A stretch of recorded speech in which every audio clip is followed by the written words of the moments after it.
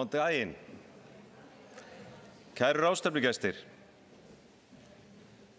Það mér sönn ánægja að fá að opna loftslagsdaginn okkar með áherslu á okkar allra sem byggjum samfélagi Ísland sem jafnframt hluti af samfélagi okkar allra sem búum á jörðinni.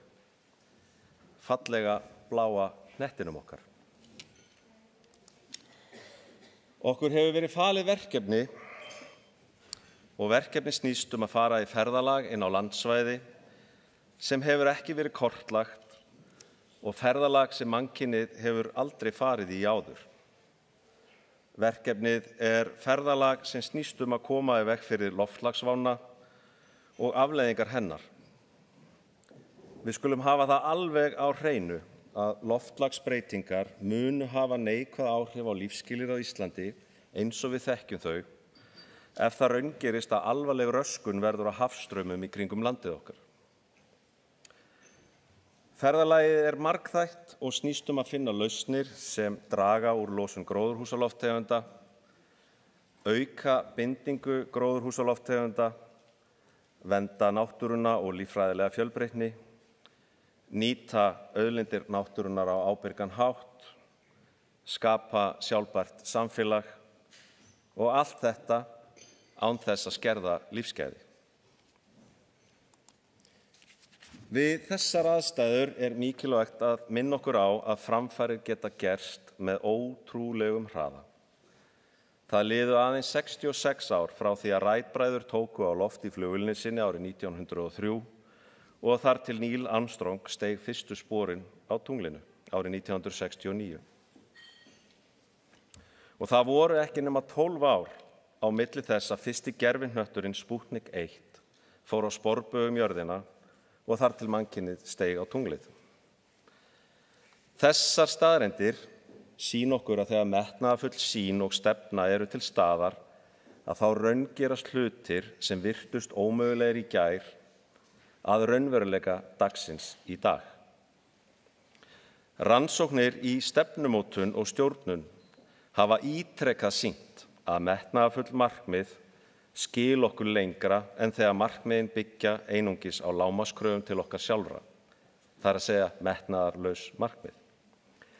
Ef við setjum einungis lágmarkskröfur, náum við þeim gjarnan án mikillar fyrirhafnar en án þess að skila þeim árangri sem nauðsynlegur hverju sinni. Og þetta á nákvæmlega við þann árangur sem nauðsynlegt að ná til að sigrast á loftslagsvánni. En ef við þorum að setja okkur háleit og metnaðarfull markmið, horfum til framtíðar með bjartsýni, að þá hvetjum við til nýsköpunar, lausnamiðaðrar hugsunar og sameiginlegrar ábyrgðar. Þetta nákvæmlega það sem við Íslendingar höfum gert með því að setja okkur markmið kolefnishlutleysi árið 2040. Það þarf metnað, kjark og þor að vera einungis ein af 4 þjóðum í heiminum sem hefur sett sér þetta markmið. Ísland hefur þegar stigið mikilvæg skref. Við erum byrjuð að draga á losun. Við erum byrjuð að auka kolefnisbindingu. Við erum samfélag endurnýjanlegrar orkugjafa. Og við höfum nú þegar þróað lausnir, afburðalausnir á sviði varanlegrar bindingar á kolefni. Og síðast en ekki síst að þá erum við að sinna alþjóðlegum verkefnum sem draga á losun fyrir utan landamæri Íslands. Sem þjóð að þá búum við yfir ríkri hefð að sækja fram í erfiðum aðstæðum og höfum sýnt aftur og aftur og aftur hæfileika til að bregðast hratt við og þessa krafta erum við að virkja núna í loftslagsmálum. Krafta sem munu nýtast á ferðalaginu okkar við að fara hraðar og sameinuð í átt að markmiði okkar kolefnishlutleysi. Með öðrum orðum, hraðar og sameinuð í átt að verja lífsgæði og samfélagið Ísland. Kæru gestir, ferðalagið sem framundan krefst þess að við stöndum saman, stjórnvöld, atvinnulíf og almenningur. Með metnaði, jákvæðu hugarfari og sameiginlegri ábyrgð munum við ná langt. Látum loftslagsdaginn okkar vera leiðarljós á ferðalaginu okkar sem hvetur okkur til að hugsa stórt, sækja fram, taka góðar ákvarðanir og gera Ísland að fyrirmynd í loftslagsmálum. Takk fyrir og njótið dagsins.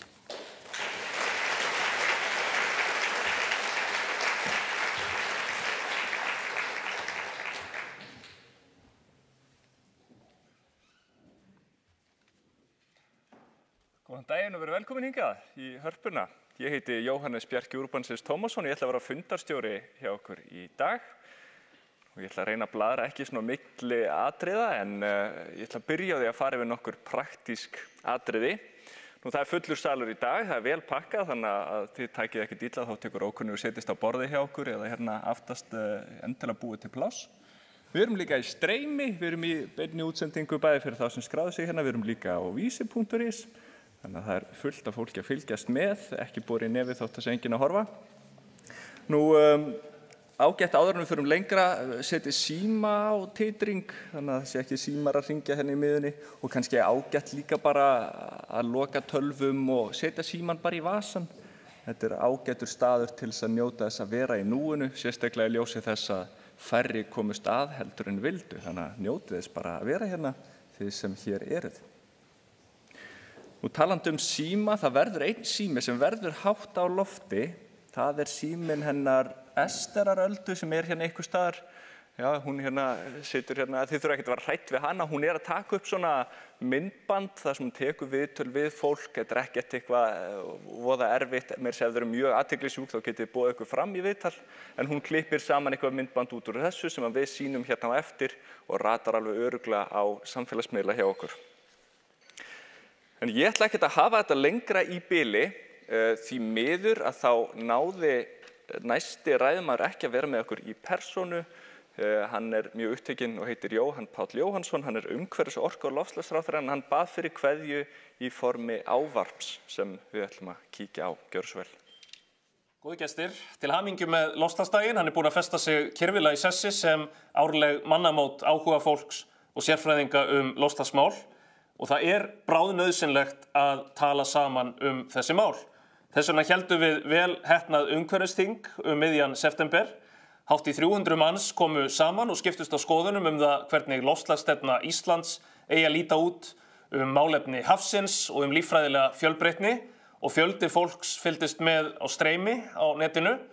Það er nefnilega þannig að það er rangt að almenningur sé áhugalaus loftslagsmál eða bara alveg sama það hvaða stefna er tekin.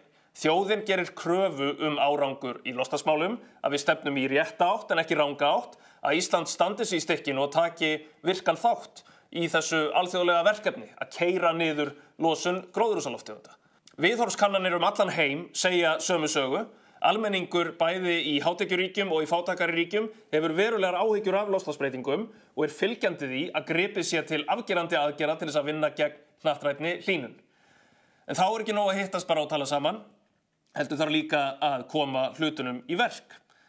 Og þetta er það sem við höfum verið að gera. Við kynntum forgangsverkefni ríkisstjórnarinnar í loftslagsmálum núna í byrjun september. Sumar þessar aðgerða eru þegar komnar til framkvæmda, aðrar verða í forgangi í innleiðingu á næstu 12 til 18 mánuðum og þá verða fleiri forgangsaðgerðir kynntar og settar af stað. Þetta eru forgangsverkefni sem skiptast í orkuskipti í samgöngum, landbúnaðarverkefni, föngun losunar frá stóriðju og aukin binding og samdráttur í losun í landnotkun. Og allt eru þetta mjög mikilvægar aðgerðir til þess að ná árangri og það frábæra er að þarna eru að slá margar flugur í einu höggi. Þetta eru aðgerðir sem stuðla líka að allt öðrum markmiðum eins og til dæmis fæðuöryggi, eflingu líffræðilegrar fjölbreytni, orkuöryggi, vörnum gegn náttúruvá. Og svo eru þarna stórkostleg tækifæri til verðmætasköpunar og vaxtar. Þannig að þetta eru umhverfismál, náttúruverndarmál og efnahagsmál, allt í einum pakka. Og við erum komin vel á veg. Ég lagði áherslu á það strax þegar ég kom inn í ráðuneytið að loftslagsaðgerðir með margþættan ávinning skyldu settar í forgang. Núna hafa til dæmis Land og skógur og framkvæmdasýslan ríkiseignir verið að kortleggja möguleikana til endurheimtar votlendis og vistkerfa á ríkisjörðum og þjóðlendum. Og í september fengum við í hendur skýrslu frá stofnununum með greiningu á einmitt þessu. Þannig að forgangsverkefnin eru farin af stað, framkvæmdahópar munu fylgja þessum verkefnum eftir, þvert á stjórnkerfið, auðvitað í þéttu samstarfi við hagaðila. Þegar ég tók við embætti þá var mér fljótlega ljóst að það væri nauðsynlegt að ráðast í umfangsmikla tiltekt í loftslagsmálum. Ekki bara til þess að geta raunverulega knúið fram loftslagsaðgerðir, heldur líka þegar kemur að markmiðum Íslands í loftslagsmálum, að greiða úr ákveðnum flækjum og óreiðu þegar kemur að formlegum markmiðum Íslands. Og svo var þetta það verkefni sem lá fyrir okkur að setja ný markmið í loftslagsmálum til ársins 2035. Og hér taldi ég mikilvægt að staldra við og læra af reynslunni. Við megum ekki gera þau mistök að spenna bogann of hátt með uppsprengdum loforðum sem aldrei verða efnd. Við þurfum að vera raunsæ og við þurfum að halda jarðtengingunni.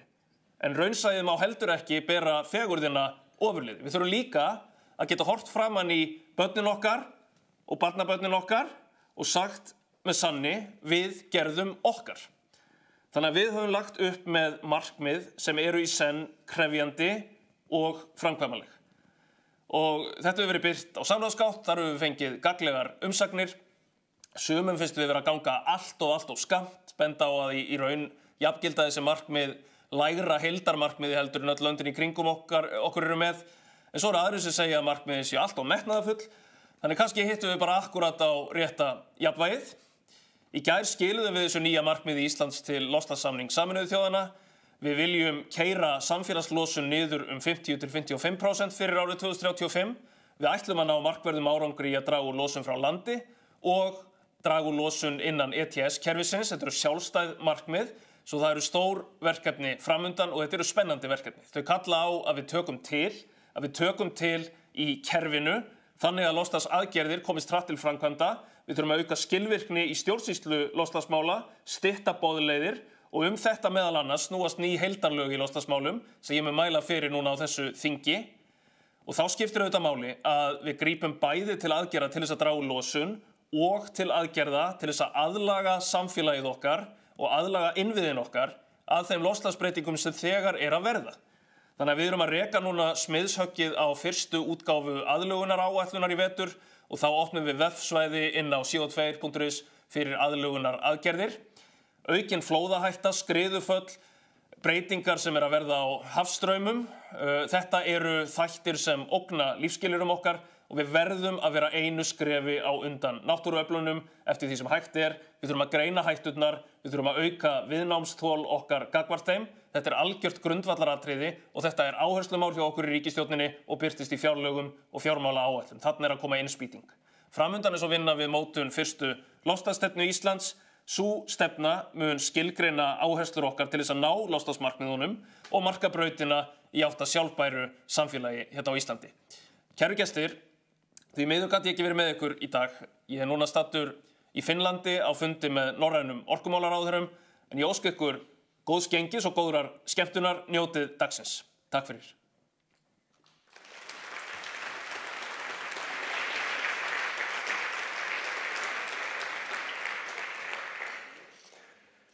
Kærar þakkir fyrir þetta, Jóhann Páll. Næsta erindi er líka ætlað að gefa okkur inngang inn í loftslagsmálin. Það er hins vegar kannski annars eðlis. Það er rithöfundur, leiðsögumaður og stjórnarmaður í Landvernd sem ætlar að koma hérna að segja okkur af náttúrusölu og neysluskiptum. Það er hún Kristín Helga Gunnarsdóttir.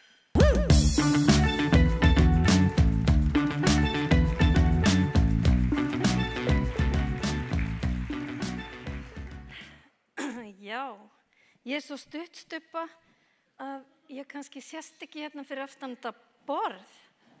En hérna ráðstefnu gestir, elskulega samferðafólk hér á eldfjallinu úti í hafi. Þessa stuttu stund sem við snúumst nokkra hringi saman í kringu sólina. Tilvistin er örstutt. Og merkilegt hve mannskepnunni tekst að marka risastór spor, eitt augnablik í jarðsögunni og láta fara svona gríðarlega mikið fyrir sér. En leið rennur svo hratt upp fyrir okkur öllum að litla tilvistin okkar verður að fara að ganga út á að ganga ekki á. Að ganga út á að ganga ekki á. Já, það viðfangsefnið okkar allra og Sameinuðu þjóðirnar senda okkur lokaviðvaranir og ákall verndun votlendis og friðun náttúru fyrir loftslagið. Og við erum sammála en greinir svo oft á aðferðir. Og ágreiningurinn, hann snýst svo hratt upp í alls konar leynda og augljósa hagsmuni, litla og ennþá minni. Og við hverfum inn í pínu litlu verkefnin okkar og missum stóru sýnina. Og þá það okkar allra að tryggja í sameiningu framtíð jarðar og náttúru, því í hennar skjóli lifum við og engu öðru. Og til þess þurfum við regluverkin okkar, fagleg og löng og óstytt leyfisferli, já, sem margir þurfa að koma af því að við þurfum ekki að hugsa okkur tvisvar, heldur 10 sinnum áður en við framkvæmum. Og við ættum að sleppa stórframkvæmdum, sé þess mögulega kostur, eins og okkar ástsæli jöklavísindamaður Oddur Sigurðsson sagði á dögunum þegar hann tók við umhverfisverðlaunum Sigríðar frá Brattholti. Já, og þá ég nú bara komin beint að efninu, beint inn í pólariseringuna, hvirfilbyl, upprópana frá hagsmunaaðilum og fjármagni með risaáætlanir á lofti. Frá pólitík með plön, frá heimafólki, frá sjálfboðaliðum í umhverfis- og náttúruvernd, en þær raddir mega sín lítils því fjármagni ræður og náttúran söluvara á markaði. Náttúrusala Íslands. Það gullgrafarastemming og hér ríkir orkuóreiða og óseðjandi orkuáfergja, fremur en orkuskortur. Og þarna ég komið fingurinn beint ofan í sárið, en við þurfum að tala saman. Því að ástandið grafalvarlegt á veraldarvísu og við erum vandamálið. Nú sem rithöfundur hef ég í áratugi heimsótt grunnskóla landsins. Oftar en ekki líki erindi mínu við börnin á stórri spurningu: hvað það sem við eigum saman og gerir okkur að þjóð? Ekki kastalar og hallir fortíðar, heldur þráðurinn sem við höldum saman í gegnum tímana. Og ég bíð alltaf eftir svarinu tungumálið, íslenskan, en ég fæ sjaldnast það svar. Oftast fæ ég svarið náttúran. Börnin segja að náttúran sameini okkur hér úti í hafi. Þetta segja þau. Náttúran við og við erum hún. Og hún heildarskipulag. Þannig getum við ekki talað loftslagsvernd án þess að tala náttúruvernd. Við getum heldur ekki látið eins og við séum eina tegundin á plánetunni. Allt samhangandi risakerfi sem við erum hluti af. Hafið, votlendið, víðernin, jöklarnir og vistkerfin og lífríkin öll. Á hverjum degi útrýmast 150 til 200 plöntur og dýrategundir á jörðinni. Leið og allt krefst okkar verndar, af því að við erum hættulegustu og skaðlegustu dýr jarðar. Og við þurfum að hætta að ganga á. Náttúruvernd alltaf stefna hófsemdar og rödd vægðar, þótt margir vilji halda öðru fram. Já, við erum gráðugir neyslufíklar og þurfum að segja upphátt við jörðina: fyrirgefðu hvað við höfum gengið hart á þig. Étið þig hratt upp og gert ráð fyrir að þú þolir allt. Hagfræðingurinn Kenneth Boulding sagði fyrir svo langa löngu: sá sem trúir á takmarkalausan vöxt á plánetu sem á sér takmörk annarkvort brjálæðingur eða hagfræðingur.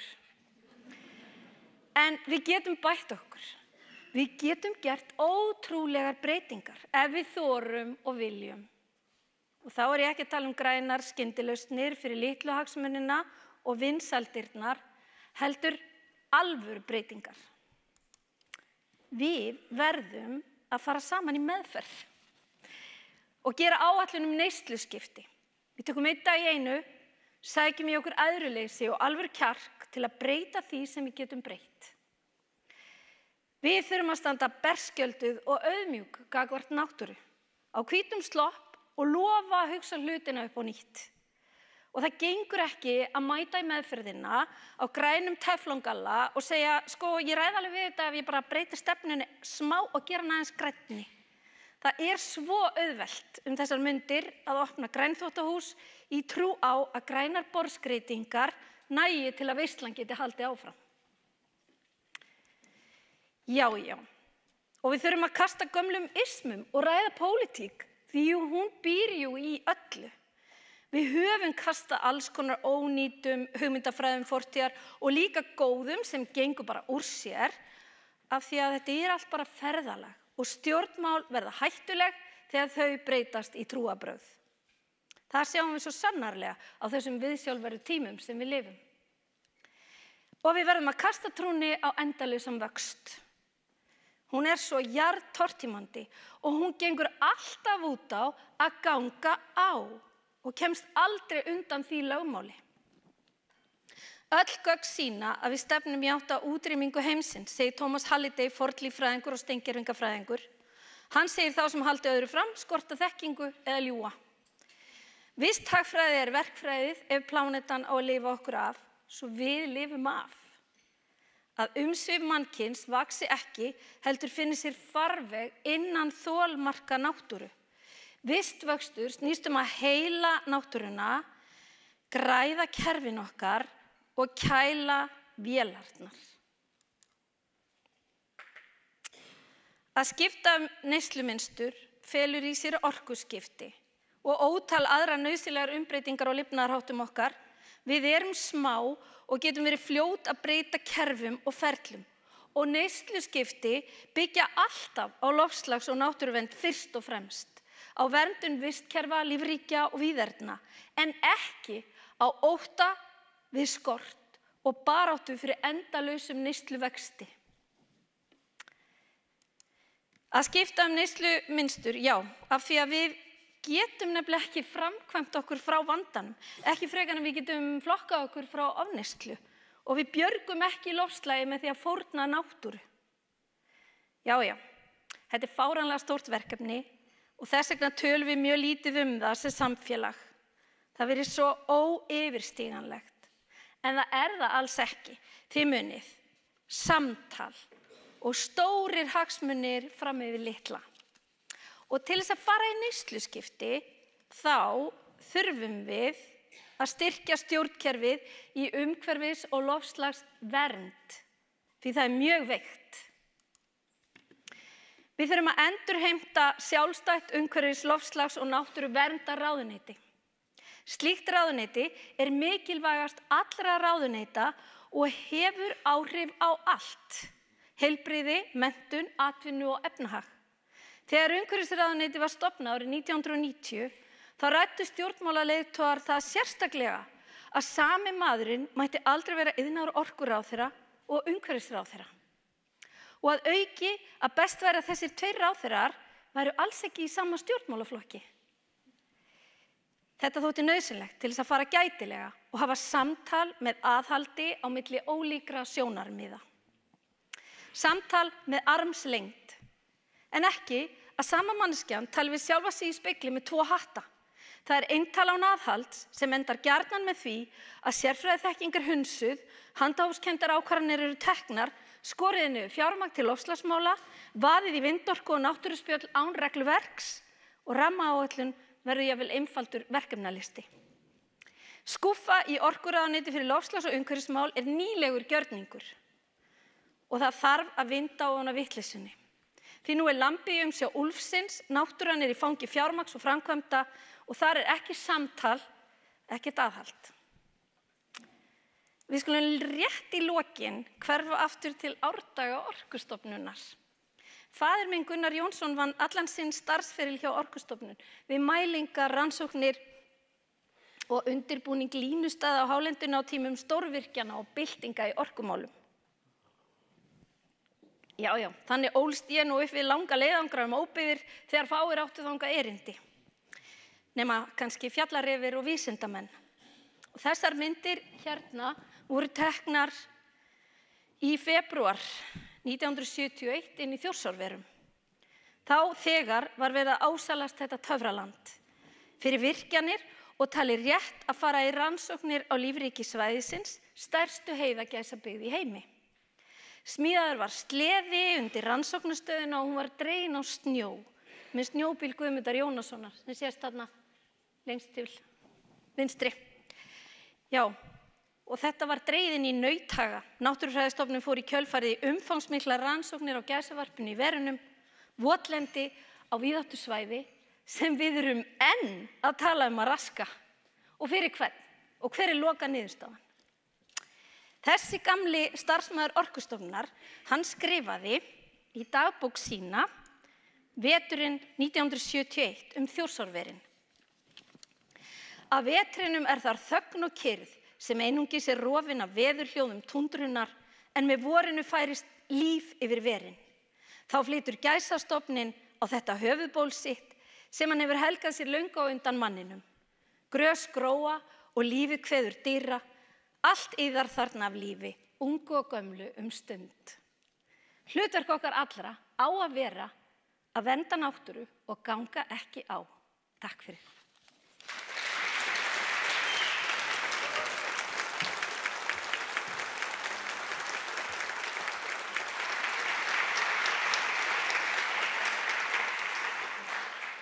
Kærar þakkir fyrir þetta, Kristín Helga, fyrir þennan innblástur.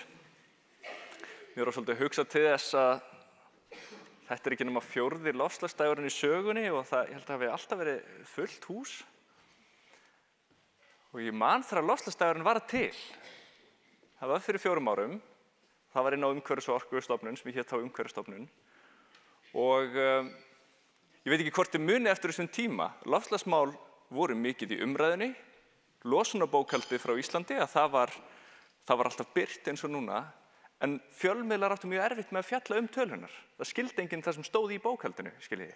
Þannig að við klóruðum okkur á hausnum hann inn á Umhverfisstofnun. Hvernig getum við einhvern veginn reynt að auðvelda aðgengið að loftslagsbókhaldinu? Hvernig getum við gert fólki auðveldara að skilja það sem fer þarna fram? Þannig að við hugsuðum þetta mjög stórt.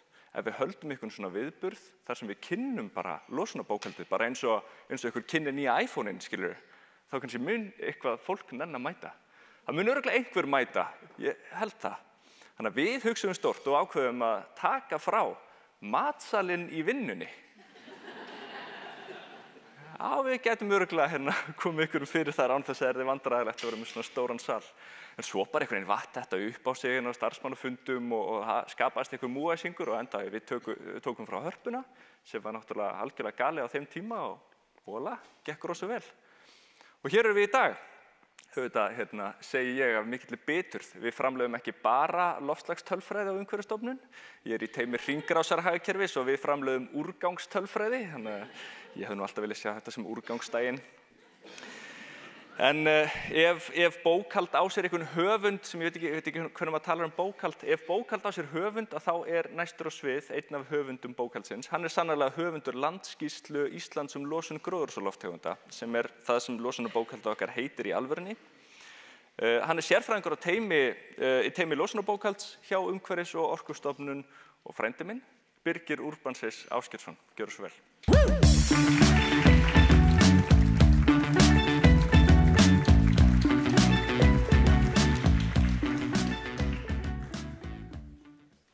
Daginn var ég staddur með fjölskyldunum minni við Úlfarsfell í Hamrahlíð. Þar fagnaði Skógræktarfélag Mosfellsbæjar 70 ára afmæli. Og elstu menn á staðnum mundu eftir því að hafa rennt sér niður þessar brekkur á sleða. Þá voru brekkurnar auðar, en eru núna skógi vaxnar. Frá aldamótum hefur binding í skógrækt 6-faldast á Íslandi. Og ef við horfum jafn langt fram í tíman, næstu 25 ár til 2050, þá geti binding orðið 23 sinnum meiri en aldamótin. Þannig í skógrækt erum við í góðum málum og það stefnir í frekari bindingu kolefnis núna á næstu árum. Þegar úrgangur urðaður, þá myndast metan. Og metan næstum 30-falt öflugri gróðurhúsalofttegund en koldíoxíð. Fyrir 10 árum þá fóru 60% af heimilisúrgangi í förgun. Hvað þýðir förgun? Það nýttist ekki neitt. Það ekki endurvinnsla, ekki endurnýting. En í dag þetta hlutfall komið í 15%. Losun vegna urðunar úrgangs hefur líka lækkað og lækkað 30% síðastliðin 20 ár. Þannig að við erum á réttri leið og við sjáum fram á til framtíðar áframhaldandi samdrátt í losun vegna urðunar úrgangs. Nú, með hringrásarhagkerfinu verður þetta vandamál svo að lokum úr sögunni. En við ennþá svona dálítið langt í land, myndi ég segja, með því að vera sjálfbært samfélag í úrgangsmálum. Í kælikerfum eru efni sem að kæla og sum þessara efna eru gríðarlega sterkar gróðurhúsalofttegundir. Sem betur fyrir eftirlit með þessum efnum. Og í fullkomnum heimi ættu þau ekkert að sleppa út í andrúmsloftið. En við búum ekki í fullkomnum heimi. Og þess vegna betra að nota önnur efni. Stjórnvöld hafa sett á innflutningskvóta á þessi slæmu efni og skatt sem í beinu samhengi við hlýnunarmátt þessara efna. Og í framhaldi þá hefur atvinnulífið snúið blaðinu við og að mestu leyti skipt þessum efnum út fyrir umhverfisvænni efni. Innflutningur hefur hrunið og síðustu 6 árum hefur innflutningur á þessum efnum minnkað meira en 90%. Þannig að við erum á mjög góðri leið og við sjáum fram á samdrátt í losun gróðurhúsalofttegunda frá þessum kælikerfum. Sjáið þið íslenska melgresið. Það mætti segja að þetta sé fyrsta skrefið í landgræðslu. Frá því að amma mín fæddist, þá höfum við grætt upp land á Íslandi sem samsvarar flatamáli sirka hálfs Reykjanesskagans. Og án þessara aðgerða þá væru stór landsvæði til dæmis á Suðurlandsundirlendinu sandauðnir með tilheyrandi sandfoki, til dæmis í kringum Höllu, Hvolsvöll og Þorlákshöfn. Þannig hér höfum við staðið okkur vel, en það ennþá mikil tækifæri með tilheyrandi bindingu. Olíunotkun fiskiskipa, hún hefur dregið saman 40% frá aldamótum. Það mikill árangur. Það eru ýmsar ástæður þar að baki, það eru oftast hvatar í rekstri sem þarna leiða til minni olíunotkunar og það er gaman að sjá á sama tíma aukin verðmætasköpun og minni losun. Nú, ef við lítum til framtíðar, þá kannski til skemmri tíma gerum við ekki ráð fyrir útfösun jarðefnaeldsneytis í fiskiskipum, en til lengri tíma þurfum við orkuskipti í sjávarútvegi líka.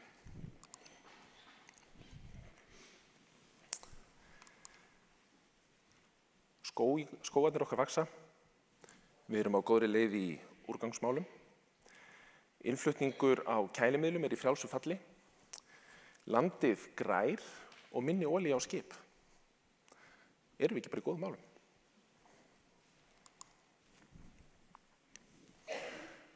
Losun frá framræstum mýrum mikil. Og við erum að tala stærsta stakan losunarvald á Íslandi. Það meiri losun heldur en vegna allrar olíunotkunar innanlands og stóriðjunnar til samans. Og það hefur ekki mikið gerst í þessum málum undanfarin ár.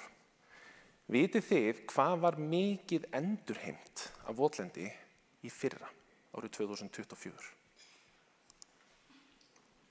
Ekkert. Þrátt fyrir alla umræðuna undanfarin ár og áratugi. Þannig hér eru mikil tækifæri. Og það kom fram í kynningu á forgangsverkefnum ríkisstjórnarinnar í loftslagsmálum núna í september að uppáhaldsaðgerð ráðherra væri endurheimt votlendis og vistkerfa. Þannig að vonandi erum við að fara að sjá breytingar hér. En hérna þurfum við að gefa í og endurheimta votlendi. Nú, mannfjöldinn eykst og íbúar á Íslandi þar með líka. Og síðustu 20 ár hefur fjöldi ökutækja í umferð aukist mikið, milli 50 og 60%. Hins vegar hefur losun á hvert ökutæki dregist saman 25% á sama tíma. Það er mikill árangur. En það er ekki nóg að skoða hver losun er á hvert ökutæki eða losun á mann. Við þurfum að skoða raunlosunna, heildina, hvernig hún stendur. Síðustu áratugi þá höfum við séð samdrátt í losun frá bílum, frá umferð, en það er aðalega vegna ytri áfalla. Það var þegar efnahagshrunið var og svo þegar heimsfaraldurinn var. En núna erum við mögulega að sjá breytingu, þar sem milli 2023 og 2024 var 2–3% samdráttur í olíunotkun á bíla. Og þetta, við getum sagt að þetta með rekja til orkuskipta. Þannig að þau eru núna loksins byrjuð að skila sér í raun samdrætti. Og við megum reikna með áframhaldandi samdrætti næstu árin með orkuskiptunum. En í dag samt ennþá allt og mikill olíubruni. Og það eru mikil tækifæri þarna sem við fáum að heyrum núna síðar í dag. Í landbúnaði hefur ekki mikið breyst hvað varðar losun. Losun í landbúnaði aðalega vegna sauðfjárræktar og nautgriparæktar. Annar landbúnaður, til dæmis grænmetisrækt eða ylrækt eða önnur dýr, sú losun töluvert minni. Það hefur orðið samdráttur í losun á afurðaeiningu undanfarin ár eða áratugi í landbúnaði, en þetta eins og með bílana, það ekki nóg. Við þurfum að minnka losunina. Þannig að þetta áskorun, landbúnaðurinn. Framreikningarnir okkar sýna að með stöðun í dag breytist kannski ekki mjög mikið á næstu árum, en þarna þurfum við að gefa í og þarna eru sóknarfæri. Á Íslandi eru 5 stór ver. Það eru 3 álver, Járblendi og Kísilver. Og framleiðslan þess eðlis að hún losar gróðurhúsalofttegundir. Og losunin helst svona sirka í hendur við framleiðslumagnið. Það hefur ekki mikið breyst undanfarin ár. Og ef að framleiðslan á að vera svipuð framleiðslumagnið næstu árin, þá sjáum við ekki fram á mikla breytingar. Nú mögulega verður síðar unnt að fanga koldíoxíð og annaðhvort hagnýta eða dæla niður í jörð með tilheyrandi þá samdrætti. Við höldum utan þessa losun í samevrópsku kerfi. Og það ekki bara stóriðjan, heldur líka losun frá flugi og siglingum. Við höldum utan með þetta í kerfi, í viðskiptakerfi með losunarheimildir sem kallast ETS-kerfið, þar sem að aðilar þurfa að kaupa losunarheimildir fyrir sína losun. Þessar heimildir ganga kaupum og sölum. Og þannig stuðlað að því að samdrátturinn eigi sér stað þar sem það hagkvæmast. Kerfinu stýrt, þannig að losunin hún fer minnkandi, það verður samdráttur. Hins vegar á samdrátturinn sér ekki endilega staðinn að ákveða landamæra, þetta samevrópskt kerfi. Þannig að það má kannski segja að þessi iðnaður, hann losar mikið innan Íslands, en í heildina gengur vel að stýra samdrættunum eða stýra losuninni á Evrópuskala. Ef að við skoðum hvernig Evrópusamstarfið og EES-samningurinn skiptir losuninni niður, þá erum við með 3 kerfi og fyrir utan viðskiptakerfið sem við vorum að ræða þá eru 2 önnur, annars vegar landnotkun, þá erum við að tala losun frá landinu vegna athafna manna, til dæmis framræsla mýra eða binding í skógrækt, og svo það samfélagslosunin og það allt hitt, bílar, fiskiskip, úrgangur, landbúnaður. Og við skulum kíkja hvernig losunin stendur innan landnotkunnar kerfisins. Hérna sjáum við línuritt, við erum með tíma, lárétt, við erum með tíma frá 2005 til dagsins í dag og svo áfram til 2040 og svo á lóðrétta ásnum sjáum við losunina. Og það búið að skipta þessari losun niður innan landnotkunnar inn í minni flokka.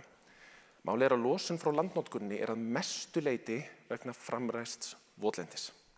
En framræst votlendi ekki lengur votlendi, heldur eitthvað annað. Þannig að þessir stóru 2 losunarflokkar þarna, mólendi og ræktarland, þessi losun að mestu leyti framræst votlendi. Losun frá votlendinu sjálfu, það blái ferillinn, hann sést varla, hún mjög lítil. Og svo erum við með skógana. Losun frá skógum neikvæð tala, vegna þess að við erum að tala bindingu og þess vegna erum við með mínustölur þar. Nú, punktalínunar gefa svo kannski einhverja innsýn inn í framtíðina. Þarna erum við með spá eða framreikninga sem að taka tillit til aðgerða stjórnvalda og taka líka tillit til þessara forgangs verkefna sem að ríkisstjórnin kynnti núna í september. Þannig að ef það gengur allt saman upp sem að stjórnvöld stefna á að gera, þá getum við séð einhvern samdrátt í mólendinu núna næstu árin vegna endurheimtar votlendis. Að sama skapi skógarnir, við sjáum að binding í skógrækt, sjáum fram á að hún mun aukast. Það er bæði þá vegna nýskógræktar, það er að segja meira flatarmál, en einnig þar sem að núverandi skógar stækka og vaxa og binda meira. Þannig að svona lítur landnotkunin út.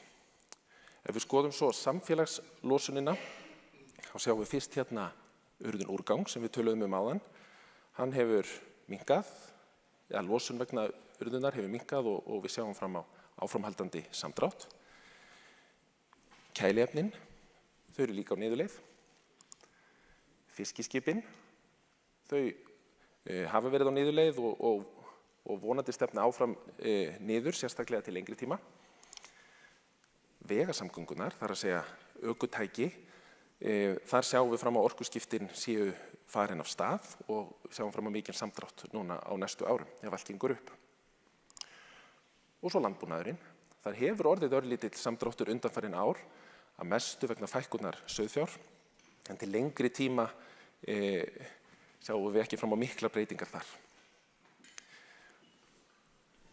Þetta eru svona helstu, þeir flokkar sem við höfum talað núna í dag, það eru nokkrir minni losunarflokkar líka, en þessi þrír stærstu hérna, vegasamgöngur, fiskiskip og landbúnaður, þetta er svona 3/4 af samfélagslosuninni og vegur þar að leiðandi mest. Nú, þetta er staðan, en hver er þá heildin? Það er að segja hvernig gengur okkur ef við leggjum þetta allt saman. Það er að segja við byrjum á landnotkuninni, tökum alla losun, drögum bindinguna frá, skoðum nettólósunina, þá er hún þarna rúm 6 milljón tonn á ári. Setjum þetta eins í samhengi við okkar skuldbindingar og markmið. Og í þessu kerfi sem við erum með Evrópusambandinu í, að þá erum við með skuldbindingar árið 2021 til 2025, þá má losunin ekki aukast. Og þá meina ég ekki innan tímabils, heldur miðað við árið 2005 til 2009. Þannig að við erum með ákveðin viðmiðunartímabil og það lítur út fyrir að þetta standist cirka hjá okkur. Þannig að við munum ná þessari skuldbindingu. Nú næstu árin, 2026 til 2030, verður krafa samdrátt. Það er bara ekki alveg komið á hreint hversu mikill samdrátturinn á að vera. Það stefnir líka í samdrátt hjá okkur ef allt gengur upp, en það verður svo komið ljós hvort að við stöndumst markmiðið eða ekki. Til viðbótar þá hefur Ísland sett sér markmið árið 2035 400 til 500.000 tonna samdrátt miðað við daginn í dag. Og við sjáum að þetta markmið, þetta er svona pingulítið strik sem á að tákna bilið sem sagt frá 400 upp í 500, strikið sést nú varla. En þetta er í rauninni markmið Íslands. Og við sjáum þarna framreikningarnir, punktalínan eru aðeins undir, sem þýðir að ef allt gengur upp, ef að þessar áætlanir okkar og þetta átak sem við erum að fara í, ef að það gengur upp, þá getum við náð þessu markmiði. Nú bæti ég samfélagslosuninni inn á myndina. Við sjáum að hún er cirka helmingi minni og skoðum skuldbindingar okkar og markmið þar. Við erum með skuldbindingu árið 2030, það væntanlega skuldbindingu 41% samdrátt, miðað við árið 2005. Miðað við þessar aðgerðir sem við erum í núna og verkefni ríkisstjórnarinnar, þá vantar þarna upp á, kannski svona 10, 11, 12% stig til að ná þessu markmið. Það er bil sem þarf að brúa. Til viðbótar, eins og Jóhann Páll ráðherra nefndi áðan, að þá erum við með markmið til ársins 2035 sem er bil 50 til 55% samdráttur frá 2005. Þannig að þarna sjáum við aftur svona strik sem sýnir þetta bil. Og þarna er aftur bil, þarna er aftur munur á hvað framreikningarnir okkar sýna miðað við ef við gerum allt sem við ætlum að gera og hvert við stefnum. Og aftur svona 10-11% stig munur. Og svo má bæta við að í lögum er talað kolefnishlutleysi eigi síðar en 2040. Við erum á góðri leið í ýmsum sviðum, á ýmsum sviðum, eins og í skógræktinni. Og við sjáum fram á samdrátt á mörgum sviðum, eins og við erum búin að fara yfir. En betur má ef duga skal gagnvart skuldbindingunum, gagnvart markmiðunum 2035 og svo gagnvart kolefnishlutleysi eigi síðar en 2040.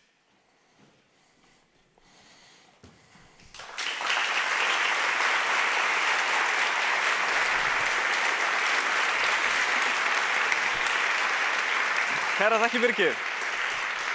Takk fyrir að útskýra þetta fyrir okkur svona meira sem þannig að ég skil. Ég ætla að fá Birgi í smá spurt og svarað. Birgir, þú sagðir að það vantar upp á þannig 10–12% núna miðað við framreikningana.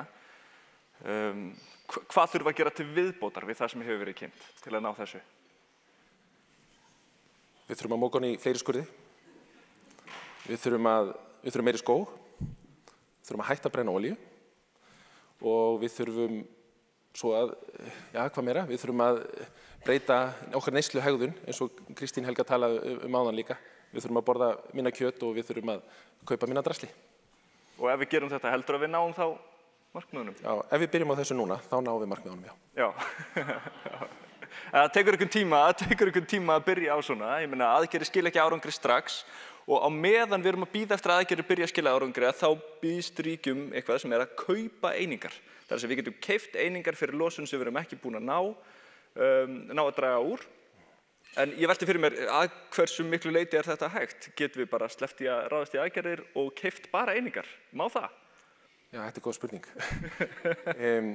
Sko, í viðskiptakerfinu, það snýst það að kaupa og selja einingar og það er gott eins og það er kerfið sett upp. Þegar við skoðum landnotkunina og samfélagslosunina, þá já, kerfið býður upp á ákveðinn sveigjanleika að ef við náum ekki okkar markmiðum innanlands, þá getum við keypt einingar, en við getum líka selt ef við stöndum okkur betur en markmiðin segja til eða skuldbindingarnar. Nú, hvort við eigum að gera það eða ekki, þetta er stór spurning. Það er að segja á að setja fjármagn í aðgerðir innanlands eða á að kaupa einingar. Og það er kannski ýmsa huga. Þetta er siðferðisleg spurning.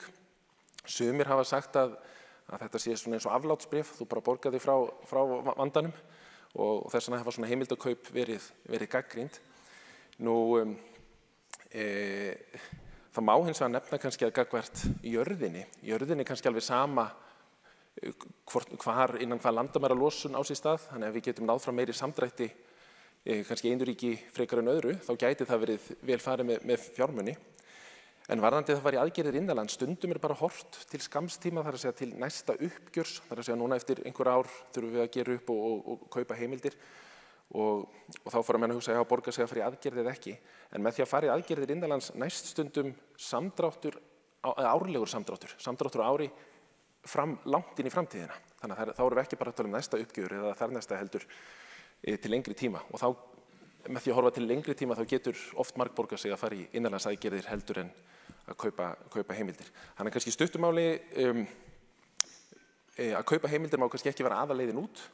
Við þurfum að draga úr losun en það getur verið góður stuðningur stundum.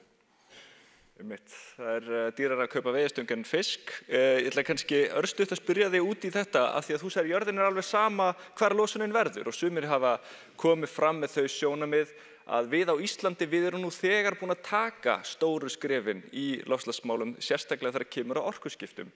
Við erum með jarðvarma sem getur hitað vatn fyrir okkur. Við erum með endurnýjanlega orku þegar kemur á rafmagnsframleiðslu. Þannig að mig langar svona bara spyrja það einu erfiðu. Er sanngjarnt að gera þá kröfu á Ísland að við náum sömu eða svipuðu markmiðum eins og önnur ríki í Evrópu þegar kemur að samdrætti? Er þetta sanngjarn krafa? Ég veit þú vinnur ekki við þetta, en þú ert í losun og bókhaldi, sko. Já,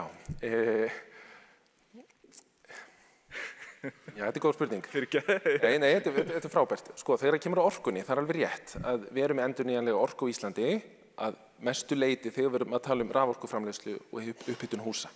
Hins vegar eru samgöngurnar, hvort sem við tölum skip, bíla eða flugvélar, það er að mestu drifið jarðefnaeldsneyti og þar eru við ekki í góðum málum. Þannig Ísland hefur ákveðna sérstöðu þegar kemur að raforkuframleiðslu, en Ísland hefur líka ákveðna sérstöðu þegar kemur að landnotkun. Losun frá landi er miklu meira en á mann heldur en í flestum öðrum ríkjum. Losun frá fiskiskipum á Íslandi er líka miklu meiri á mann en í flestum öðrum ríkjum. Þannig ég myndi segja að það er heldur ekki sanngjarnt kannski að taka bara eitthvað eitt út fyrir sig og segja við stöndum rosalega vel hérna, þá ætlum við ekki að gera neitt í öllu hinu. Þannig að, og ég held að ef við horfum á heildina, þá er losun hér mikil. Og meiri segja ef við tökum orkuframleiðslun út fyrir sviga í Evrópu og skoðum þá bara losunina, þar að segja fyrir utan raforkuframleiðslu og berum það saman við Ísland, þá er losunin samt meiri hér heldur en í Evrópu. Þannig að mér finnst, eðlilegt að við draugum úr losun og Ísland er líka ríkt land. Það finnst mér líka, það skiptir ekki öllu máli hvaða mælikvarða við notum. Við losum mjög mikið, nánast sama hvernig við lítum á það. Á þessum nótum, áður en við förum í kaffi, er þetta vonlaus vegferð? Segðu nei. Stutta svarið er nei. Langa svarið er kannski, ef við breytum engu, ef við höldum bara áfram á þeirri vegferð sem við erum á núna, þá munum við ekki ná okkar markmiðum, nei. En eins og gestur talaði hérna í morgun, við þurfum að setja okkur markmið sem eru ekki í hendi. Það er eðlilegt að við þurfum að breyta einhverju og gera eitthvað til þess að ná okkar markmiðum. Þannig að því leytinu til, nei, þá er þetta ekki vonlaus vegferð.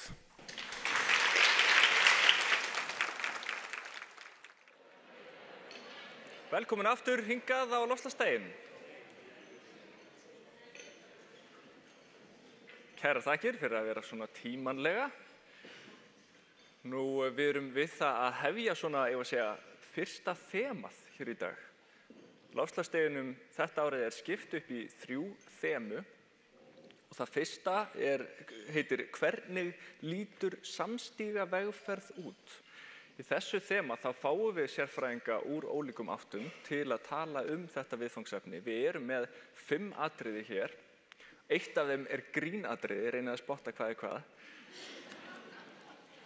En svo í lokin á þessu þema og í rauninni í lokin á öllum þemunum erum við með nýjan dagskrálið sem við köllum loftslagsspjall og þar fáum við 2 sérfræðinga til þess að taka saman það sem hefur farið fram í þemanu. Sjáum hvernig þetta lukkast allt saman. En okkur er ekkert að vanbúnaði fyrst. Þið eru öll komin í svona tímanlega sætin, hjartans þakkir. Við ætlum að bjóða hérna fyrstan upp. Það er sérfræðingur í umhverfis- og loftslagsmálum hjá Sambandi íslenskra sveitarfélaga, Finnur Ríkharð Andrason. Gjörðu svo vel.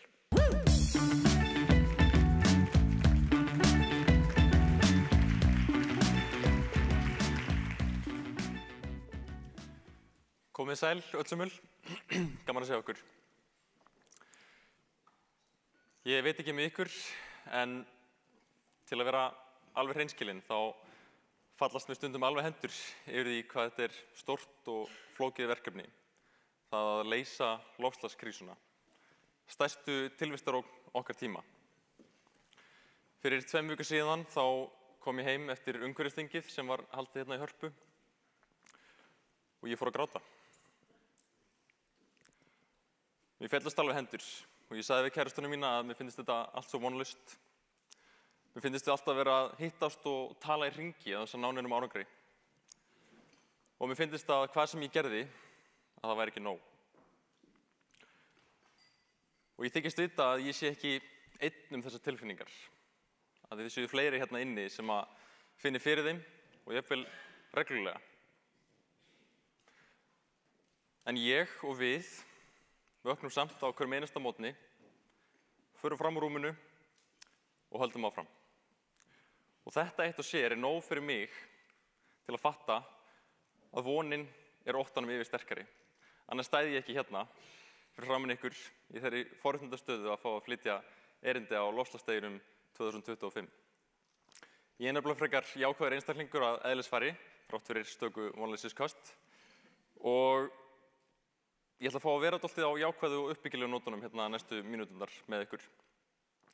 Því eins og Birgir fór yfir áðan þá þurfum við að gera miklu meira og miklu hraðar. En við vitum samt hvað við þurfum að gera. Hann taldi þetta upp fyrir okkur. Við erum með öll tólin í höndunum. Og talandi þessi tól, þá ætla ég að spyrja ykkur 3 spurninga hérna á næstu mínútunum slík tól. Og þessar 3 spurningar tengjast allar samþættingu loftslags og skipulagsmála. Og ég ætla að biðja ykkur að taka þátt í að svara spurningunum með mér og taka þátt í jákvæðninni. Þannig að þegar ég spyr spurningar og þið viljið svara já, þá lyftið báðum höndum upp í loft. Það er líka til að ég sjá þið séu ekki í símanum. Ef þið viljið svara nei, þá getið þið haldið á símanum reyndar, en þið ætla að krossleggja hendurnar svona. Og við ætlum að taka hérna æfingarspurningu. Á ananas heima á pítsu?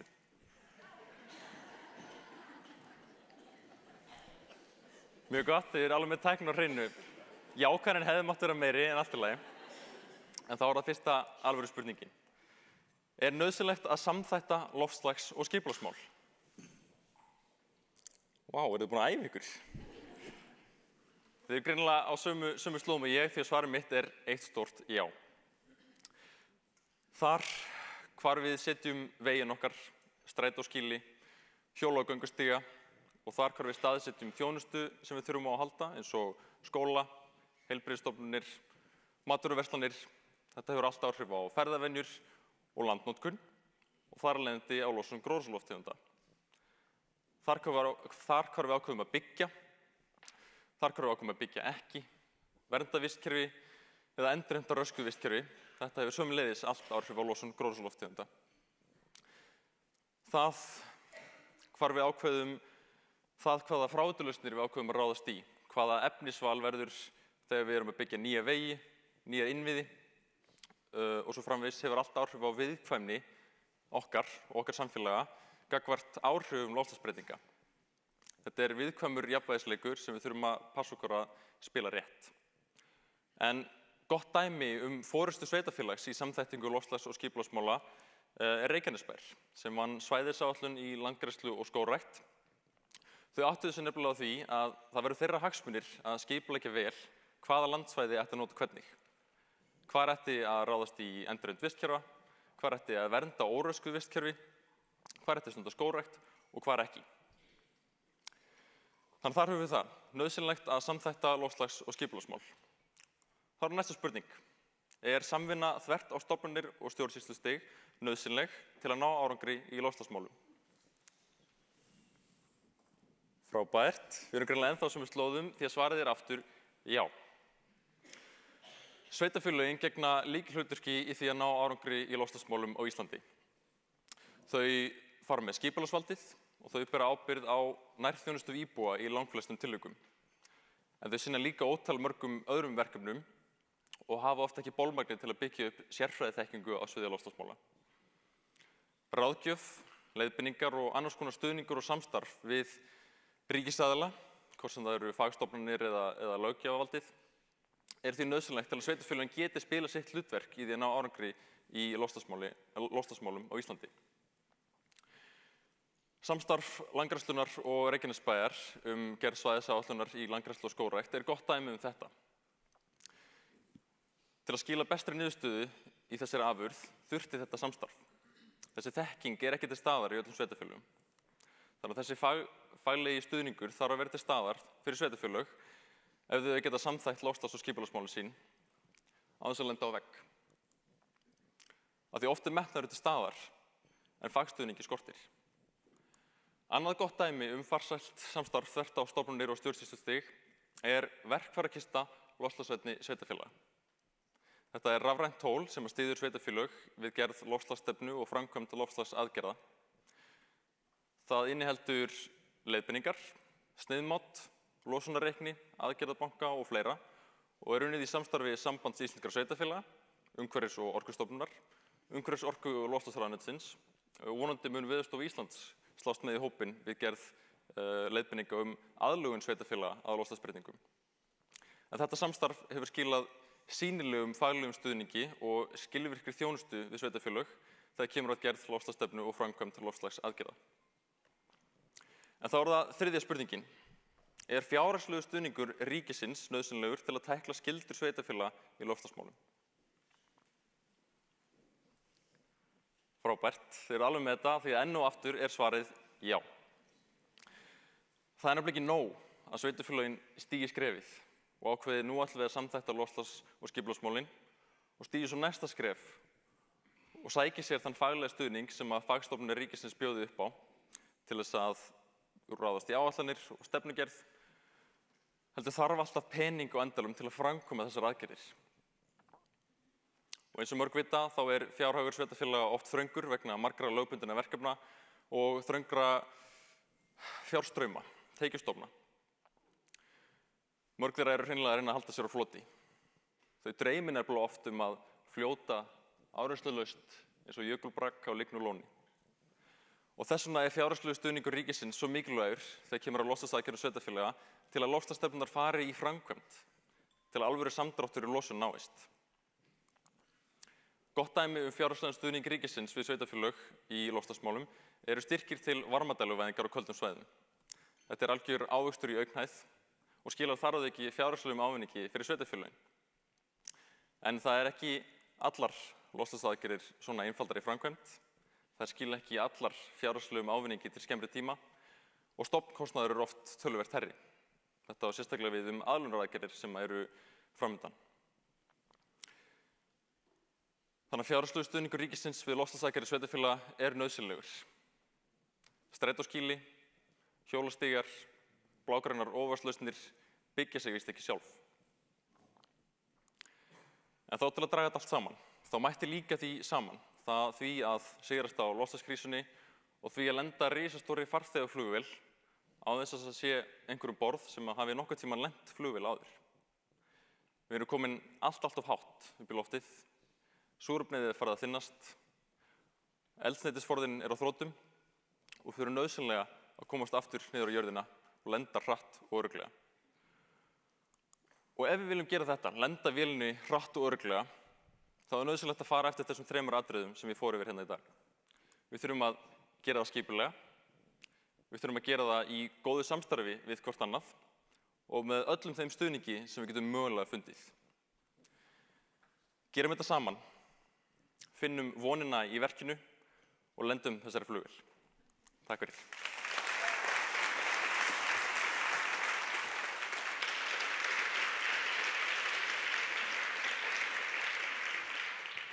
Kæra þakki, Finnur. Nú ég búinn að fá einhverja spurningar hvað ókunnuga fólk þetta sem situr hérna út í enda á salnum. Það allir að spyrja, sko. Þetta eru sem sagt spunarleikarar sem ætla að koma. Þau eru grínatriðið. Finnur var ekki grínatriðið, bara svo við vitið. Þannig að þau eru svona aðeins að glósa taktana hjá fyrirlesurum og ætla að gera eitthvað grín að okkur eftir. Þau vita ekkert loftslagsmál, það ekkert stress. Næst upp hins vegar einhver sem veit aldeilis mikið loftslagsmál. Það Bryndís Martinsdóttir. Hún sviðsstjóri sjálfbærrar landnýtingar hjá Landi og skógi og við munum það að þetta einn af stóru losunarflokkunum þannig að það borgar sig að hlusta á hana. Hún ætlar að tala 2 áskoranir, 1 lausn. Loftslagsmarkmið og líffræðileg fjölbreytni. Gjörðu svo vel.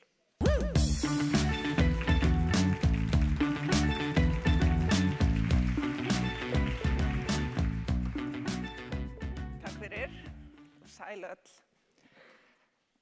Heyrðu, ég á víst að vera með eitthvað svona til að skipta glærur. Það oft talað loftslagsbreytingar sem stærstu áskorun samtímans. En sannleikurinn sá að hún fer hönd í hönd með annarri ekki síðri alvarlegri áskorun. Hnignun líffræðilegrar fjölbreytni. Og ef ég á að vera hreinskilin, eins og Finnur, þá hef ég pínu áhyggjur af því að við séum að hugsa mikið í skyndilausnum þegar kemur að loftslagsaðgerðum. Að við séum að flýta okkur á mikið og gleymum að hugsa út í hvaða afleiðingar aðgerðir okkar hafa á náttúruna og líffræðilega fjölbreytni. Að með því að sigrast á loftslagsváni séum við kannski að skapa okkur einhver ný framtíðarvandamál. En góðu fréttirnar eru þær að það ekkert mál að takast á við báðar þessar áskorunir samhliða.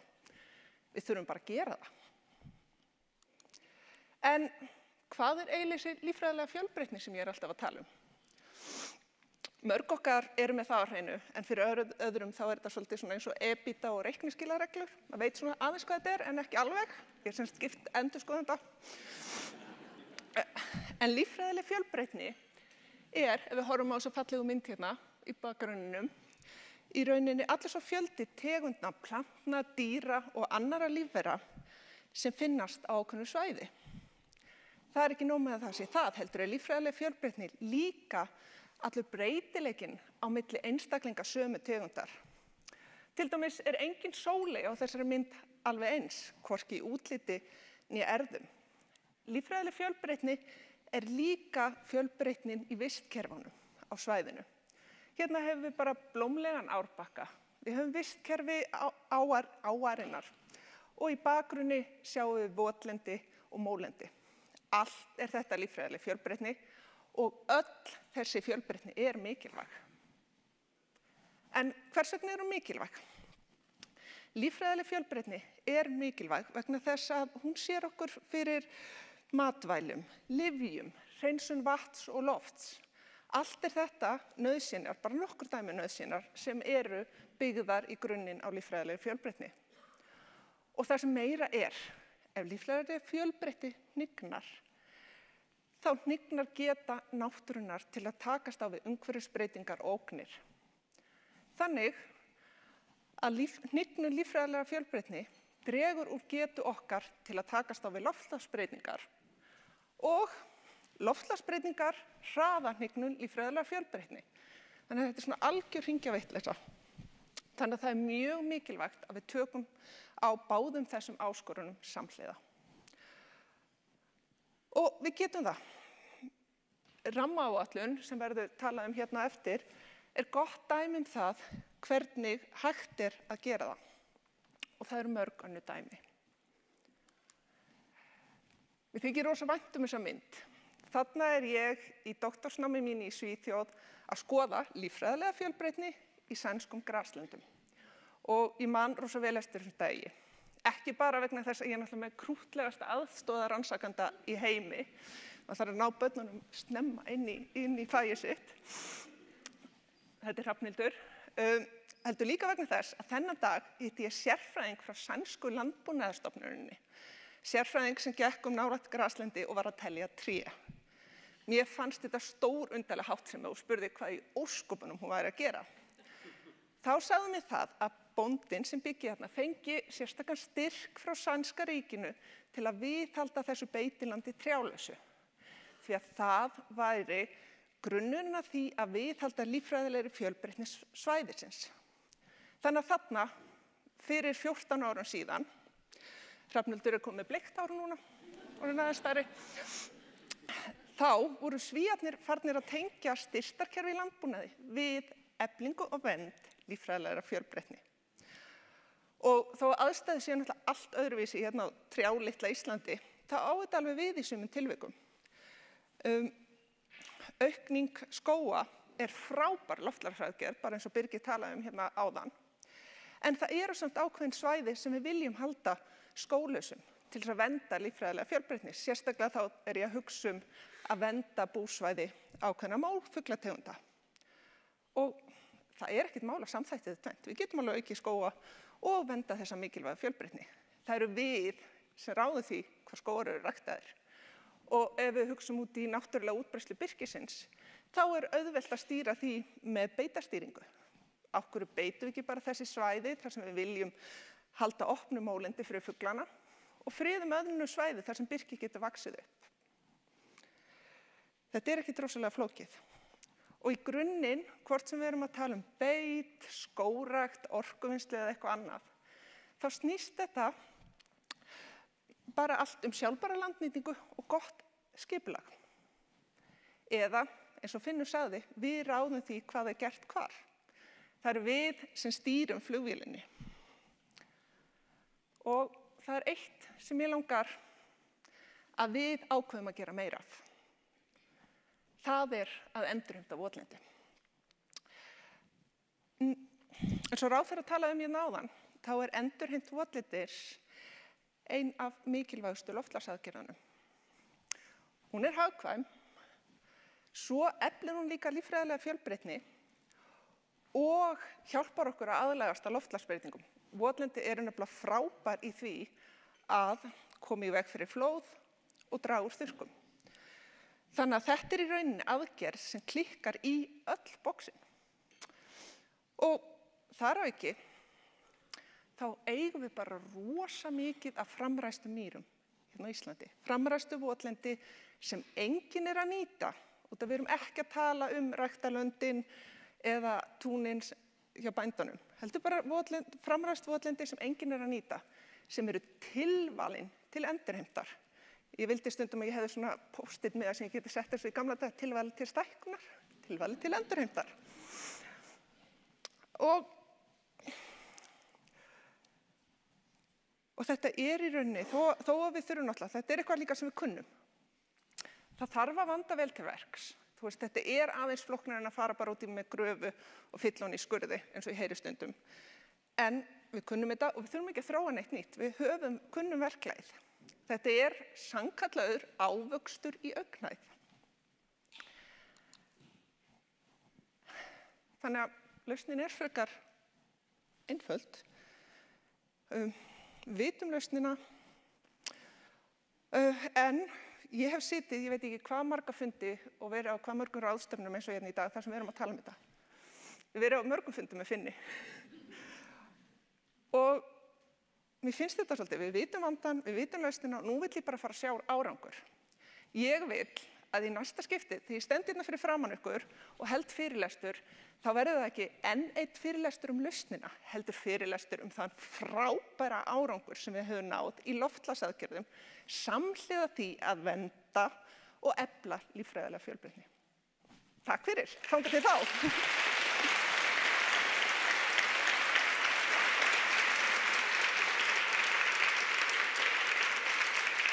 Takk Bryndís. Og mikið hlakka ég til að koma á þennan fyrirlestur.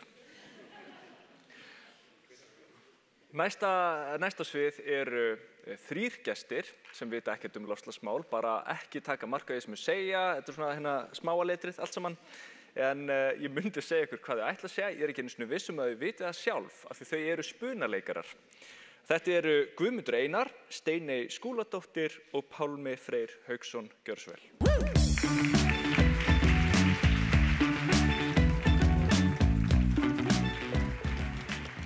Góðan dag! Góðan daginn og takk fyrir að hafa okkur hérna með ykkur í dag. Við erum sem sagt spunaleikarar og erum ekki menntuð í loftslagsmálum en við höfum verið að glósa hjá okkur hvað við skiljum af því sem þið eruð að segja. Sem ekki mikið. Og við ætlum endilega að hvetja ykkur til að vera meiri texta en bara myndir. Við missum okkur alveg, við sjáum bara myndir sko. En já, við vorum svona að reyna að skilja hvað við vorum að sjá. Frábæri fyrirlestur á mjög mikilvægt málefni að sjálfsögðu. Já. Mér varst náttúrulega í byrjun eins og ég væri komin í einhvers konar köld þegar hann var að segja, Pétur var að segja og svo lyftið í pöndum og svo segja nei. Og svo lyftið. Og mér finnst það líka svona gott tæki, eða þú veist svona kannski sniðugt til þess að vera eitthvað. Þú veist, hann hefði getað spurt svo margt, líka bara eitthvað kannski í persónulífinu, eitthvað. Er ég í flottum fötum, eitthvað. Er ég að vera góð með konuna mína? Allir sem fóru í nýjar nærbuxur í morgun, lyftið höndum, svo við getum séð, já, ok. Það bara þrír. Það allir hérna í skítuðum nærbuxum. Þetta loftslagsfólk. Það á ekki að vera þvo og... Loftslagsfólk. Það litið hortnauga á nýjar nærbuxur í þessum sal. Svo var líka hægt að spurja bara praktískum spurningum, skilur, ef maður í vesenni, bara, hringur góð gjöf fyrir kærustuna mína? Já. Einn segir já. Einn segir já, ok. Samar í hreinum nærbuxum. Já. Mér finnst líka þetta svo góð regla til að passa hvort það enginn sé í símanum. Já, þetta er mjög sniðugt. Meðan við erum á sviðinu geta allir bara verið með hendur uppi allan tíma. Það var rosa þægilegt fyrir okkur. Já, hann er svona nægjusamur. Að vera bara eitthvað, já þið getur verið í símanum nema þegar ég er að spyrja spurningar. Ég tók eftir einum gaur, þessi hérna í brúna, ég ætla að kóla nátt. Ok. Hann sagði alltaf nei, hann sagði ekki nei. Hann gerði aldrei já og aldrei nei. Ég tek þessi nei. Ertu á vitlausri ráðstefnu eða eitthvað svona? Er þetta ekki ráðstefnan þar sem við viljum skemma náttúruna? Við erum að djóka, þessi maður greinilega sofandi. Þetta góð leið til að kjósa, ég var til að Alþingi myndi kjósa svona. Allir segja, já, nei, það væri töff, sko. Já. Mér fannst áhugavert hvað mikið af ávöxtum í augnhæð. Ég skil ekki af hverju við erum ekki bara að taka það á þá. Þau voru bæði að tala að það eru ávextir í augnhæð. ef ég man rétt, þá var annar þeirra framræsting á votlendi. Já. Er það rétt eða? Nei. Endurheimt? Framræst. Sko, þú skildir ekki hvað hann segja. Við sáum það ekki einu sinni. Þess vegna eru þið að bjarga heiminum en ekki við. Ávöxtur í auklæð, þau sögðu það í alvöru. Já. Og þau sögðu, það var sagt 2 svar. Og ég tók eftir í hvorugt skipti. Ok. Við erum fengið til að glósa fyrirlesturinn og fylgjast mjög vel með. Steini bara ekki, þessi maður er sofandi.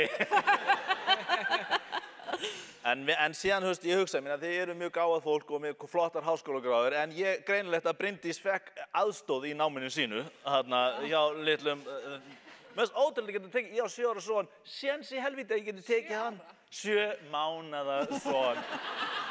Hann var 7 ára þessi krakki, eða ekki? Að geta látið það bara á okkar tún og bara, herðu, ég ætla að fara að telja gras. 1, 2, 3. Ég elska líka að Land og skógur sé hvað gerum við í dag. Og þið ætlaðu öll að teljum bara hvað mikið af grasi. Já. Teljum, það bara að skrá það hvað mikið af grasi á Íslandi. En sko, getur við samt, það sem hún var í alvöruna að gera var að skoða svona fjölbreytileika, líffræðilegan fjölbreytileika. Já. Varum bara að bera saman hvert gras, bara, þetta svolítið stórt. Já. Þetta gras Stjána. Jæja, þá eru bara 2 milljónir grasa eftir. Þetta var einhvern þunnur prófessor sem bara, ég er ekki búinn að undirbúa það neitt. Herru, allir út, fyrir að telja gras aftur, allir út. Hvernig gras taldir þú? Mér fannst líka svo gott að það var greinin einhvern laumupúku sem var eitthvað að fylgjast með þeim. Og var eitthvað, hvað er ekki að stefna? Sem bara, hvað ert þú að gera?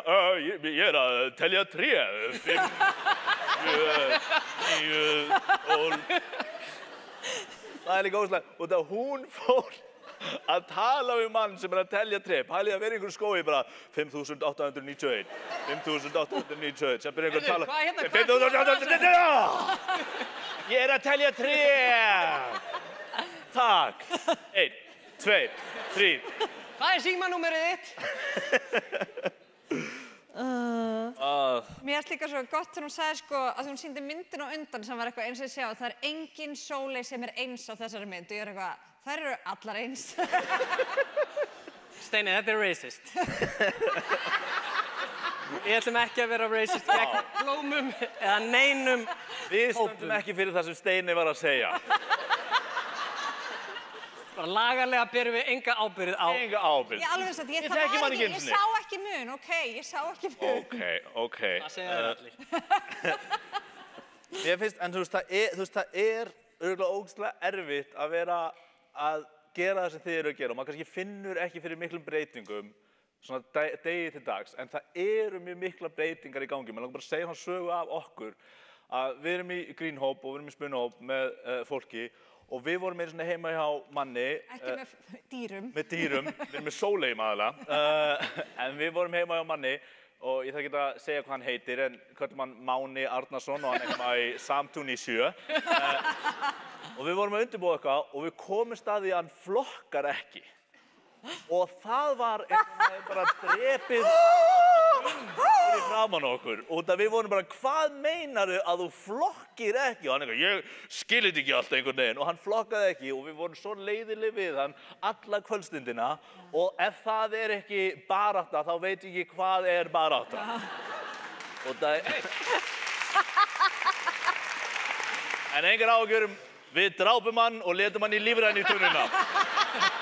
Það er flokkun. Herði, við ætlum að taka held í stutt hlé, þú kannski sér þeim að kynna það. Við komum aftur hérna á eftir og kannski skiljum við 1-2 hlutum af því sem þið eru að segja. Vonandi. Vonandi. Takk fyrir okkur.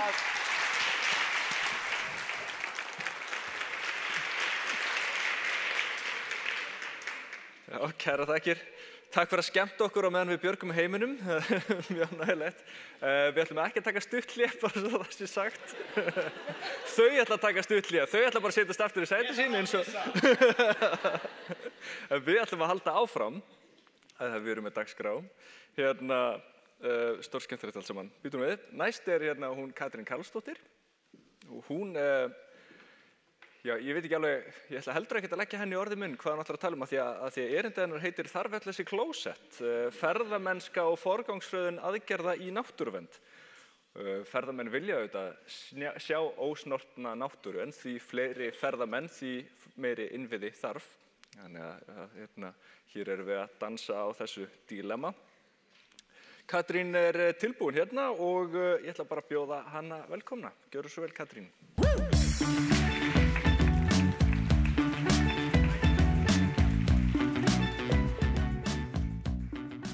Ég ætla ekki að sýna ykkur myndir af klóstum. Það eru myndir sem þið viljið ekki sjá og hæfa kannski ekki í fínum sal hérna í Hörpunni. Þannig að ég ætla að sýna ykkur svona myndir. Fallega myndir úr íslenskri náttúru sem ég verið svo lánsöm að geta tekið í minni vinnu. Svo læðast einhverja tölur með líka. Við eigum þrjá þjóðgarða á Íslandi, 130 friðlýst svæði, þar af eru þessi 3 þjóðgarðar. Það eru markmið sem stjórnvöld hafa skuldbundið sig til að fylgja eftir. Það eru 30-30 markmiðin sem í rauninni þýða að eða árið 2030 þá er Ísland búin að skuldbundið sig til þess að vernda 30% landsvæða og 30% hafsvæða. Þetta er áskorun varðandi hafsvæðin sérstaklega af því að það er aðeins búið að vernda 2% í hafi en 25% á landi. Það verður spýtt í lófana með við það sem umhverfisráðherra sagði á þingi daginn að við ætlum að ná þessum skuldbindingum þannig að það verður bara ótrúlega gaman að fylgjast með og vonandi fá að taka þátt í þeirri vegferð að ná þessu markmiði. Og það er með réttu að segja að allt ferlið í kringum vernd svæða sé í rauninni samstiga vegferð. Það koma þar að margir aðilar, sveitarfélög, ráðuneyti, landeigendur, stofnanir og aðrir hagaðilar. Og hvernig tengist það ferðamennsku? Jú, þessi svæði sem við eigum, friðlýst og vernduð, eru bara eina vinsælustu svæðunum okkar. Og ég nefni bara til dæmis Gullfoss og Geysir, Skógafoss, þar sem er að koma bara yfir 1 milljón manns á ári.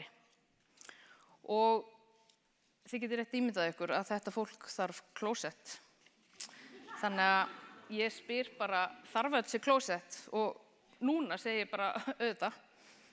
Þetta fólk sem er að koma og heimsækja svæðin okkar, það þarf bæði að fara á klósettið og nýta aðra innviði sem við erum að byggja upp. Fleiri tölur. Veit einhver hvað þetta er? Já.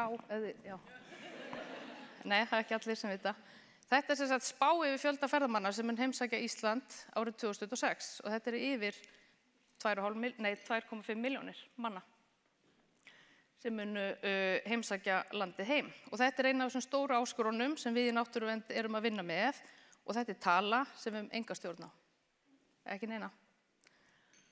Og óneitanlega hafa þessar 2,5 milljónir mjög mikil áhrif á og valda gríðarlegu álagi á náttúruna og innviði og þar með talið klósettin. Þið fáið að sjá, þetta eru fínar myndir, þetta eru fínar klósettmyndir. En við erum með áskoranir eins og ég segi í samspili þessar verndunar, innviða uppbyggingar, markasetningar á landinu og milli þess að vera líka góðu gestgjafi því við viljum taka vel á móti fólkinu, við viljum að þau komist á klósettið, til dæmis. Og það er þetta jafnvægi sem er svolítið svona áskorun að ná. Uppbygging innviða verður að taka mið af þessu álagi þannig að slita völdum ferðamanna og þessa fjölda gesta sé ekki ógn við verndargildi svæðan okkar og gangi gegn í rauninni markmiðum friðlýsingarinnar.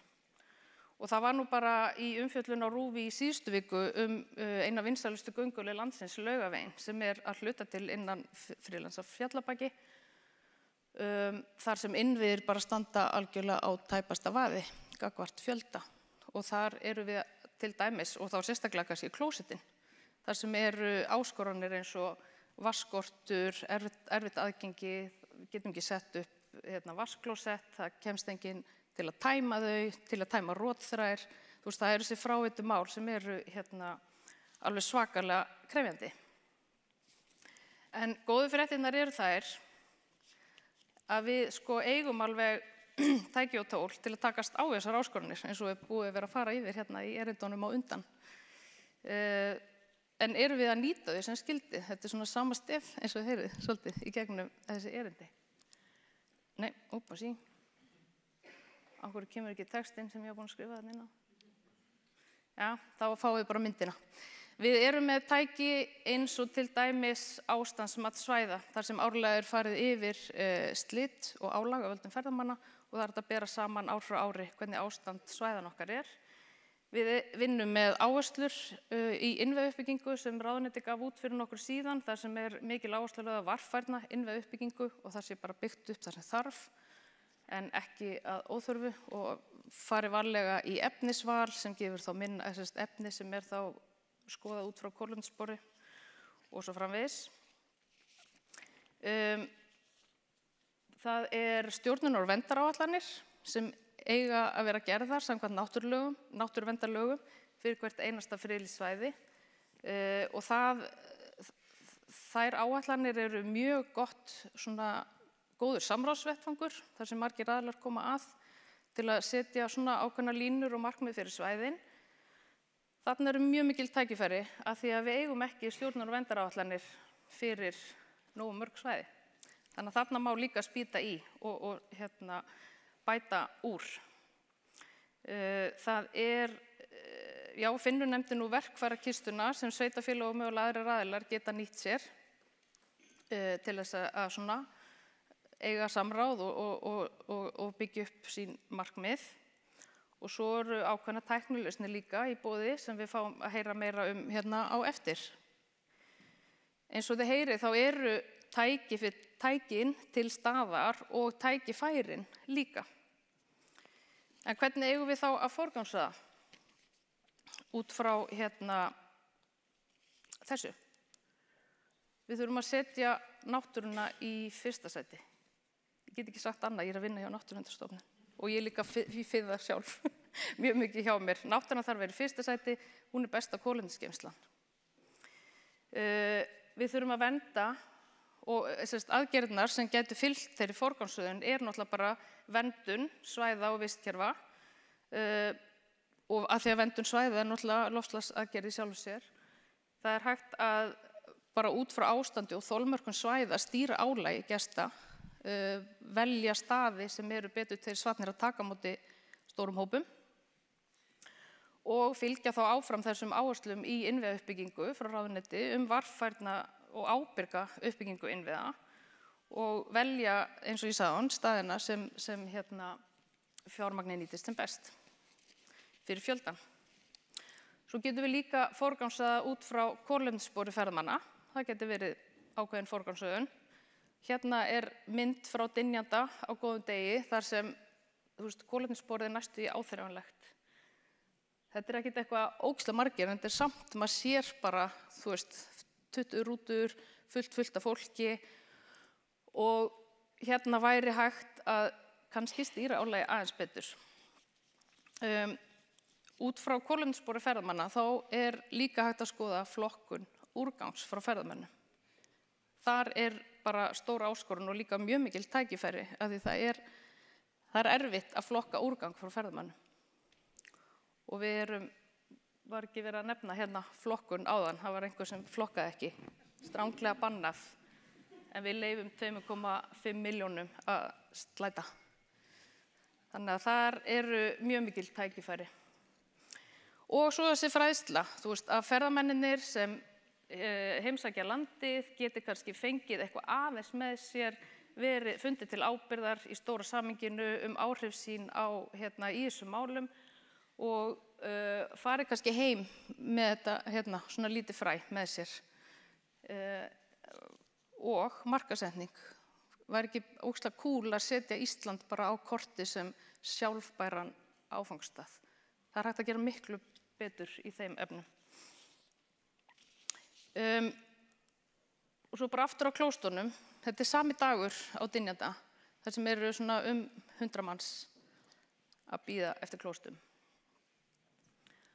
Og svona svolítið áþreifanlegt hérna, slit, þið sjáið álagið á svæðið.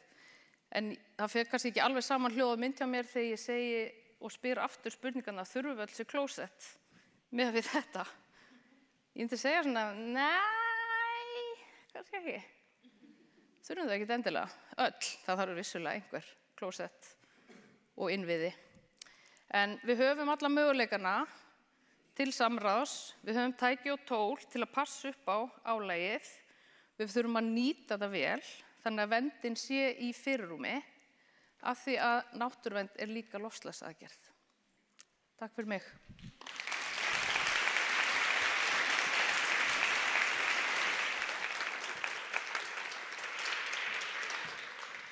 Takk, Katrín. Við tölum auðvitað miklu meira flokkun og úrgang í skólpi og svona á úrgangsdaginn. Bíð spennt. Næst hingað upp á svið Karen Björk Eyþórsdóttir. Hún verkefnastjóri hjá Transition Labs. Transition Labs fyrirtæki sem styður við nýjar lausnir í loftslagsmálum.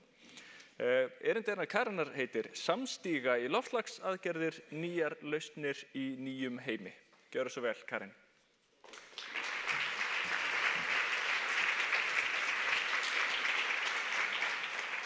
Já, góðan daginn.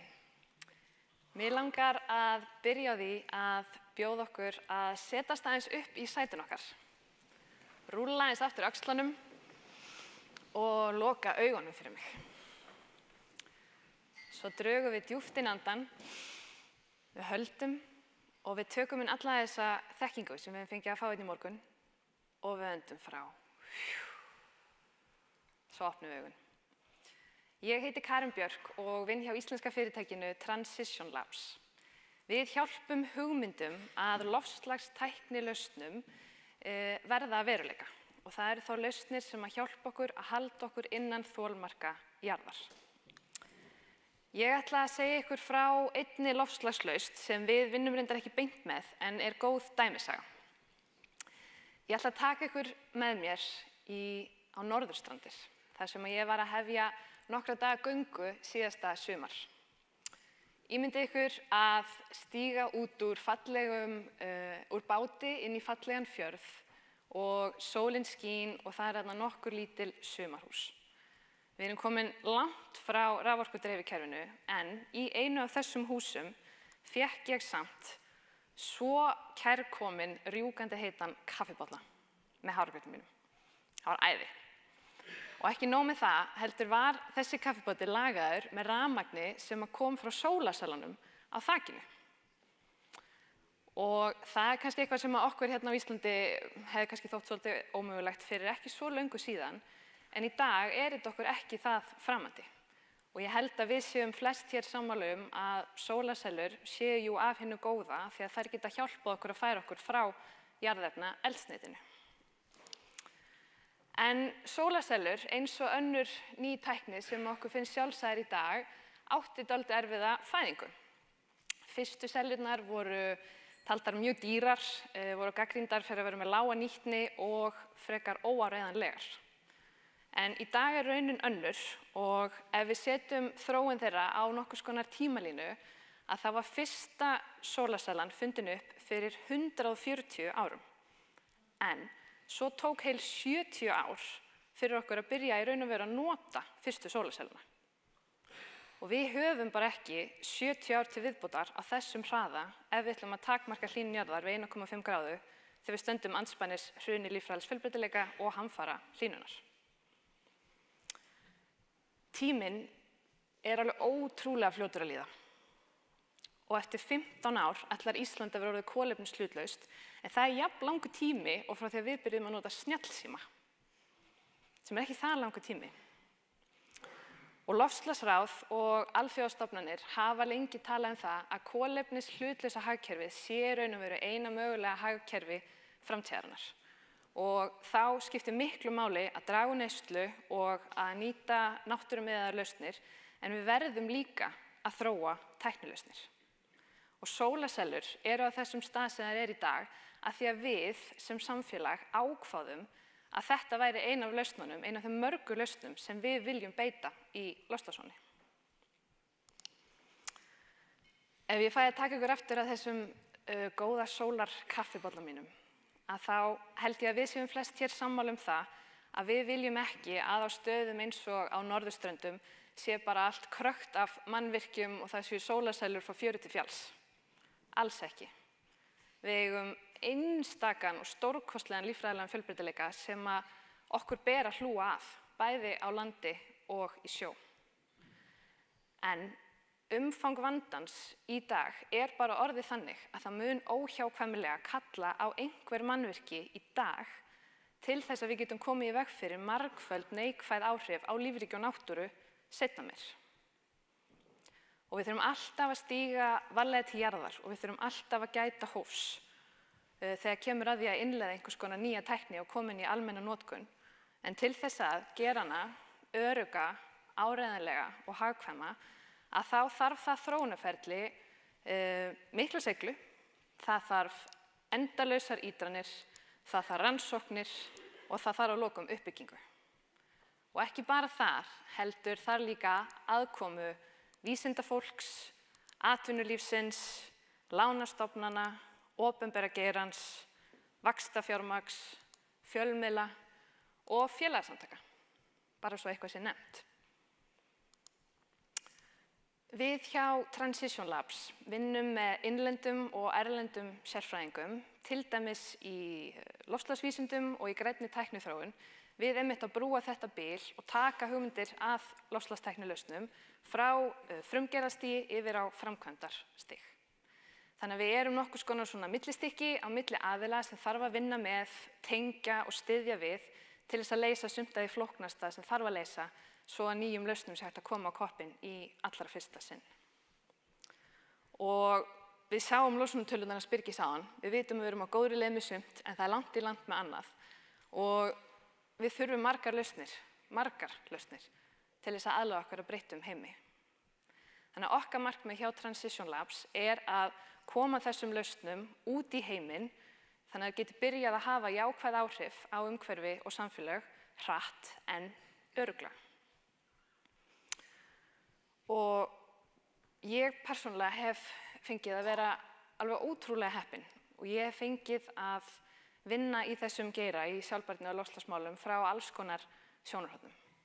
Hjá Reykjavíkurborg, hjá forsætisráðuneytinu, í grasrótinni og núna í atvinnulífinu. Og það hefur verið mér svo mikil gjöf að fá að sjá hvað ótrúlega vandað og klárt fólk á öllum vígstöðum og hvernig hver geiri getur nýtt sína styrkleika. Og ég veit ekki hvort að þið upplifið það líka, en á umhverfisþingi hérna fyrir 2 vikum að þá upplifði ég, jú, það er erfitt að tala um þessi málefni því það er stórt, en ég upplifi samt svo mikla von að því að þarna kom fólk saman sem er með ólíkar hugmyndir í hvað gerir við að ráðast, hvernig við að framkvæma þær og hefur mikla ástríðu fyrir loftslagsmálum, en settist saman við hringborð og virkilega hlustaði á hvert annað af forvitni og virðingu. Og mér fannst maður bara finna einhvern veginn svona áþreifanlega í loftinu hvernig bara stemmingin í geiranum bara svona mýktist. Af því að við vitum að eina leiðin áfram í þessu flókna verkefni okkar í einhvers konar samhljómi. Og þá þurfum við að passa að fjölmiðlar veiti réttar upplýsingar og að við öll séum tilbúin að hlusta á ólík sjónarmið og ólík rök. Það er eiginlega bara þannig að ef við ætlum að reyna að koma á jafnvægi í vistkerfinu okkar, að þá verðum við að koma á jafnvægi líka í geiranum okkar. Atvinnulífið eða hins svokallaða einkageiri hefur þann styrkleika að vera hreyfiafl stærsta hluta framkvæmdar verkefna í heiminum. Og þess vegna er svo mikilvægt að við aukum þátttöku atvinnulífsins í loftslagsmálum og við beinum kröftum þess í átt sem að vinnur umhverfi og loftslagi gagn. Og þess vegna finnst okkur mikilvægt að við og stjórnvöld tökum ákvarðanir hvaða aðgerðir við viljum setja í forgang. Og Jóhann Páll ráðherra kom hérna mitt inn á þetta áðan að þau ætla að fara í þessi forgangsverkefni og þar með skapa ákveðin fyrirsjáanleika sem við fögnum mikið. Við getum beitt almennum hvötum þannig að við getum beint fjármagni frá einkageiranum í loftslagsmál og ríkisfjármál geta þá nýst meira í grunnstoðarnar okkar eins og heilbrigðiskerfi og menntakerfi. Við getum skapað skýrt og sterkt regluverk sem með gagnsæja ferla en slær ekki af gæðakröfum til verkefna og við getum þá uppfært þetta regluverk reglulega eftir því sem okkar þekking eykst. Svo erum við, miðað við hvað við erum að losa hratt, að þá verðum við líka að hreyfa okkur mjög hratt. Þannig að við getum skapað skilvirka stjórnsýslu sem tryggir að tímalínum sé náð og að óvissu sé eytt svo að verkefni lifi af. Og það bara algjört lykilatriði svo við getum, eins og Bryndís kom mitt svona ótrúlega vel inn á áðan, við getum hætt að tala og við getum farið að gera. Og að lokum getum við eflt loftslagsvísindi og rannsóknir og treyst ákvörðunum á mati sérfræðinga og fagstofnana. Mér langar þá að bjóða ykkur aftur að vera samstíga og finna svolítið fyrir hvort öðru hérna inn í þessu rými. Að setjast aftur upp í sætinu, draga djúpt inn andann og anda frá okkur. Ef það eitthvað sem ég vil að þið takið með ykkur, ef einhver spyr ykkur í pásunum eftir býtu, hvað var aftur þetta erindi þarna hjá Transition Labs? Þá vil ég taka tvennt með ykkur. Eitt að við hér sem samfélag getum tekið samstíga ákvarðanir hvaða loftslagsaðgerðir við viljum fara í og hvernig, þó við séum ekki sammála allt, ef við hlustum á hvort annað af forvitni og tölum saman. Og tvö, við þurfum margar lausnir við margþættum vanda. Við þurfum náttúrumiðjalausnir, við þurfum samfélagslega lausnir og við þurfum tæknilausnir. Og þessar lausnir þurfa að líta dagsins ljós fyrr en síðar. Við hlökkum til að vinna þetta með ykkur. Takk fyrir.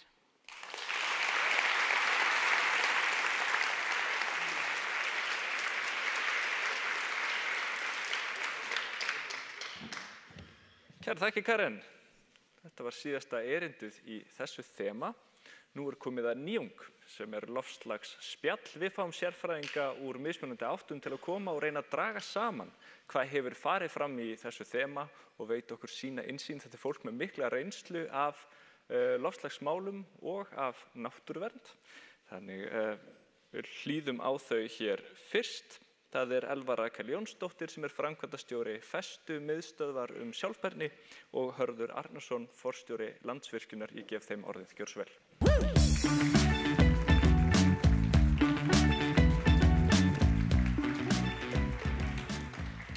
Jæja, komið sæl. Sæl verið. Blessaður. Blessuð og sæl. Við erum aldeilis heppin, við fáum að koma hérna upp og þurfum ekki að vera með glæru eða neitt og mögum bara segja það sem okkur sýnist. Já, dálítið stórt mál, bara hvernig menn ganga svona samstigi í þessari vegferð.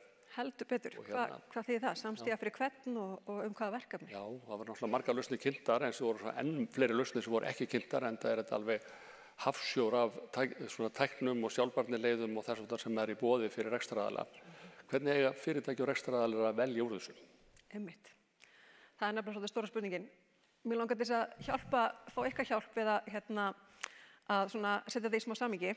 Ég ætla að biðja ykkur að taka hendurnar á okkur og setja þau svona upp á augunum, búið til svona kíki og við erum ekkert asnaleg, þetta mjög eðlilegt. Horfið á okkur hörð og nú sjáu þið okkur ótrúlega vel, þið eru bara með allan fókus á okkur. En þið sjáu ekkert annað sem að gerast í kringum ykkur. Þið vitið ekkert hvað næsti maður að gera eða hvað að gerast á næsta borði, þið sjáu bara okkur, sem frábært. En þetta akkurat það sem gerist þegar við erum bara með rörsýn á loftslagsmál eingöngu. Og erum ekkert að spá í hvernig hlutinni tengja saman eða hvernig þetta einhvern veginn hangir allt saman. Þannig að þetta það sem við þurfum að forðast, held ég, að vera með þessa svakalegu rörsýn. Og mér geggjað að skuli vera hérna spunaleikarar í dag, af því ég held akkurat að við þurfum að nota þessa tækni sem að spunaleikarar nota, sem alltaf að nota setninguna já og hvað svo? Þannig að þú ert með verkefni sem að þú segir dregur úr losun, já, þetta dregur úr losun, og hvað meir? Hvað meira gerir þetta verkefni? Þannig að við séum að velja verkefni sem eru, það er rosa mikið búið að tala ávexti í augnhæð og beri byggð og eitthvað, við séum að velja verkefni þar sem við náum að leysa margar áskoranir á sama tíma og þau eru alveg til. Bara, þú veist, ef við erum að tala orkuskipti í samgöngum, þá erum við líka, og ekki bara samgöngum, heldur líka í vélbúnaði, þá erum við líka að tala að draga úr loftmengunarefnum á sama tíma. Og það er að tala auðgandi landbúnað, það er að tala úrgangsforvarnir, margt sem í rauninni leysir marga hluti í einu. Þannig að ég held að þetta sé svolítið svona þar sem við þurfum að vera að hugsa út í.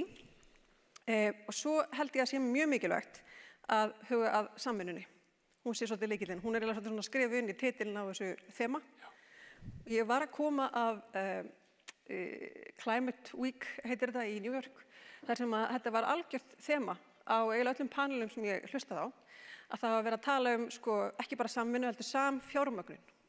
Þessi stór alþjóðleg fyrirtæki voru að tala að þau ætluðu sameiningu að fjármagna eða styðja við breytingar til dæmis á kannski verksmiðjuframleiðslu í verksmiðju þar sem þau öll mismunandi fyrirtæki voru að nýta sömu verksmiðju til framleiðslu. Eða alþjóðafyrirtæki væru að styðja við stjórnvöld í einhverju fjarlægu landi við að koma á umbótum í stjórnsýslu landbúnaðar þess hérað. Þannig að það hefði með virðiskeið þess lands að gera. Þannig að ég held að þetta samvinnan sé ótrúlega mikill lykill þarna. En sko eftir sem áður þá er náttúrulega ekki alltaf hægt að bara gera allt. Einhvern veginn þurfum við að gera allt, okkur liggur svolítið á, en við hljótum að þurfa að forgangsraða og að hve miklu leyti getum við heldur við forgangsraða og hvernig eigum við að fara að því. Það er náttúrulega bara, ef við ætlum að ná árangri, alveg sama hvað við erum að gera, sérstaklega þegar það er með flókin verkefni eða marga möguleika, þá er náttúrulega forgangsröðunin lykillinn af margan átt og mínum hefur að tvennt sem þarf að forgangsraða, eða tveir aðilar sem þurfa að forgangsraða, eða fá til þess að forgangsraða, það er náttúrulega fyrst og fremst stjórnvöld. Stjórnvöld þurfa að forgangsraða því að eins og við heyrum að flest þessi verkefni því miður þurfa fjárhagslegan stuðning eða fjárhagslegan er ekki drifin áfram fjárhagslegum hvötum. Þannig að stjórnvöld þurfa að virkilega forgangsraða og síðan líka hinlegin að gera hérna með sköttum eða barefli að fá þá fyrirtækið aðra til þess að hegða sér ákveðinn hátt. En þá þarf líka að fá samfélagið með til þess að skilja það forgáðu svona og sætta sig við það og líka þá til þess að því að við mögum heldur ekki eða ekki að samkeppnishæfnin okkar að því að ef við ætlum að fá samfélagið með, ef við fá stjórnmálamann með, þeir gera það sem kjósendur vilja þeir geri. Þeir þurfa að selja einhverja sögu til kjósenda og það þarf að vera saga betri framtíð. Betri framtíð í umhverfismálum og loftslagsmálum en sem tengir fólk mjög mikið við lífsgæði. Þá er ég ekki að meina óþarfa lífsgæði, heldur að líða vel, ég er að tala heilbrigðiskerfi, ég er að tala félagslega kerfið, ég er að tala innviði, ég er að tala sjúkrahúsin. Hvernig ætlum við að forgangsraða þessum fjármunum inn í þetta, samborið við þetta. Þannig að það er rosalega mikilvægt að forgangsraða, það er rosalega mikilvægt að fá bæinn í forgangsröðuna, því annars gerist ekki neitt. Stjórnmálamenn verða ekki kosnir við að gera eitthvað sem að íþyngir fólki mjög mikið. En við höfum frábæra sögur þar sem að við höfum náð langtíma arðsemi í stórar ákvarðanir og við þekkjum öll bæði hitaveituna og rafvæðinguna. Þetta var alls ekki augljóst. Þetta var gagnrýnt mjög mikið. Menn þurfti að horfa langt en þetta skilaði miklu. Við höfum að finna leiðir þar sem við getum valið hagkvæmar langtíma lausnir sem að tengja saman sjálfbærnina, efnahaginn, samfélagið og umhverfið. En hvernig eigum við að taka á þessari samkeppni sem er á milli? Við heyrum líka, við finnum líka þessi verkefni er að keppa á milli og það skemmir dálítið fyrir.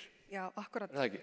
Jú, það getur gert það og mér finnst þetta líka góð punktur sem þú kemur inn á að ef þú ert að velja á ég að byggja hana leikskóla eða ætla ég að fylla upp inn á skurð. Það er alveg erfitt að taka það samtal kannski við kjósendur í bænum. Já, ég veit alveg hvað stjórnmálamaðurinn gerir, Já, akkurat. Þannig að þetta er, og það sem ég held að sagan sem við þurfum að segja þarna er að þessi verkefni eru samtvinnuð að einhverju leyti. Að ég held að það sem við þurfum að temja okkur svolítið að gera er að tala kerfi í heild.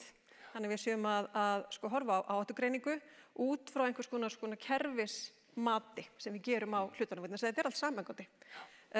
Öll svo almannaþjónusta sem við erum að bjóða upp á, hún er líka samhangandi við þau verkefni sem við erum að takast á við þegar kemur á náttúruvernd og loftslagsmálum og öllum þessum hlutum. Og svo þurfum við, af því þú kemur inn á hlutverk stjórnvalda, ég held að við þurfum að passa að ef við gerum kerfismat sem sýnir okkur fram á að jú, við erum hérna með með byggðaþróun, við erum með atvinnusköpun, við erum með náttúruvernd, við erum með loftslagsaðgerðir, við erum alls konar hluti, samgöngur. Þetta tengist allt saman, þetta hefur áhrif á hitt. Það þurfum við líka að passa að hafa mjög aðlögunarhæft regluverk. Vegna þess að þegar kerfismatið liggur fyrir, þá verðum við að geta brugðist við og vera með lipurt regluverk sem getur tekið mið af og brugðist við því mati sem við erum búin að finna út úr.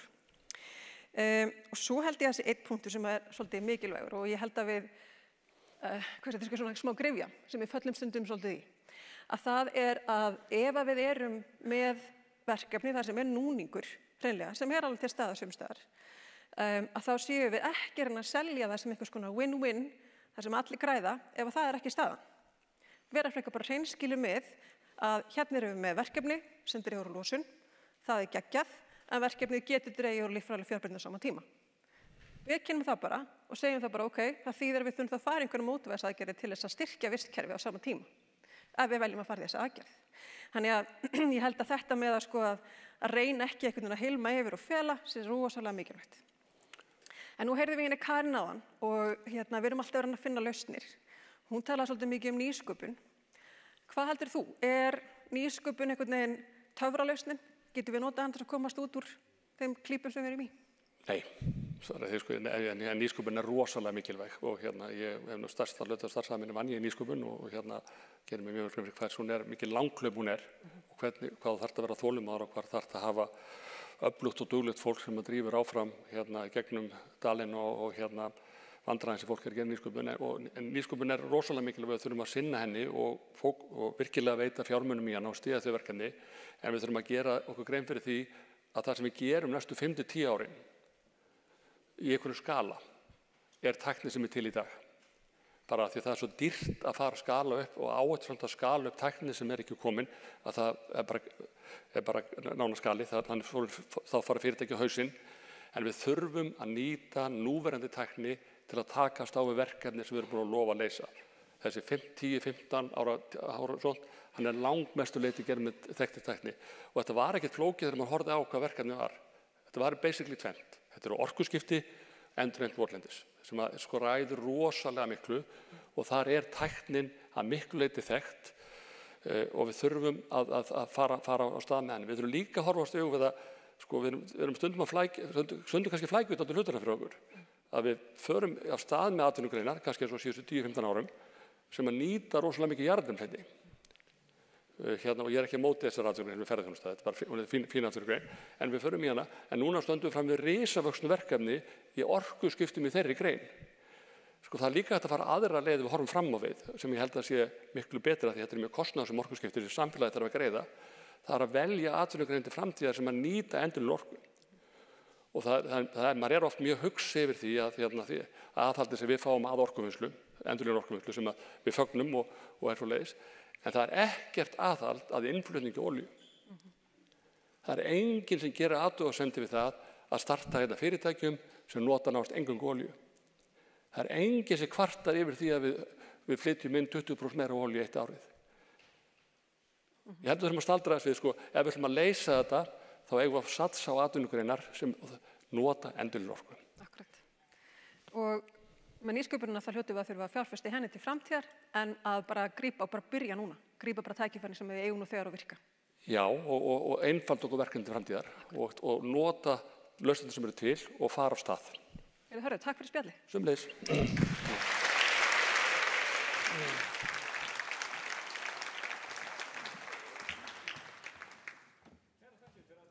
Og þar með ljúkum við þema 1. Og næsta þema snýst líka þetta jafnvægi milli náttúru og aðgerða. Þemað ber yfirskriftina spenna í orkuskiptum. Hér viljandi orðagrín í titlinum. Í þessu þema þá beinum við sjónum okkar að orkumálunum.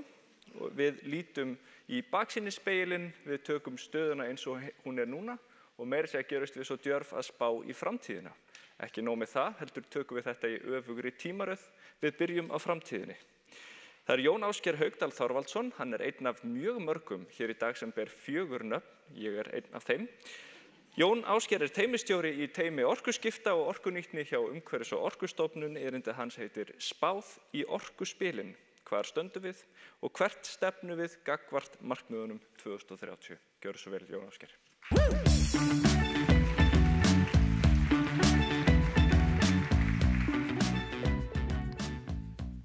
Komið þið sæl. Ég að spá að nota trikkinar 11 og að fá okkur til að horfa svona næstu 15 mínúturnar. Fullan fókus á næstu glærur. En orkuskiptin eru lykilforsenda þess að við komumst nær því að ná markmiðum okkar þegar kemur að loftslagsmálum. Og í þessum, hérna sjáum við þá þessa losunarflokka sem að Birgir fór yfir áðan. Og í samhengi þessa fyrirlesturs ætla ég að fókusa á samfélagslosun. Hinir flokkarnir eru viðskiptakerfið með losunarheimildir og landnotkun. En ég ætla að fókusa aðeins á þessa samfélagslosun sem að samfélagið Ísland ber ábyrgð á.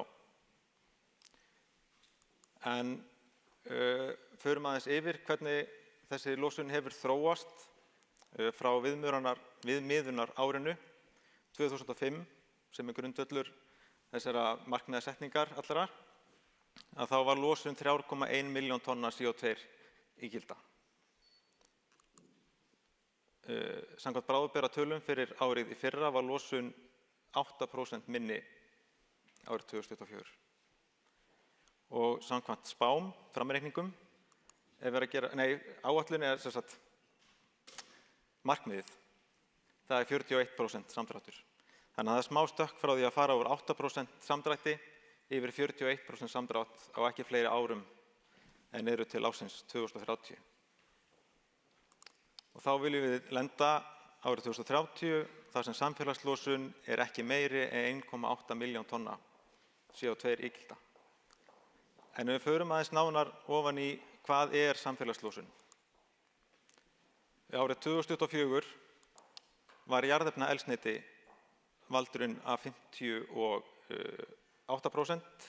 6% af samfélagslosun 2024 og það er þá notkun á fiskiskipum og í vegasamgöngum og öðrum bruna jarðefnaeldsneytis. Kem betur inn á það seinna.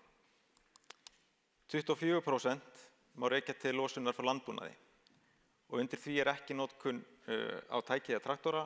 Þetta er losun vegna áburðarnotkunar eða frá búfénaði sjálfu. 12% má rekja til F-gasa eða jarðvarmavirkjana. 8% frá úrgangi. En ef við kíkjum þá aðeins á þróunina, hvernig hefur þetta þróast frá viðmiðunar árinu 2005, að þá sjáum við að jarðefnaeldsneyti var stærsti parturinn það árið einnig og frekar svipuð skipting niður á landbúnað og F-gas og úrgang. Árið 2024 hafði vissulega dregið úr losun frá jarðefnaeldsneyti. Landbúnaður stendur í stað. Það var aukning á losun frá F-gasum og jarðvarmavirkjunum og það má helst rekja til jarðvarmavirkjana og líklega vegna jarðeldana á Reykjanesi. Losun frá úrgangi hefur dregist nokkuð saman frá 2005. En ef við kíkjum aðeins á hvað spár segja hvar við lendum 2030 miðað við núverandi aðgerðir,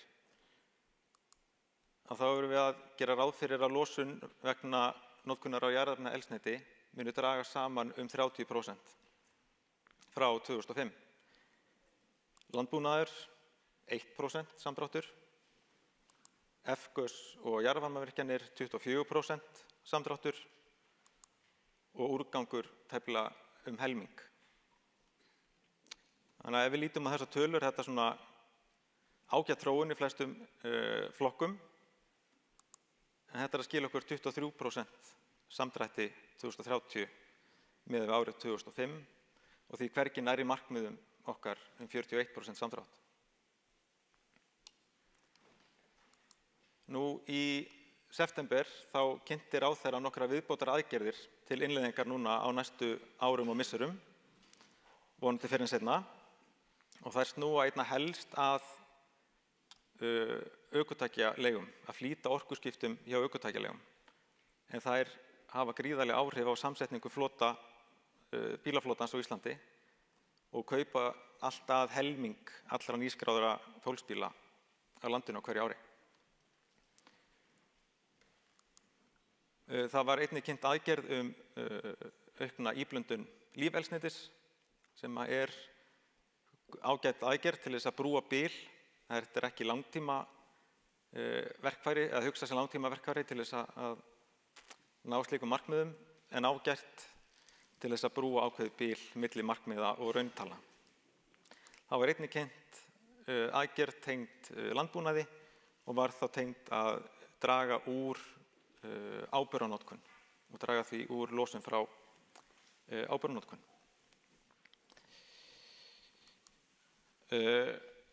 Og ef við skoðum þá hvaða áhrif við teljum þessar aðgerðir hafa til 2030. Það hafa töluverð áhrif í losun frá jarðefnaeldsneyti. Við erum að gera ráð fyrir að losunin þar færi þá niður í 38%. Og það stór hluti af þeim áhrifum kemur í gegnum orkuskipti hjá ökutækjaleigum. Við dettum niður í 4% í landbúnaði, sem sýnir kannski hversu ósveigjanlegur sá flokkur en það má náttúrulega alltaf gera betur. Engar aðgerðir voru kynntar í hinum flokkunum sérstaklega, þannig að þær eru óbreyttar. En þetta lítur ennþá betur út en 23% samdrátturinn, en þetta að skila okkur 28% samdrætti. Þetta heldur ekki að ná okkur langt, en samt virðist vera ágæta niðurstöður, sérstaklega fyrir flokkinn jarðefnaeldsneyti. En hvað undir flokknum jarðefnaeldsneyti? Og tökum það aðeins fyrir. Að þá þetta frá 2005 var þetta nokkuð jafnskipt á milli vegasamgangna og fiskiskipa. Cirka helmingur af þeim póstum var brunnið frá öðru jarðefnaeldsneyti í öðrum flokkum. Árið 2024 jókst losun í vegasamgöngum, eða hefur losun aukist í vegasamgöngum miðað við árið 2005. Losun frá fiskiskipum hefur dregist töluvert saman og annar bruni jarðefnaeldsneytis ennþá meira. Spár til 2030 án aðgerðanna voru að gera ráð fyrir að vegasamgöngur kæmi næstu því niður í 2005 gildið, gera ráð fyrir að losun frá fiskiskipum dragist enn frekar niður á tímabilinu og sama með annan bruna jarðefnaeldsneytis. En með aðgerðunum, þessum nýkynntu, erum við að gera ráð fyrir að það dragist niður 8% losun frá jarðefnaeldsneyti sem notaður í vegasamgöngum, 49% hjá fiskiskipum og við erum komin í 71% samdrátt í öðrum bruna jarðefnaeldsneytis.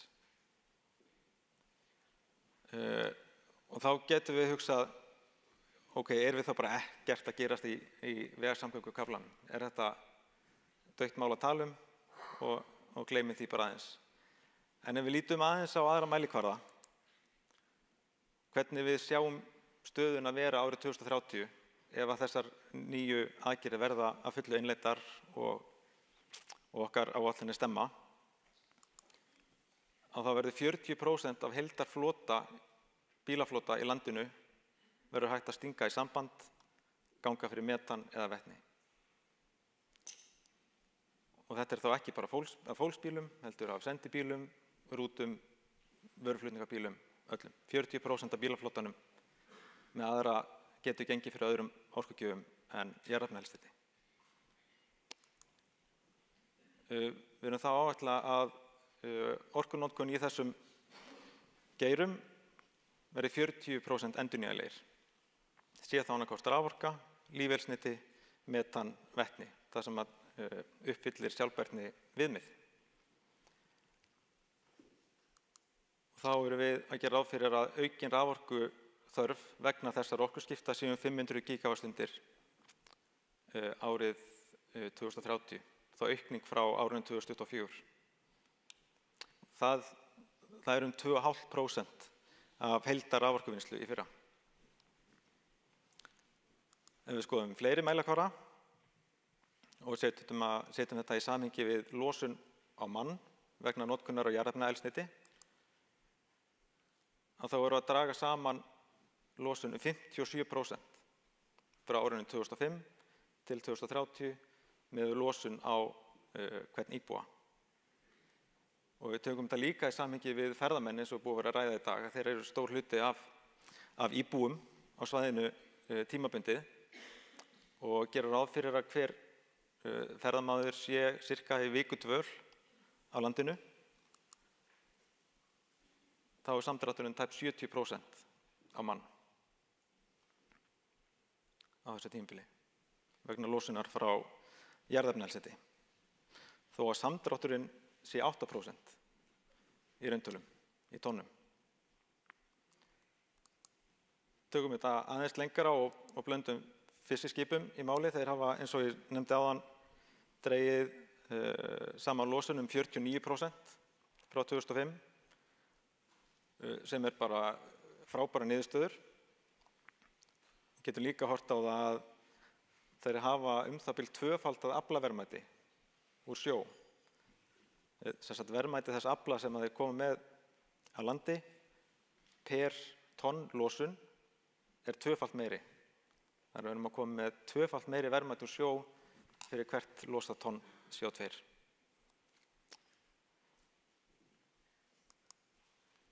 En þrátt fyrir að þessir hinir aðrir mælikvarðar að sýna okkur mjög góða niðurstöður,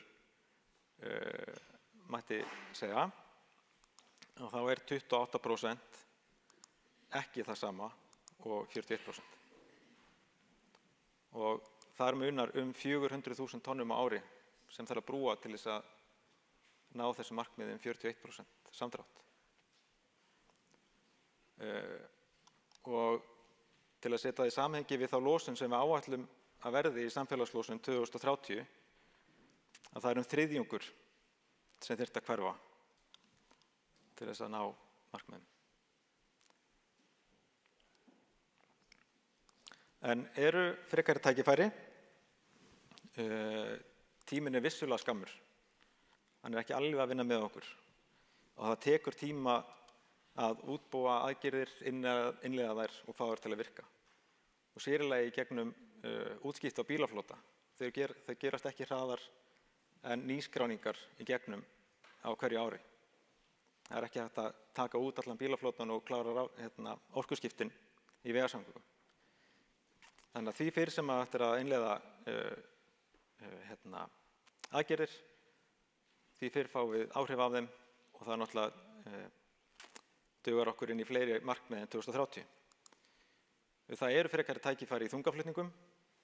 Við getum gert betur þar og svo er hægt að líta til frekari notkunar á lífeyrisneti til þess að brúa bil.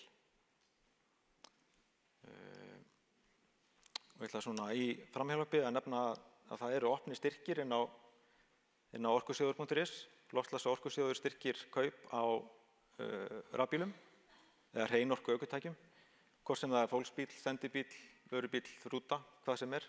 Styrkin eru opnir, það er engin umsóknarfrestur og hvet áhugasamum að kynna sér það inn á orkusjóður.is. En svona rétt í lokin til að klára þetta, þá ætla ég að spyrja ykkur, það er ekki QR-kóði eða ekkert app eða vesen, það er bara gamla góða svara upphátt og nógu hátt þannig að upptakan heyri. Þetta eru 3 spurningar, spurningin kemur, ég tel upp á 3 og allir svara í einu. Til í það. Erum við að standa okkur ágætlega? 1, 2, 3. Getum við gert betur? 1, 2, 3. Náum við skuldbindingum okkar 2030? 1, 2, 3.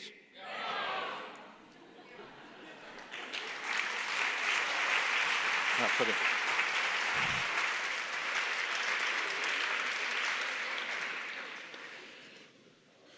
Takk Jón. Snöggunni á sviðinu þannig eftir síðustu spurninguna. Eru orkuskiptin ekki bara rugl? Titillinn á næsta erindi sem sagt. Það ekki vangavelta frá mér, heldur vangavelta frá Sigurði Inga Friðleifssyni, sviðstjóri á sviði orkuskipta og hringrásarhagkerfis hjá Umhverfisstofnun. Hann veit aldeilis hvað hann syngur og hann líka yfirmaðurinn minn, svona í 2 ótengdum fréttum. Eru orkuskiptin ekki bara rugl? Sigurður Ingi fer yfir stöðu orkuskipta á Íslandi. Gjörðu svo vel.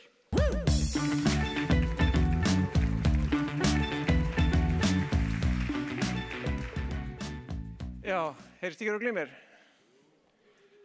Ég þarf að koma inn á smá alvarlegan hlut fyrst á hann byrja á erindinu því það er búið að koma svo oft hérna ávextir í augnhæð. Ég vil að við hættum þessu. Þetta þýðir auðvitað eitthvað sem auðvelt.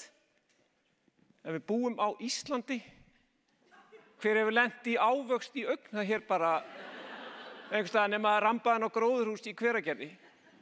Hættum þessu. Ávextir í augnhæð erfitt á Íslandi. Ég reyndar höfundur af orðatiltækinu ber í byggð. Takk. Sem miklu íslenskara, sem þýðir sem sagt að þú getur náð í bláber eða krækiber stutt frá, þarf ekki að labba fleiri kílómetrar til að ná í það eða berið niður í byggð. Ok, notum það framvegis. Þá get ég byrjað. Ég ætla að fylgja eftir erindinu hans Jóns Ásgeirs og að því ég einfaldur maður og trúi á ef við náum að einfalda hluti að þá líklega við göngum saman í takt. Því þá hafa allir sameiginlegan skilning á hvert við erum að gera og erindi mitt svona aðeins bara að ná utan það, ekkert flókið. Þetta snýst eins og þið sjáið olíu. Það stóri feiti kökubitinn. Og við erum að tala olíu á samfélagsnotkun okkar, sem því að við erum ekki að tala núna alþjóðaflug eða alþjóðasiglingar, að því þar erum við bundin alþjóðasamningum, alþjóðakröfum og erum ekki fullkomlega við stýrið. Hér erum við fullkomlega við stýrið. Þess vegna þetta mikilvægast. Ég ætla bara að fara yfir hvað þetta þessi rönd af þessu olíu, að það má nefnilega, og ég held sé mjög mikilvægt, að við einfaldum það mjög mikið til þess að við séum að vinna í takt, að við áttum okkur hvert verkefnið Það nefnilega má skipta þessum bút í tvennt, í notkun á landi og notkun á hafi. Þetta gjörólíkt nefnilega. Þetta eru orkuskipti sem við þurfum að fara í á báðum þessum sviðum, en þá eiginlega lýkur samlíkingunni. Vegna þess að notkun á landi, öll olíunotkun okkar á landi, eiginlega núna einhvern veginn að raungerast í einni lausn. Rafhlaða. Þetta að gerast núna og þetta að gerast hratt. Það mjög mikilvægt að við áttum okkur á hvað það þýðir. Þetta algjörlega raunhæft að í raun og veru 90 til 100% að rafvæða allan pakkan. Og sjá hvað það spennandi. Þá erum við bara olíulaus á landi. Og það ekki einhver framtíð sem menn eitthvað að tala hérna 2000 og eitthvað langt inn í næstu öld. Þetta bara innan kannski 15, 20, 30 ára max. Það stór hluti þeirra sem hérna í salnum munu lifa þessa tíma. Pæliði því. Þegar við þurfum ekki erlenda olíu í allt sem við gerum á landi. Og þetta voru miklu fleiri lausnir, þetta einhvern veginn að raungerast allt í þessari lausn sem rafhlaðan. Einkenni þessa að það miklu betri nýtni. Við munum nota 3 sinnum minni orku þegar við erum búin að fara í orkuskiptin. Þetta sem gleymist allt og oft og ætti að vera nóg til þess að við förum í þetta. Svo það þannig að þið með ekki lenda í hugsunarvillinu núna að hugsa eitthvað erfiðasta risatæki sem þið sáuð einhvers staðar í Bárðardal. Þetta verður aldrei skipt út. Við erum í þróun. Við þurfum ekki nema að fara 10 ár aftur í tímann til að hugsa hvernig voru rafbílarnir þá. Þeir voru 3 sinnum dýrari. Þú komst 200 kílómetra og varst heppinn í meðvindi. Það voru engar hleðslustöðar. Við erum í þróun. Og það lítur út fyrir núna að það náist nánast að rafvæða allt með batteríum, kannski með einhverju dassi af lífelsneyti og vetni. Algjörlega hægt. En þetta er ódýrara. Og það er fyndið við sem eitthvað að tala um þetta hér. Þetta er risa efnahagsmál. Það er orðið ljóst að hver kílómetr, hver eining með þessari tækni verður ódýrari. Hvernig má það vera að við erum ekki lengur fremst í flokkið þarna? Fullt af þjóðum að taka fram á okkur. Er þau búin að spotta þetta eða eru við ekki alveg öll að ná þessu? Fyrir þennan hluta orkuskiptalandi, þá er þetta ekkert issue, það verður alltaf íslensk orka. Það er ekkert annað hægt. Það er ekki að fara að flytja inn rafhlöður fullar einhvers staðar annars staðar frá til að nota hér. Við munum nota innlenda orku. Það er þannig. Þetta komið vel á stað, allt á fullu, alls staðar, ein lausn. Rafla sem tekur langmesta hlutan af þessu. Þetta er verkefni. Það er ekki eins flókið og við höldum. Það gildir fyrir allt. Rútur, vörubíla, tæki og tól. Þetta er aðeins öðruvísi. Notkun á hafi. Þar munum við skipta út eldsneyti fyrir eldsneyti. Vissulega við margt inni þarna í orkunýtni og alls konar kerfum sem við verðum að grípa. En þarna erum við að tala um allt annað. Þannig munum við vera með einhvers konar svipaða, jafnvel verri nýtni, orkunýtni. En sem komið og vonandi ekki til lengdar, þá er þetta dýrara núna. Það er bara þannig. Vonandi verður þetta á svipuðu verði að jafnvel ódýrara, en núna er þetta dýrara, samanborið við hitt sem er ódýrara. Þetta er líka alþjóðavara. Það eldsneyti sem tekur við af olíu núna á hafi, verður meiri líkingu við olíuna sem við erum að nota núna, viðskiptalega séð, það er alþjóðavara. Einhver framleiða með einhvers konar hætti og þetta verður samkeppnisvara. Þannig að kannski framleiðum við þetta allt og meira til, kannski flytjum við inn stóra hluta af þessu. Það er bara ekki alveg ljóst. Það er allt á fullu í þessum málum, en við erum í samanburði annað, er þetta samt á byrjunarreit. Þetta er alls ekkert stopp sem betur fer og það er margt í gangi, en þetta er ekki á sama stað. Síðan er hitt að þetta er alls konar lausnir. Þannig að annað er ber í byggð og hitt er ávöxtur í augnhæð. Ógeðslega erfitt. Aðeins að lokum vil ég bara að því akkur ég er í þessu starfi, smá leiðrétting, þú veist, ég er búin að vera í þessu lengi og ég er ekki velkomin í alla fermingarveislur og ég hef verið útilokaður frá bíladögum á Akureyri sem er bagalegt að því ég bíð þar en ég er að vinna þessu og ég er að útskýra hvað þetta þýðir.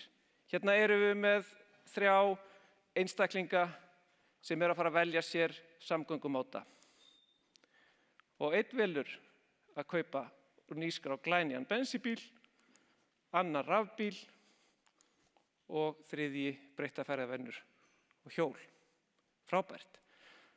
Þetta eru einstaklingsákvarðanir. Af hverju er ég og við að skipta okkur að? Með einhverjum áróðri, með einhverjum ívilnunum, með einhverjum lögum, með einhverjum takmörkunum, hvað er málið? Málið er að það vill svo til að þessir einstaklega búa í samfélagi.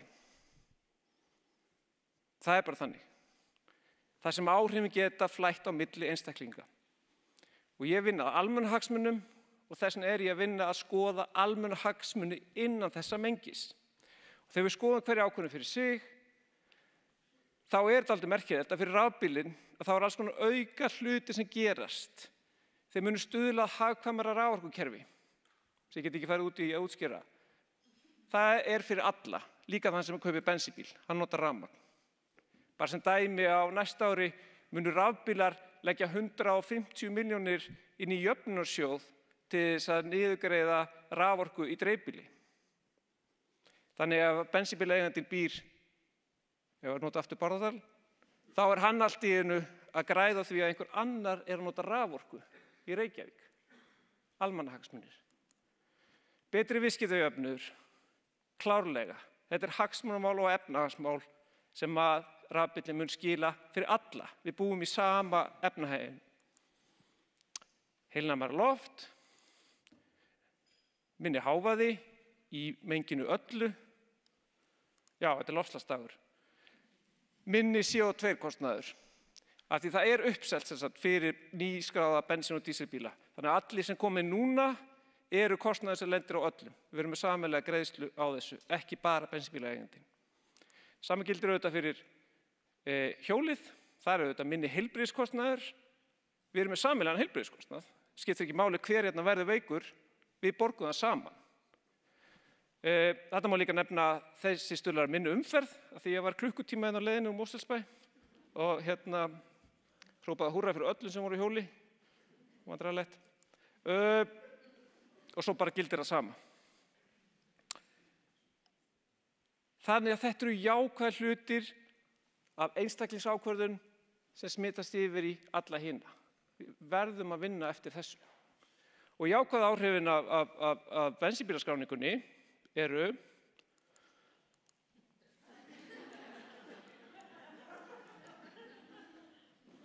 já, ég kom niður á tíma. Takk fyrir mig.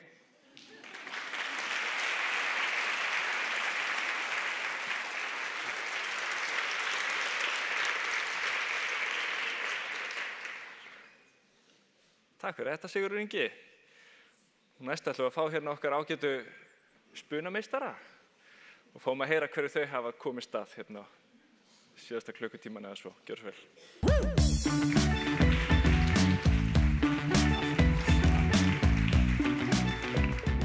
Jæja, nú erum við náttúrulega komið mun fleiri upplýsingar og mér langar bara að byrja á því að klappa fyrir öllum þessum frábæru fyrirlesturum.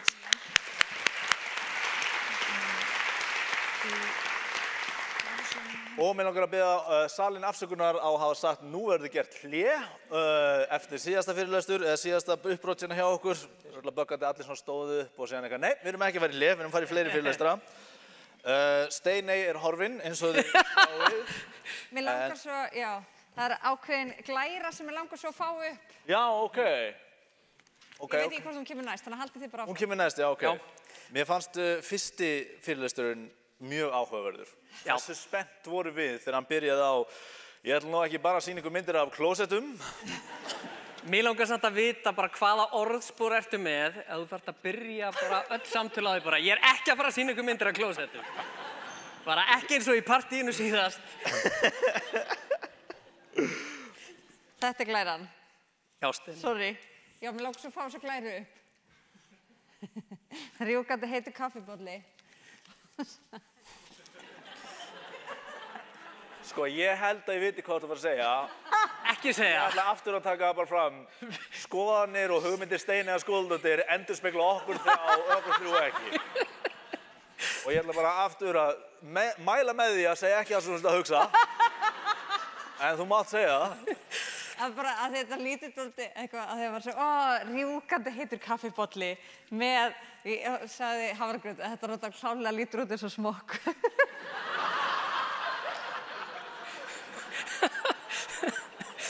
Steiney er ekki með okkur, við erum bara tveir bókaðir.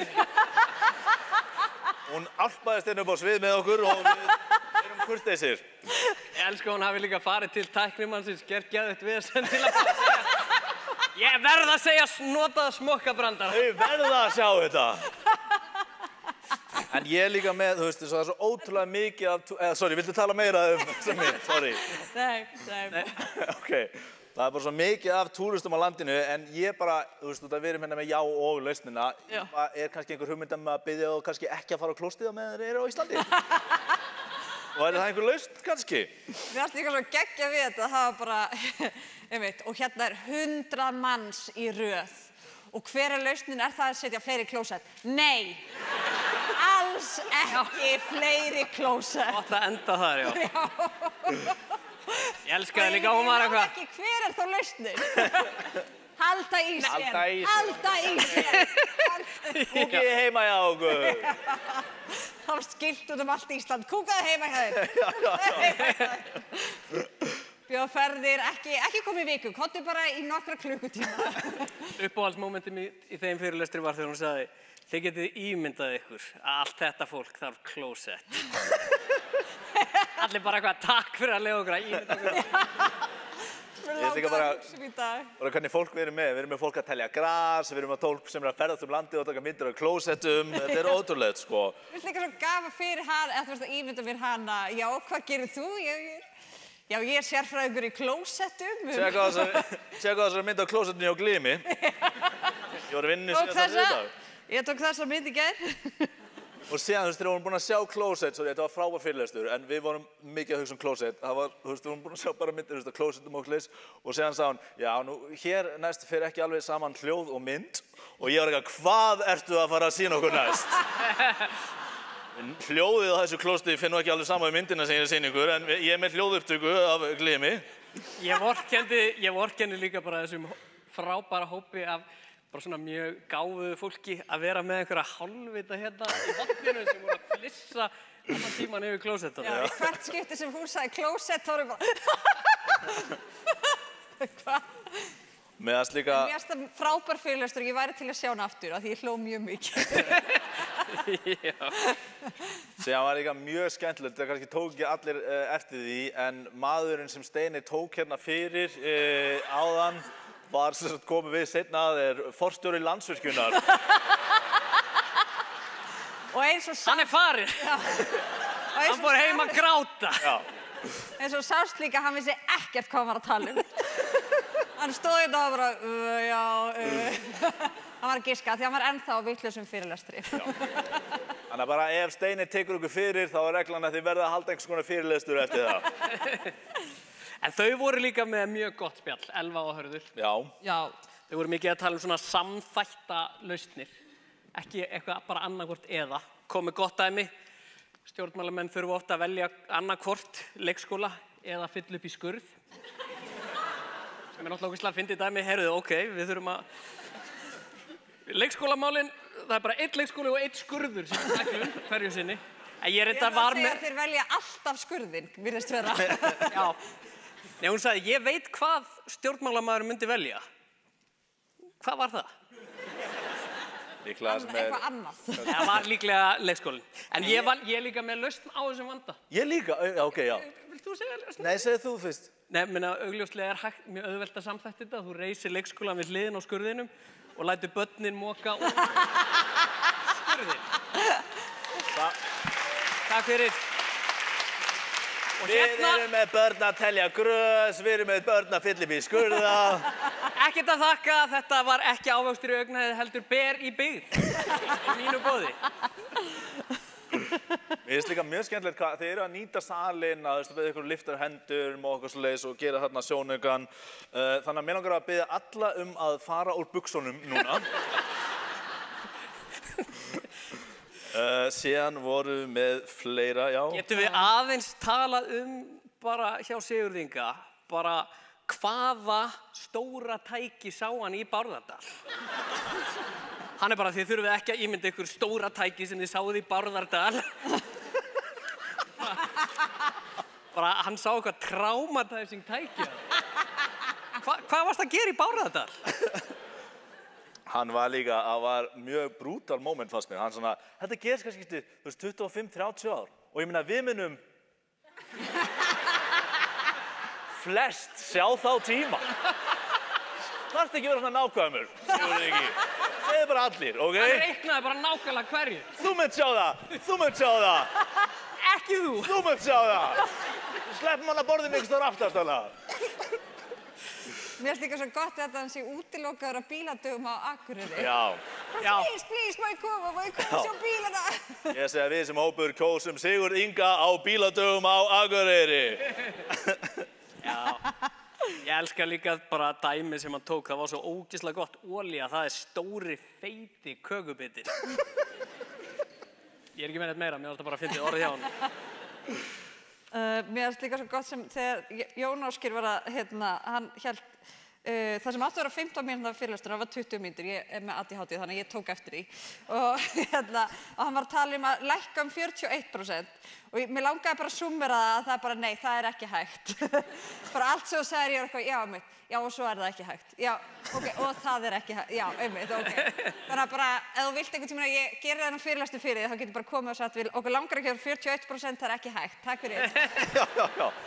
Okkur langar að fyndin í dag en það er ekki hægt, bæ! Mér fannst Karin Björk, mér fannst hún vera með of góðar glærur. Það var moment þar sem það var svona sjór að detta á ölduborðið og ég fór einhvert annað, bara í 5 mínútur, sko. Já, hún var líka búin að láta mann taka svona hugleiðslu. Já. Ég var bara... Svo kom jörðin. Já, þetta var allt svo róandi. Ég náði ekki að skrifa neina punkta úr þessum fyrirlestri. Jú, ég skrifaði horfa á sjóinn. Vá! Ég skrifaði anda inn og út. Og svo skrifaði mjög flott glærusjó. Já. Hvað sagði hún? Ég veit það ekki. Með flottan sjó og allt það. En þannig að það sem við drögum úr þessu öllu saman er að það er hægt að virkja börnin til þess að vinna. Við munum flest sjá betra líf í framtíðinni. Og við stofnum petition á netinu til að koma Sigurði Inga aftur á bíladaga á Akureyri. Akureyri! Takk fyrir okkur!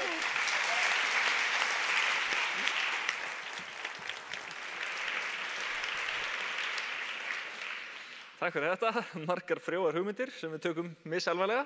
Sigurður Ingi á þetta heima á bíladögum en þegar við bundum vonir við komandi kynslóðir í loftslagsmálum þá er ekki alveg það sem við sáum fyrir okkur að láta þau móka í skurðina.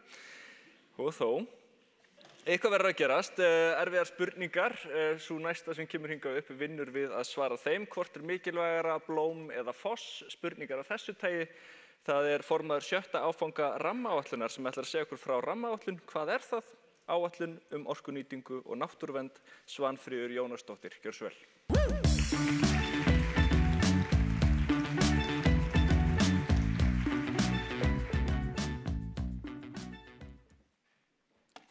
Gott fólk, það var fyrir 55 árum að Þingeyingar tóku sig saman og sprengdu stíflu sem var verið að byggja í Laxá í Aðaldal. Landsvirkjun var komin með virkjun, Laxárvirkjun, en nú átti að stækka. Heimamenn voru ekki sáttir og gripu til sinna ráða. Þetta varð held í mörgum mikið áfall að svona lag geti gerst í okkar samfélagi. En það gerðist og hafði víðtækar afleiðingar. Það hafði meðal annars þær afleiðingar að Alþingi setti í kjölfarið lög verndun bæði Laxár og Mývatns. Og svo fór auðvitað í gang mikil umræða það hvernig eigum við að gera þessa hluti. Það er ekki gott að vaða áfram með þeim hætti að íbúarnir grípi til ráða sem þessara. Og það má segja að eftir miklar umræður og spekulasjónir þá hafi orðið til þessi hugmynd rammaáætlun. Fólk spáði í það hvernig var hægt að leiða saman þessi ólíku sjónarmið sem höfðu komið fram í umræðum og í þessum mótmælum. Hvernig var hægt að vega og meta með sanngjörnum hætti þessi mismunandi sjónarmið og þessa mismunandi hagsmuni. Og svo líka hvort það var ekki hægt að búa til ferla svo að menn getur komist að einhverju skynsamlegri niðurstöðu eða það mætti verða til að lægja öldurnar og hreyfa okkur áfram.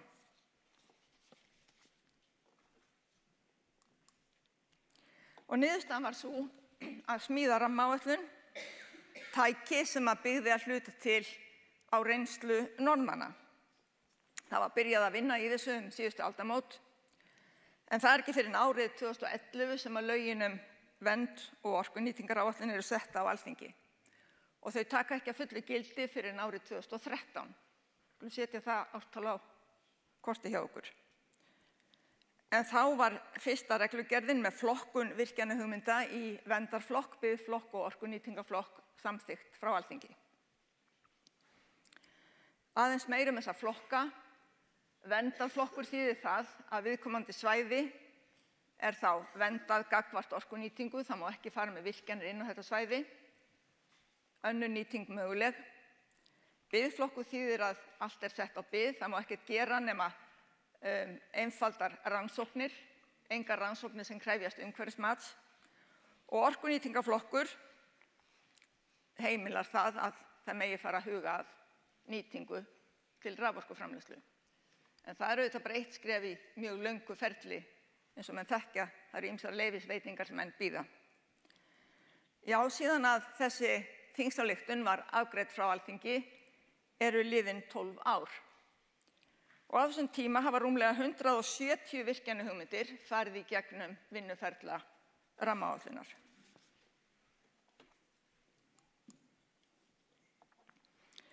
Eins og hér hefur ítrekað komið fram í dag að þá þurfum við orku. Við þurfum hreina orku, en rammaáætlun snýst ekki bara það að finna æskileg svæði til orkunýtingar eins og ég var að fara yfir. Hún snýst líka friðun svæða. Mér finnst stundum þegar verið að fjalla rammaáætlun að menn horfi þannig á að þarna erum við með tæki til að segja okkur hvar við megum virkja.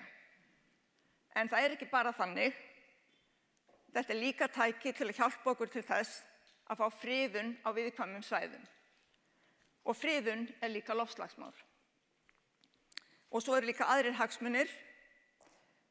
Við viljum nýta landi með ýmsum hætti, svo sem til landbúnaðar og nú í vaxandi mæli til ferðaþjónustu eins og rækilega hefur verið komið inn á hér í morgun. En þetta langt ferli, ef að fyrirtæki vill ráðast í virkjun, þá það langt ferli sem bíður. Umsóknin send til Umhverfis- og Orkustofnunar og virkjunaraðili þarf að skila inn ýmsum gögnum og það ekki fyrr en að þau eru öll komin í hús að verkefnisstjórn rammaáætlunar fær verkefni til sín. Og þá taka faghópar við, skipaðir sérfræðingum á hinum ýmsu sviðum og þeir meta viðkomandi svæði hver eftir sinni sérfræði. Og ég veit að hér í salnum mikið af sérfræðingum og margir þeirra hafa komið að gerð rammaáætlunar, einhvers áfanga, verið í ýmsum faghópum og hafa þar geta nýtt sína þekkingu.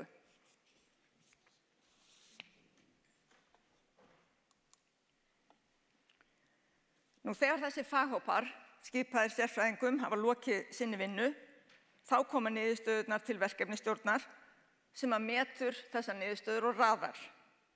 Gengur síðan frá tillögu sem að fer í umhverfismat áætlana. Þetta dálítið ferli eins og þið heyrið. Það tókst sannarlega að setja málið í ferla. En síðan fer þessi tillaga til ráðherra sem að mælir fyrir henni á Alþingi. Ráðherra getur breytt tillögunni og þá fer sú breyting í ferli samkvæmt lögum og það getur Alþingi líka gert. Og eftir skoðun og umræður það afgreiðir Alþingi tillöguna í þeirri mynd sem að samkomulag næstum þar. Og það ekkert víst að það sé það sama og verkefnisstjórn afgreiddi frá sér.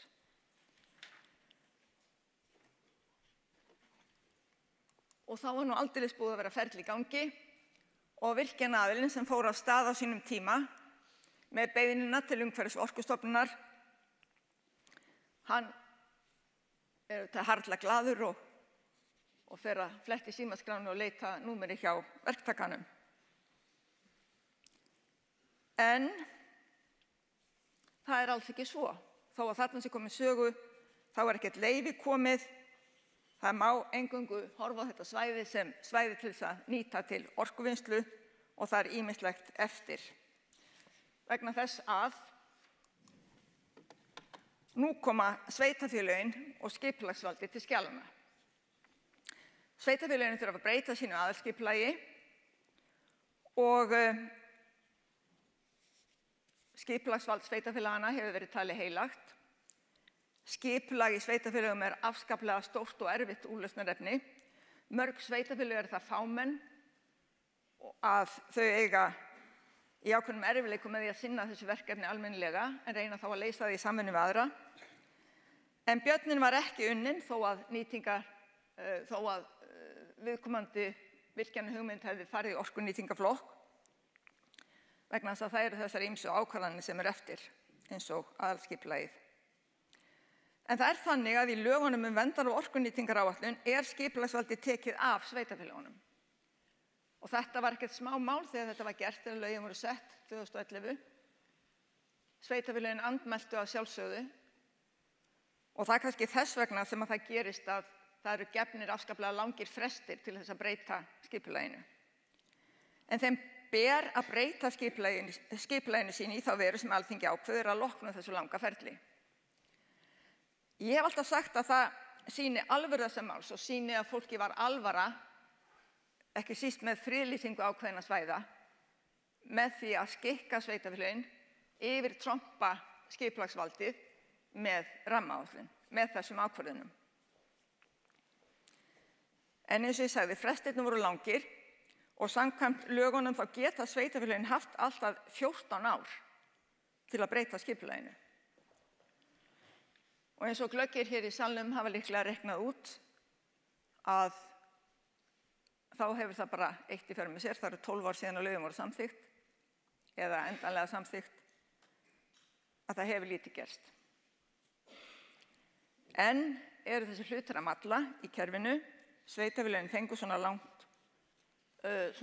langan umþóttunartíma og tíminn er ekki liðinn, en nú liggur fyrir tillaga, það var mælt fyrir á Alþingi á síðasta þingi, náðu ekki fram að ganga breytingar á lögunum, í þá veru að stytta þennan frest. Að nú eru sveitarfélögin kannski búin að fá þessa aðlögun, búin að æfa sig og það er talað að stytta frestin niður í 5 ár.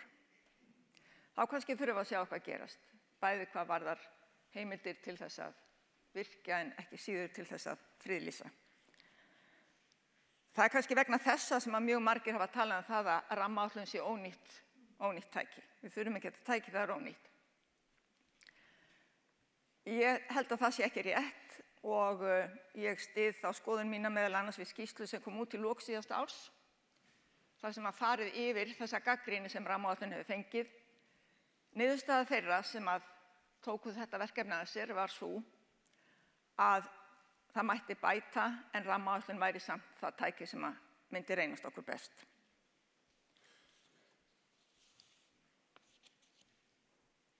Það skiptir máli að við náum jafnvægi í orkunýtingu, í orkuframleiðslu og svo að við getum vernda náttúruna og við leyfum náttúrunni að njóta vafans. En það skiptir líka máli fyrir okkur Íslendinga að standa við okkar skuldbindingar sem er búið að fara yfir hér fyrir í morgun í loftslagsmálum og í orkuskiptum.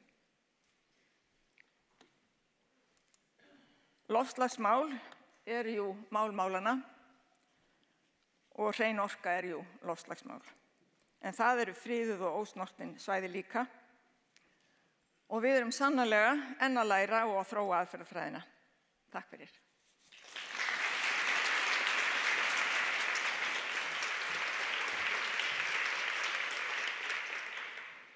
Kærar þakkir fyrir þetta. Rammaáætlun á mannamáli. Nú, síðasti fyrirlesarinn í þessu þema áður en við förum í samantekt. Það er Ágústa Steinunn Loftsdóttir hjá Eflu verkfræðistofu. Ágústa er eðlisfræðingur en hefur starfað í orku- og loftslagsgerunum í hartnær 2 áratugi. Erindi hennar heitir Árangur aðgerða. Eigum við erindi sem erfiði. Gjörðu svo vel.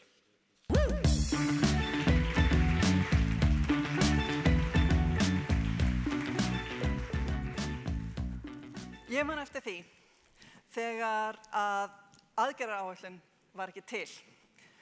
Það var engin loftslagsstefna til að tala eða orkustefna en eitt svoleiðis. Nú er þetta allt komið og meira að segja nýbúið að skerpa á aðgerðaáætlun. Þannig að er þetta ekki bara komið? Getum við ekki bara að drífa ykkur í mat? Bara, þú veist, job well done og allt það. Auðvitað ekki. Og við vitum það öll, jafnvel, að leið og við þurfum sterkar aðgerðir í dag, þá er þetta líka langhlaup. Og þetta er ekkert síðasta aðgerðaáætlunin. Við eigum eftir að gera aðra aðgerðaáætlun og svo enn aðra í kjölfar hennar. Okay. Þegar ég er að hugsa svona stefnumótun, þá sé ég gjarnan fyrir mér svona markmiðsskjá. þar sem að við erum á einum staðnum á brúninni og við erum á leiðinni yfir. Og við setjum okkur einhverja stefnu, við vitum hvert við viljum komast, það er stefnan okkar, svo setja stjórnvöld sér eitthvað markmið og það brúar ekkert endilega bilið sem við viljum fara.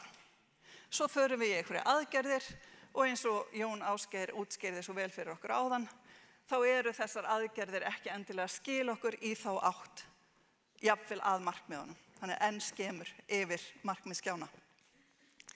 Þannig að við þurfum að vanda okkur. Og það sem við þurfum að gera er að við þurfum að læra af því sem við höfum gert, af þeim aðgerðum sem að þegar eru komin. Og í öllu mínu Google sem ég hef gert þessi mál, þá hef ég ekki fundið neitt svoleiðis yfirlit, kostnaðar og ábatamat, já. Spá árangur aðgerða í framtíðina, vissulega, nóg að því. En hvað við getum lært af sigrunum sem hafa unnist og mistökunum sem við höfum gert? Nei, ekkert svoleiðis. Og til þess að svona útskýra aðeins betur hvað ég er að tala þá langar mig að taka nokkur dæmi. Fyrir rúmum áratug settum við söluskyldu á endurnýjanlegt eldsneyti. Og það er að mínu mati dæmi aðgerð sem gekk bara nokkuð vel. Þarna vorum við með mælanleg markmið, við vorum með skýr ákvæði í lögum og viðurlög. Og þetta allt saman skilaði árangri og lögin skiluðu því sem við ætluðumst til af þeim. Vissu þið, á síðustu öld voru veittir styrkir til að framræsa land. Við erum nú aðeins búin að vera að tala endurheimt votlendis hérna. Þessi styrkir voru ætlaðir til þess að lyfta upp íslenskum landbúnaði og voru í gangi lengi eftir að þeir voru orðnir úreltir, eftir að stjórnvöld voru farin að reyna að draga úr framleiðslu í landbúnaði með öðrum leiðum.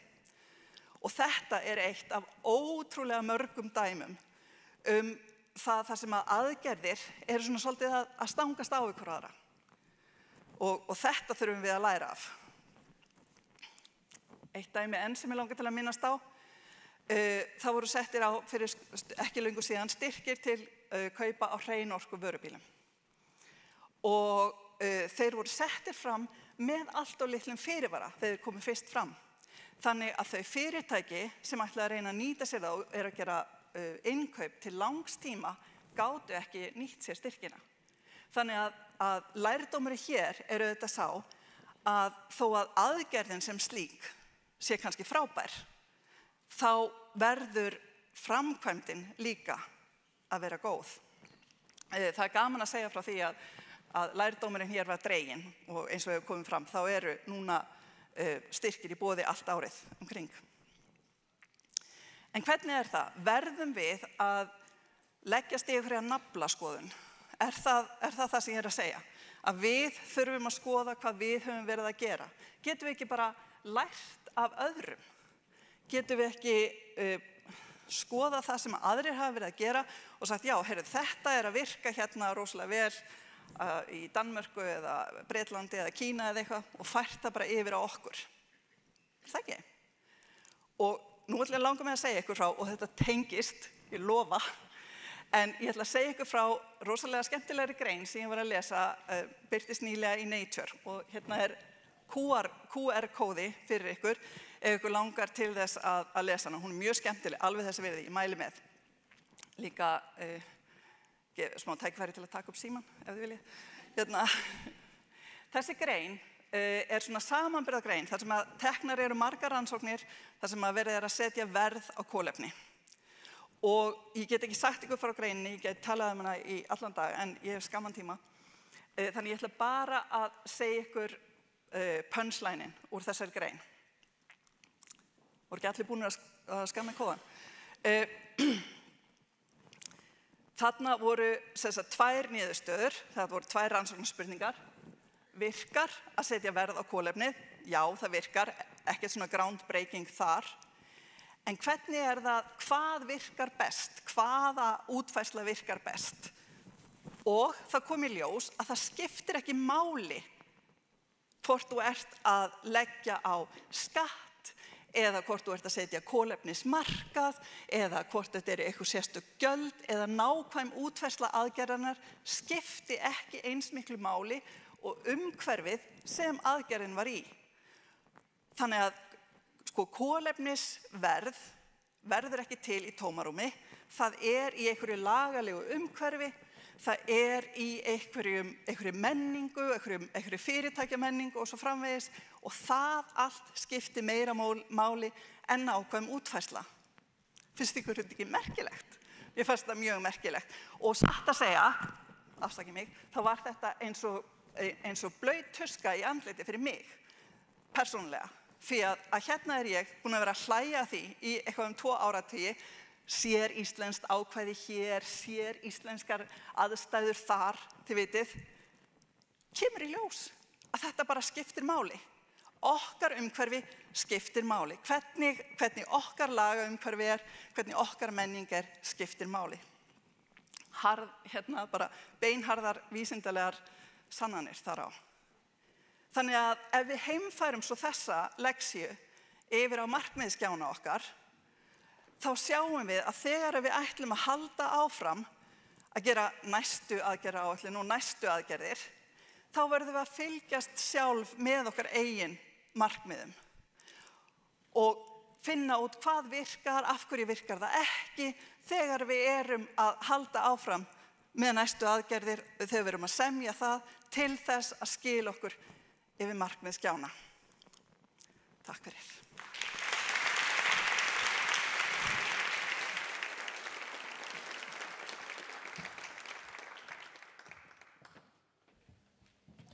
Takk fyrir þetta, Ágústa. Það komið að loftslagsspjalli. Nú til að draga þetta saman eru hingað komin Finnur Beck, framkvæmdastjóri Samorku og Lára Solveig Lefort Schäfer, forseti ungra umhverfissinna og ungmennafulltrúi Íslands hjá Sameinuðu þjóðunum á sviði loftslagsmála. Gjörðu svo vel.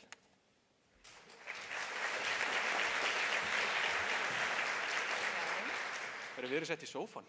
Við erum sett í sófanum. Við erum ekki orðið svona þreytt og sagt að setjast í sófann. Nei. Ég var þetta að hugsa hvort það væri svo, við verðum svona auðveldara fallbyssufóðu fyrir grínarana eftir. Það var svona að finna með. En við erum hérna komin til þess að orkuskipti. Orkuskipti svolítið stórt og flókið hugtak. Ég held við getum öll verið sammála það, en þar sem ég talsmaður ungs fólks þá hugsa ég sérstaklega til þess hvað þetta flókið hugtak fyrir krakka og fyrir ungt fólk til þess að skilja. Þannig að ég hugsa svolítið orkuskipti svona eins og að endurnýja húsnæði sem að maður býr í á meðan. Að maður þarf að kannski byrja á að breyta einangruninni, skipta glugga, svo kannski fer maður í varmadælu frekar heldur en olíuketil. Og maður gerir þetta meðan maður þarf að elda í eldhúsinu og svona, þannig að þetta ógeðslega mikið vesen og þetta algjört mess. En með hverju skrefi þá verður húsnæði betri staðir til þess að búa á og vistvænari leiðinni sem helst oft í hendur. Þetta vistið bara mjög góð líking. Og þetta minnir mig á, maður tengir svo margt sem við komum hérna fram að við höfum svo mikið tækifæri en verkefni risastórt og við vitum ekki alltaf hvar maður á að byrja og talandi að vera endurnýja húsnæði, minnum alltaf það sem faðir minn sagði því að flutti fyrst í íbúð og fyrir að endurnýja allt og hamraði bara inn, þú verður bara að byrja. Maður verður bara að byrja og prófa sig áfram og finna út úr því hvernig maður leysir verkefni best og það svo gaman. Þið vorum til dæmis að spá í það að ungir umhverfissinnar það ekki bara alls konar leiðir, hvernig mætti klára orkuskiptin. Og bara að auka þekkingu almennings á þessu. Það skemmtilegt að segja frá því að síðustu helgi héldu ungir umhverfissinnar vinnustofu í orkumálum sem að sýndi skýrt að ungt fólk hefur áhuga á þessu málefni. Það bar nafni Hackathon Álver Kálver, þar sem að hópur fólks kom saman og lærði mér þetta mál en fór svo líka að skoða svona skemmtilegar öðruvísi lausnir við orkustöðina á Íslandi. Og mér fannst svolítið skemmtilegt að ungt fólk hefur einhvern veginn meiri áhuga á hvernig við getum nýtt orkuna sem við höfum nú þegar og forgangsraða hana til almennings, frekar heldur en bara orkuöflun. Og þar kom inn í hvernig, það voru svona hugmyndir á borð við að eitt af álverunum fari ég að hugsa frekar að endurvinna álver og uppáhaldshugmyndin mín var að búa til lestarteina milli Kröflu og Húsavíkur sem ber sko heitt vatn, en svo líka í brekkunum býða til rafmagn. Það skemmtilegt, þú veist, ungt fólk hefur alls konar hugmyndir sem þurfa að vera teknar með og við þurfum að taka þeim alvarlega. Já, bara þetta frábært framtak og við verðum að hlusta og reyna að rækta þessa nýsköpun, en svo búum við svo vel að eiga góða sögu af orkuöflun. Okkur hefur tekist að byggja upp ótrúlega stórt og öflugt kerfi með því að nýta á sjálfbæran hátt okkar auðlindir. Og eins og kannski kom fram áðan, þá kannski ekki alveg raunhæft að við leysum næstu 10-15 ár með öðru nema því sem við kunnum best. Og það við höfum jarðvarma sem bara þvílíka gæfan, við höfum vatnsafl og náttúrulega bara eins og margt annað á Íslandi, þá höfum við líka nóga vindi, þannig að þar eru gríðarleg tækifæri.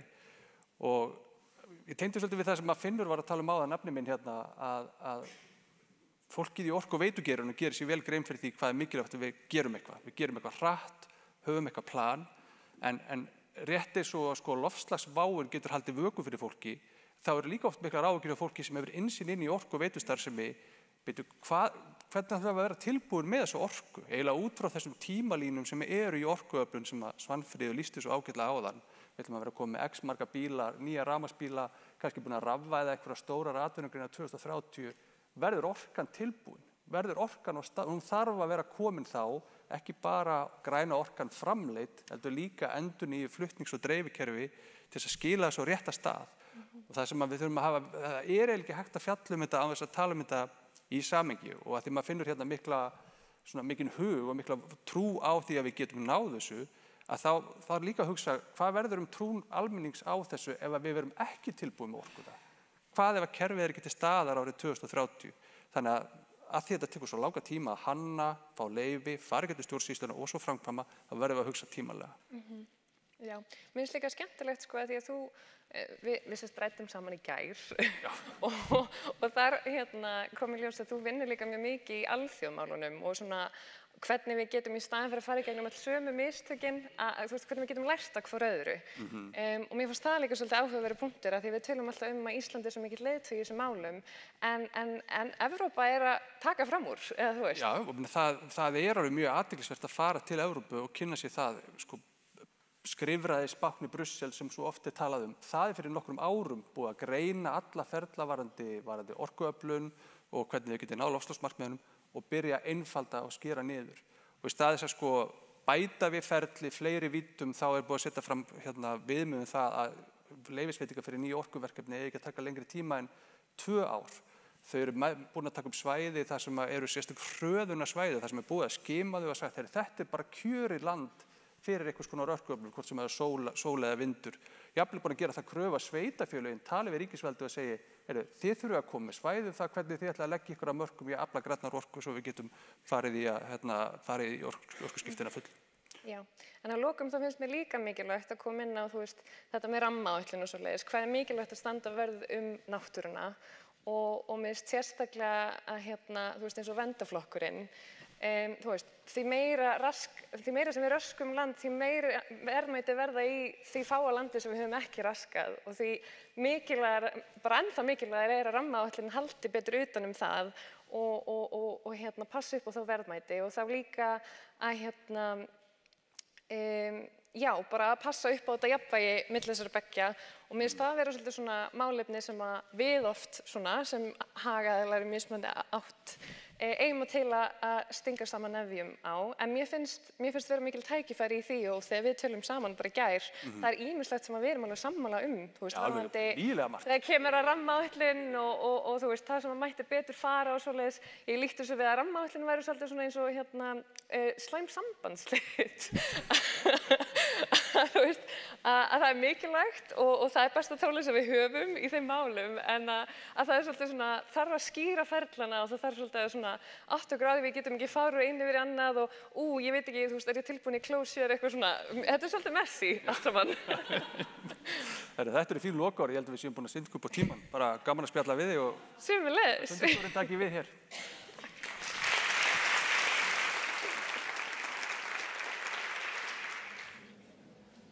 Endilega fá ykkur sæti, hér er ýmislegt umstang, þegar við erum komin með fleiri en bara mig á svið.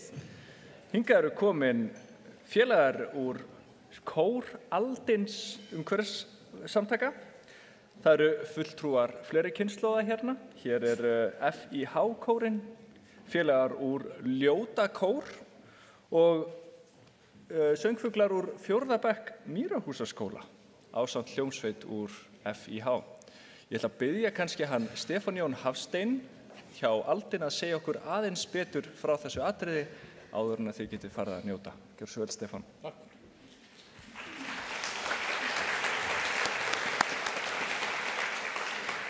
Komið sæl öll saman og já, ég heiti Stefán Jón Hafstein og ég formaður í þessum yngstu umhverfisverndarsamtökum landsins sem hafa elstu félagana. Aldin var stofnað í viðurkenningarskyni við þá kynslóðaskuld sem mín kynslóð skilur eftir sig þegar við hverfum hafa talað um það að sumir ætti ekki langt eftir ólifað hér í morgun. Það á við Aldin félaga. Við munum ekki sjá kolefnishlutlaust Ísland hugsanlega. Sem sagt, ég reikna ekki með því 2040, heldur seinna. En sem sagt, Aldin fólk sem telur sig á 3. aldurskeiði og vill leggja sitt af mörkum og við höfum starfað að ýmsum málefnum, komið fram í mikilli sátt og miklu stuðningi með öðrum umhverfisverndarsamtökum á Íslandi. Vissuðu það, þau ekki nema sirka 50.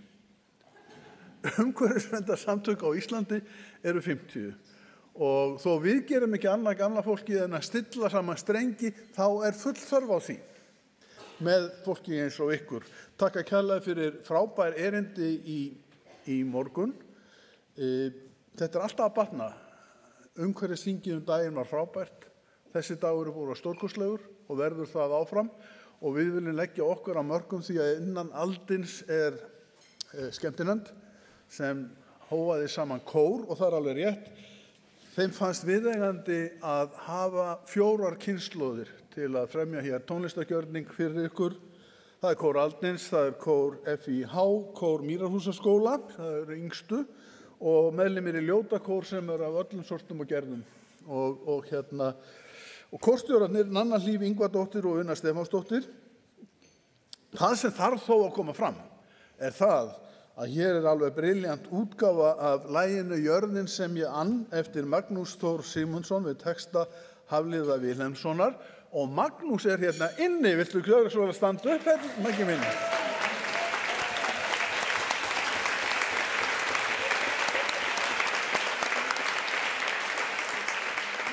Jörðin sem ég ann, Ísland land þitt, ef að halda áfram. Þetta alveg hreint stórkostlegt framlag frá þessum mikla listamanni sem við þökkum fyrir í dag. En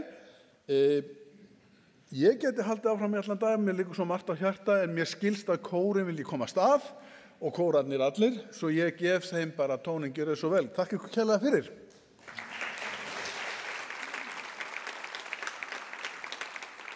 Hvað hefur skeð?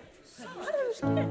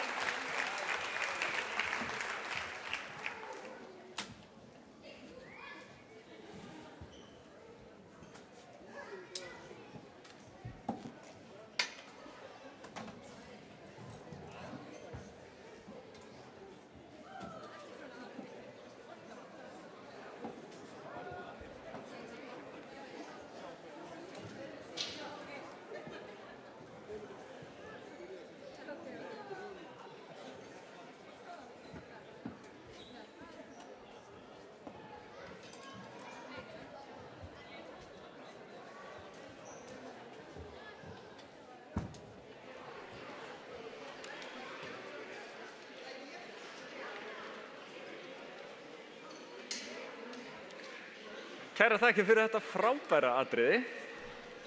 Góður leið til að byrja næsta þema.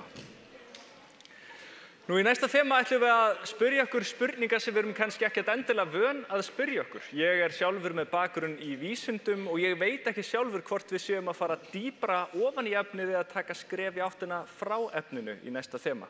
Þemað heitir Getum við bætt lífsgæði og tekið ábyrgð núna?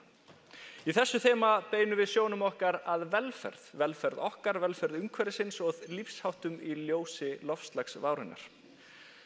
Nú, við tölum lífsgæði, við tölum hamingjuna, við tölum meira að segja hvernig við getum bjargað heiminum, en ég velti fyrir mér hvort þetta sé umræða sem við hefum átt að hafa fyrst eða síðast hér á þessum degi. Ég held að sé ágætt að koma hérna svolítið núllstilt úr mat eftir þetta atriði sérstaklega og spyrja okkur að þessara spurninga til hvers erum við að þessu. Nú fyrst hérna til að ræða þetta Nicole Keller, hún teymistjóri í teymi losunarbókhalds hjá Umhverfis- og orkustofnun, hún jóga- og hugleiðslukennari líka og hún ætlar að spyrja okkur einnar af grundvallarspurningunum, hvað eru lífsgæði? Gjörðu svo vel, Nicole.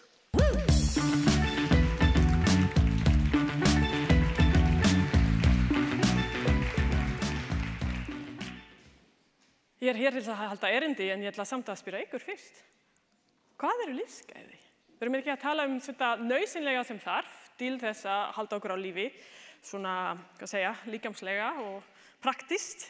En hvað eru lífsgæði? Meðan þið hugsa málið ætla ég að finna tækið hérna. En í rauninni ætlum við samt sem áður að byrja að snúa spurningunni við. Hvað eru lífsgæði ekki? Og rannsóknir hafa nefnilega sýnt það sem flestir halda að séu lífsgæði eru það í rauninni ekki.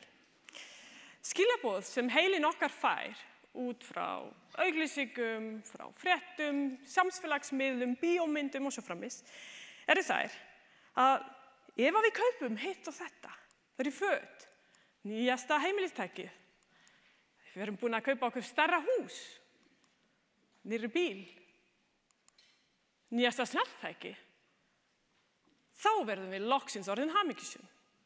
En það ekki rétt. Jú, við verðum kannski glöð í smá stund, geggja tæki og svona, en síðan bara kemur strax nýjasta og stærra og meira og allt þetta. Og ég tali nú bara þessi blessaða fjarsíma.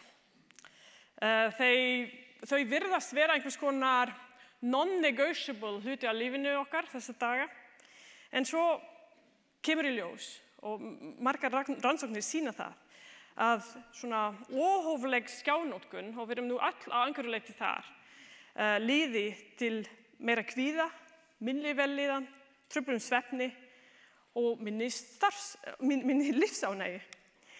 Lífsgæðin búa ekki heldur í þessum tækjum.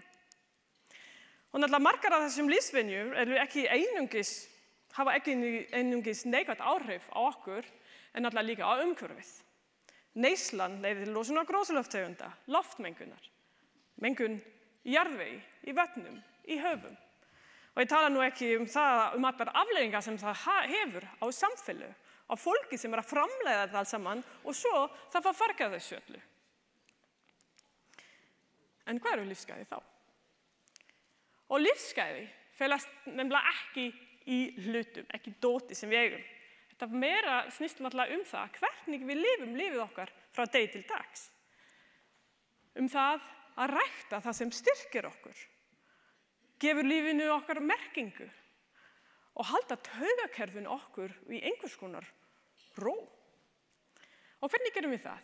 Og það getum við til dæmis horft til ráðlegginga embættis landlæknis sem kallast 5 leiðir af vellíðan. Og fyrst þar myndum tengsl við fjölskyldu, við vini, við samstarfsfólkið, nágranna. Gefum okkur tíma til að hlúa að þeim, til að vera saman, til að syngja saman, jafnvel. Og gerum þetta í raunheiminum, ekki gerum einhverja likes eða einhverja athugasemdum í samfélagsmiðlum. Við getum ekki gert þetta allt saman ein og við verðum að vera með bakland. Hreyfum okkur. Og þótt að þið finnst ekkert gaman að fara 5 sinnum í viku í ræktina eins og mér til dæmis, að það þetta ekkert að vera neitt flókið. Fara út að synda, fara út að labba, fara í hjólatúr, Ganga út með hundin, ef þú átt ekki hund, farðu samt í göngutúr. Og bara vera úti, njóta þessi fallega náttúru. Við höfum bara séð margar myndir og því bara vitið það öll, hversu falleg íslenska náttúran er. Stutt frá borginni og í borginni líka, jafnvel. Höldum áfram að læra, prófum eitthvað nýtt. Tökum upp eitthvað gamall áhugamál, aftur. Og setjum okkar bara skemmtilega áskoranir. Ég ætla að læra að tala japansku, eða eitthvað. Og það hefur rosalega jákvætt áhrif á okkar sjálfsmynd. Gefum af okkur. Gerum eitthvað fallegt fyrir vin eða fyrir ókunnuga mannesku líka. Segja góðan daginn við strætóbílstjóra. Það þarf ekki að vera stórt né mikið. Bara gefa brós, gefa hrós, gefa tíma, gefa lustun, gefa athygli, gefa samkennd. Síðast en ekki síst, tökum eftir. Verum hér og nú. Hægum á okkur. Gerum bara eitt í einu. Og nú mjög mikið verið að tala. Hættum að tala og byrjum að gera. Og ég ætla að segja hættum að gera, verum smá líka. Tökum eftir því hvað fallegt. Eins og til dæmis þessi lítil blóm hér í Stullagil. Tókum eftir, hvað blómin? Það sést ekki mjög vel á þessu skjáin. Bara svona rosalega fallega, svona fjólublár lítil blóm. Og það bara gleðir sálina. Og tökum eftir því hvernig okkur líður. Spyrjum okkur, þetta lífstíll að virka fyrir mig?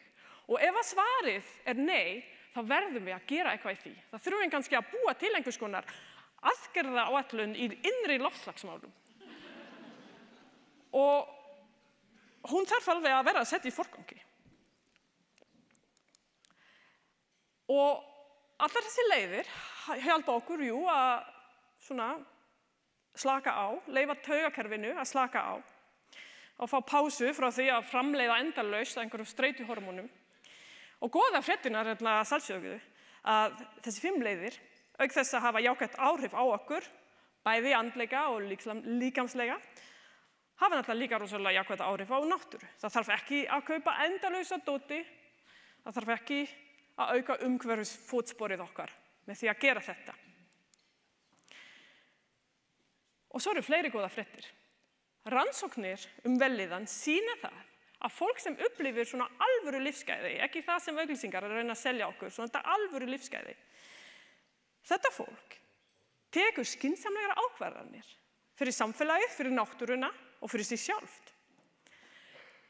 Og það vegna þess að ástand taugakerfisins í rauninni mótar það hvort að við erum annarkvort bara einhvers konar kvöðli og erum hrætt og viljum ekki breyta neinu og erum ekki viss myndir að takast eða ekki og erum með efasemdir, eða hvort að við erum til að hugsa stórt, sækja fram og að taka góðar ákveðanir, eins og gestur myndi okkur á í byrjun. Ég myndi okkur eins og að okkar svona andleg jafnvægi og þetta taugakerfi í jafnvægi sé bara eins og frjór jarðvegur, það sem plöntur geta, það sem þessar góða ákvarðanir svona vaksa og dafna, eins og plöntur sem eru í þessu umhverfi sem getur síðan haft áhrif á umhverfi í kringum sig. Og eftir mun Tobba nefna hamingju í hringrásinni og hér svo sannarlega hamingju í lífsgæða hringrás. Því lífsgæði, alveg lífsgæði, leiða til betra ákvarðanataka sem leiða síðan til betra lífsgæða. Tada! Kæru vinir, hlustið nú vel. Þið öll sem hér í þessum sal, sem eru í streyminu, eru öll lykilmanneskjur, sem ríkisstarfsmenn, sem starfandi í alls konar fyrirtækjum, sem á eftirlaunum, námsmenn og síðan líka sem vinir, foreldrar, börn, systkini, nágrannar, vinir. Og hver og einn ykkar hefur áhrif á alls konar ákvarðanir, stóra sem litlar, sem þarf að taka fyrir náttúruna, fyrir samfélagið. Og því þarf íslenska samfélagið að ykkar innra jafnvægi að halda. Ef að þú ert í stjórnunarhlutverk, hlustaðu enn betur. Greiptu öll tækifærin sem þú sér til þess að skapa þannig vinnumenning og þannig vinnuumhverfi þar sem starfsfólkið þitt getur unnið með taugakerfið í einhvers konar jafnvægi til þess að geta tekið þessar áskorunir. Það afar mikilvægt að við hlúum að okkar innra jarðveginum og setjum okkar vellíðan í fyrsta sæti til þess að við sem samfélag getum öll vaksa og dafnað eins og þessi fallegur skór hér í Hallormsstaðaskóginum. Og við vorum einmitt að tala mikið forgangsröðun í dag og að forgangsraða okkar vellíðan nefnilega ekkert lúxus. Það forsenda fyrir framtíð í jafnvægi. Takk fyrir mig.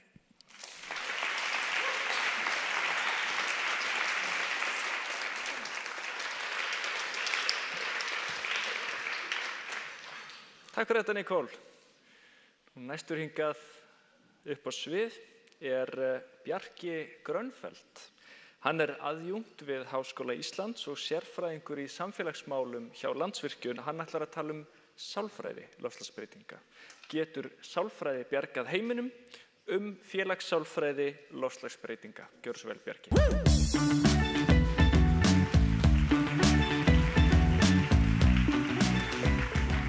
Jú, komið sæl, takk fyrir boðið að flytja erindi á þessari fínu ráðstefnu og ég semst maðurinn með erindi með lágstemda titlinum í dag. Okkur hefur öllum einhvern tímann verið skipt í hóp, til dæmis í leikfimi, hóp 1 og 2, A og B, í hópastarfið einhverjum öðrum aðstæðum þar sem við erum sett í hóp, jafnvel hóp sem hefur enga fyrri sögu, engin sérstök einkenni og mun hverfa flestum úr minni að kvöldi dags. Það sem hins vegar svo merkilegt við þessa einföldu skiptingu að það gerist eitthvað sjálfkrafa innra með okkur. Við byrjum að halda með okkar liði og teljum eiga meira skilið en hitt liðið og við viljum að þessi hópur vinni því þá finnst okkur eins og við höfum unnið. Og ég treysti mínum hópi og mínum upplýsingum betur en hinum. Þannig að þið getið þá rétt ímyndað ykkur hvað hópar með dýpri sögu og merkingu hafa á okkur. Svona við og þið. Allir þessar hópar sem við tilheyrum í daglegu lífi, hvort sem það eru þjóðerni, stjórnmálaflokkar, vinnustæðir, íþróttafélög, hverfi og bæir. Þetta allt saman hluti af sjálfsmynd okkar og hafa áhrif á hugsun okkar, hegðun og skynjun við nánast hverju einustu daglegu athöfn sem við deilum með öðru fólki. Og þessi mannlegi tendens að skipta öllum í hópa hefur bæði kallað fram það versta og það besta í mannlegu eðli og á þeim rauma tíma sem skammtað ætla ég að fara yfir hvernig við getum nýtt hópa til þess að hafa áhrif á viðhorf fólks til loftslagsbreytinga og stuðning við loftslagsaðgerðir. Það ekki hægt að tala hópa, það að tala norm eða viðmið. Normin okkar stærsti áhrifavaldur og þú segir okkur hvað sem rétt og rangt og hvað óæskilegt og æskilegt. Og við fylgjum hópnum sem okkur finnst við tilheyra og ef okkar hópi finnst eitthvað eða vill eitthvað þá samþykjum við það yfirleitt. Og ég ætla að veita nokkur ráð það hvernig við getum nýtt þessi lögmál til þess að hafa áhrif á þessi viðhorf. Því að normin þau geta nefnilega breyst ef við tökum okkur saman það og þekkt dæmi kemur frá Texas þar sem samgönguyfirvöld skáru upp herör gegn því að ökumenn hentu rusli út bíla á ferð og vegum úti. Það náðist mikill árangur með þessari herferð því að þetta spila svona briljantli inn í svona fyrri sjálfsmynd og svona einkenni Texasbúa og vera svona harðir í horn að taka og þess vegna átt að hugsa vel náttúruna og ekki gangi illa hana. Því það alveg sama hvort þú ert vörubílstjóri sem hendir sígarettustubb út bílinn hjá þér eða hipster sem hendir sígarettustubbum á gangstétt í Austin, þið eigið Texas saman og þið viljið halda umhverfinu hreinu. Og við eigum ekki að predika til hópsins eða til kórsins sem kórs sem sammála okkur. Við eigum að vera með skýr markmið að ná til breiðari hóps og það skiptir gríðarlegu máli að hanna skilaboðin rétt og hér tala ég því beint til ráðamanna og þeirra sem koma að stefnumótun og forsvarsmanna fyrirtækja sem hafa með viðhorf almennings í þessum málum að gera. Því að slagur þau náttúrulega virka á við tilteknar aðstæður og á tilteknum tíma og í þessum málum verðum við að finna svolítið okkar svona don't mess with Texas. Fyrsta ráðið sem ég ætla að gefa að skilaboð séu hönnuð til þess að höfða til umhyggju fyrir velferð þjóðarinnar eða heildarinnar. og loftslagsaðgerðir þær verða að vera setta fram svona sem leið til verndar sameiginlegrar náttúru, lífskjara og hagsældar heildarinnar á þann hátt að sameinast nauðsynlegar kerfis- eða samfélagsbreytingar. Og ekki síst að þjóðin hafi getu til að takast á við þetta verkefni en við forðumst yfirburðahyggju eða einhvers konar þjóðrembu í málflutningi og reynum að skilgreina hver við erum vítt. Fáum trúverðu og andlit á þjóðfélaginu sem málsvarar sem eru virtir í samfélaginu og taldir vera svona einn af okkur geta aukið stuðnings- og loftslagsaðgerðir meira en utanaðkomandi skilaboð og þetta var gert svo vel á Íslandi í COVID. Það er ekki Antonio Guterres sem segir þeir að gera eitthvað, heldur er það Alma Möller sem segir þeir að gera eitthvað. Og ég er ekki að segja við endurnýta orðið þríeyki því að það vil ég aldrei heyra aftur. En við getum leitað að þessum málsvörum og David Attenborough er líklega besta dæmið. Hann er svona þessi maður í Bretlandi og hefur haft mikil áhrif á þróun mála í því landi. Við tölum líf framtíðar kynslóð á Íslandi. Það eykur stuðning við loftslagsaðgerðir að þær séu setta fram sem svona nauðsynlega fyrir velferð framtíðar kynslóða, það er að segja barnana og barnabarnana okkar, þeirra sem landi erfa og ekki bara tala náttúrulega heldur svona setja fram efni sem er bæði myndrænt og áþreifanlegt af því að við viljum að Íslandi sé skilað vel á okkur. Og hvað ber að varast svona að lokum, ekki leggja áherslu á missi því að það skilar takmörkuðum árangri, hvort sem er horft til fjárhagslegs missis með svona skilabúðum eins og við myndum tapa fjárhagslega eða félagslegs missis með skilabúðum eins og við myndum gleyma því hver við erum. Þetta er ekki líklegt árangurs og við skulum frekar tala um ávinning og loftslagsaðgerðum og aukin lífsgæði allra sem að heilnæmara umhverfi fylgir. Og kjarnaskilabúðin sem ég vona að þið farið út með eru að hópar eru gríðarlega öflug tæki til að móta viðhorf og B að við verðum að nota rétt skilabúð til að höfða til sem flestra og umhverfis- og loftslagsmál þau verða að vera sett fram sem sameiginlegt markmið sem samfélagið hefur komið sér saman að ráðast í. Og við tölum í fleirtölu og tengjum aðgerðið við okkur og skilgreinum okkur vítt því að við það mótast viðhorf og hegðun einstaklingsins með því að vera hluti af heild sem ætla sér eitthvað.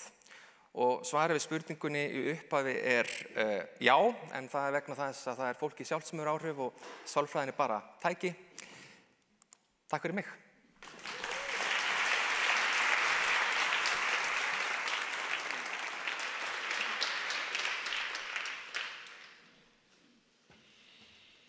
Þetta er fárlega gott að vita.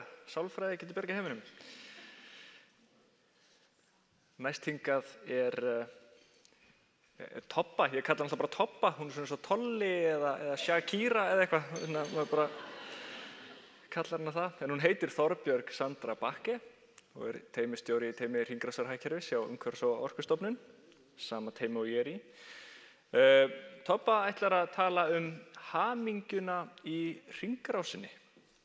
Það er raun það sem að erindi hennar heitir. Hamingjan í hringrásinni, hringrásarhagkerfið sem leið að betra lífi. Gjörðu svo vel. Tobba.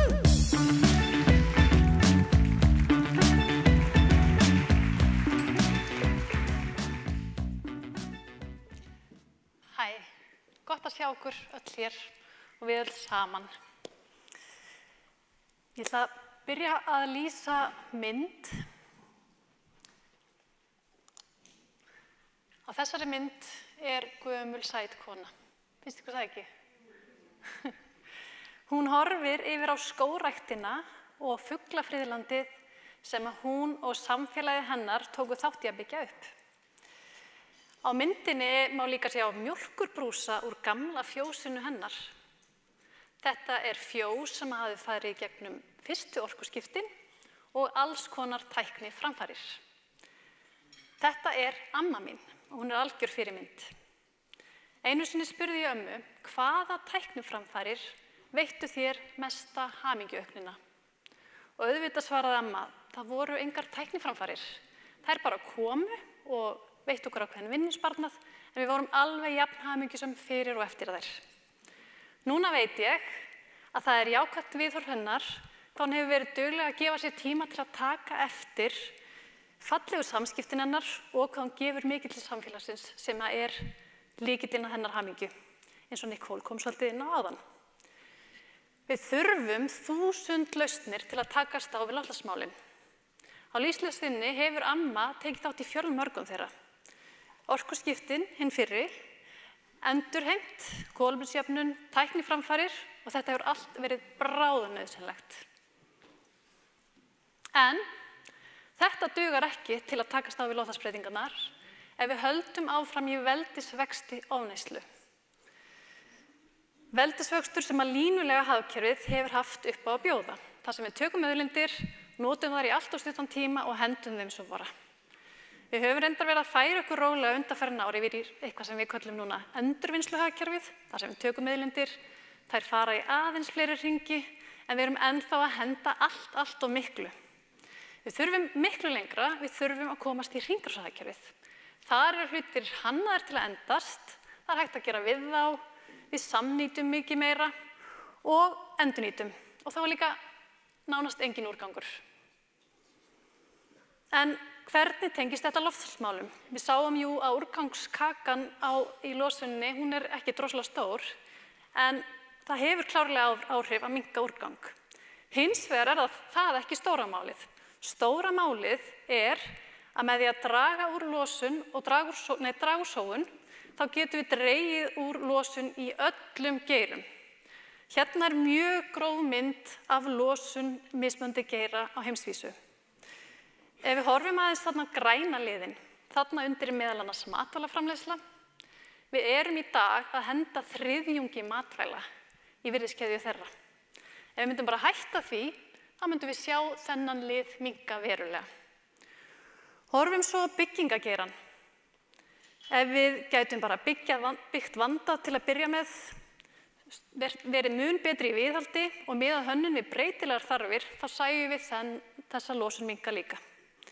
Sama með iðnaðinn, ef við bara framleiðum miklu minna af óþarfa, þessum óþarfa sem Nicole kom svolítið inn á áðan, þá myndum við sjá þetta minnka líka.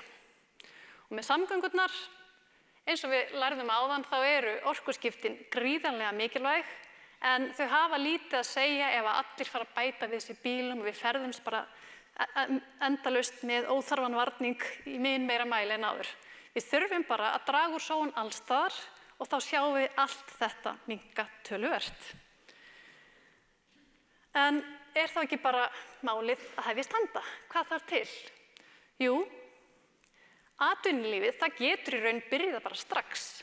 Það getur byrjað að hanna burtu úrganginn. Það getur nýtt mikið betur hliðarafurðirnar og jafnvel farið í samstarf með nýskapandi aðilum. Hið opinbera, það getur búið til ramma og hvata þannig að atvinnulífið bregðist hraðar við. En bæði atvinnulífið og hið opinbera ásamt einstaklingunum getur líka aukið við eftirspurn. Við höfum verið að upplifa svolítið undanfarið, það er fullt af flottum hringrásarlausnum að myndast, en það er bara ekki næg eftirspurn. Við getum bara strax í dag ákveðið að fara að versla við svona fyrirtæki og að því við þurfum á þessu að halda. Einstaklingar geta líka valið að kaupa vanda til að byrja með, fengið lánað, gert við og elt hringrásarhagkerfið sitt. Og ég vil meina að þá getum við dýpkað hamingju okkur leið. Og ég ætla að fá að lesa smá dagbókarbút, nei fyrirgeðu, ég ætla að bíða aðeins. Og ég ætla fyrst að útskýra að eins og Nicole kom inn á, þá er nefnilega tengsl og núvitund og það að gefa af sér sem er lykill í hamingju. Og í hringrásarhagkerfinu er nóg af tækifærum til að efla þetta.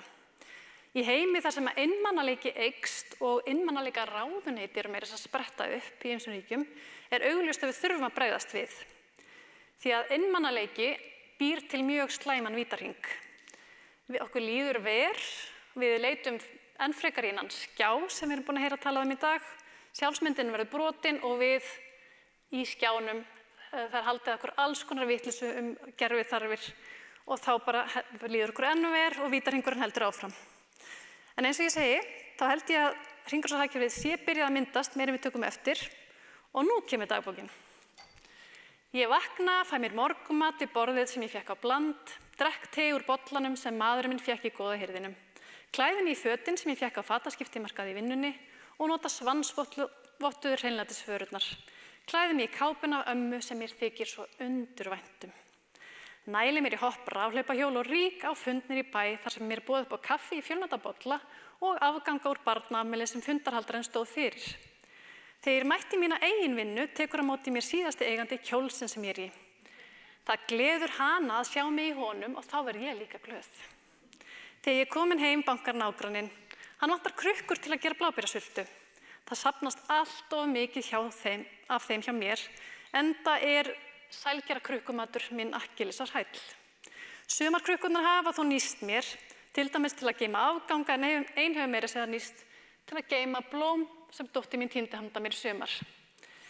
Ég fleygi mér svo í sófan og mér líður vel þar. Jafnvel þó að ég, ofnæmispésinn, hafi keypt hann af kattareiganda.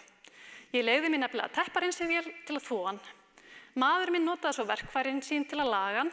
Hann á allt of mörg verkfæri, en hann fær grænt ljós hjá mér því hann er iðinn við að lána þau og oft fylgir hann sjálfur með þegar nágrannar eða fjölskylda þurfa að dytta þau hinn að þessu. Ég bý til súpu úr grænmeti sem ég fekk á afslætti því það var á síðasta snúningi. Ég enda kvöldi á lestri í bókasafnsbók fyrir dóttur mína áður en ég sest niður og stoppa í götin á skólafötum unglingsins. Hugsa með mér að kannski láti verða því að stofna saumaklubbin sem ég dreymir þar sem við saumum og lögum í alvörunni og njótum samverunar. Hvert einasta atriði í þessari dagbókarsvæslu er dagsatt og hvert einasta atriði veitti mér mjög mikla gleði og ánægju og eldi í raun velferðina mína. Og allt fellur þetta undir hringrásarhagkerfið og þess mátti gaman sketa krukkan sneri aftur og nú með blábærasultu. Allir dagar gætu verið miklu meira svona.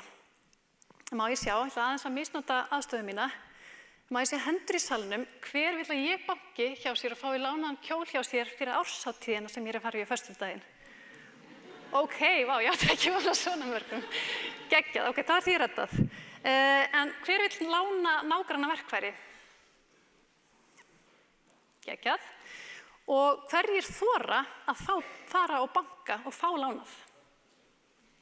Það er alltaf aðeins færri sem þora að fá lánað og ég ætla bara að segja við ykkur, brjótið endilega múrinn, bankið hjá nágrönnum sem ykkur líst vel á, því að ég veit af minni reynslu að nágrannir munu banka tilbaka og það er svo ótrúlega dýrmætt að þekkja nágranna sína. En einhver gæti hugsað, þetta er ekki fyrir mig, þetta er bara fyrir hippa eins svona toppu. En við ykkur segi ég, veljið ykkur bara leiðir sem henta ykkur. Það er alveg hægt að vera business school og samt vera í notuðu eða lagfærðu. Það er líka hægt að velja að kaupa vandað og það er alls ekki meira vesen að hugsa neysluna sína innan hringrásarhagkerfisins. Auk þess er það yfirleitt miklu ódýrara. En stundum er besta loftslagsaðgerðin að hægja á sér. Rækta garðinn í báðum merkingum þess hugtaks. Njóta hversdagsins og litlu hlutanlega í lífinu, kaffibóllot í garði, vatnslitamálun með börnunum og bara vera til staðar fyrir sjálfan sig og fyrir fólki sitt. En svo þarf maður líka að hafa húmor fyrir mistökunum og það kann amma mín klárlega. Við reynum bara okkar besta og svo lendum við í alls konar. Ég skil ykkur eftir með eitt verkefni að bæta einni hringrásarlausn inn í líf ykkar strax á morgun. Hvort sem það er að fara og breyta einhverjum ferlum í vinnunni eða að banka hjá nágrönnunum. Og mig langar helst, ef þið getið, sagt mér hvað þið gerið. Það væri ótrúlega gaman. Við þurfum nefnilega að bregðast til loftslagsbreytingunum en við getum valið lausnir sem að bæta samfélagið og auka velferð og efla hamingju okkar leið. Takk fyrir mig.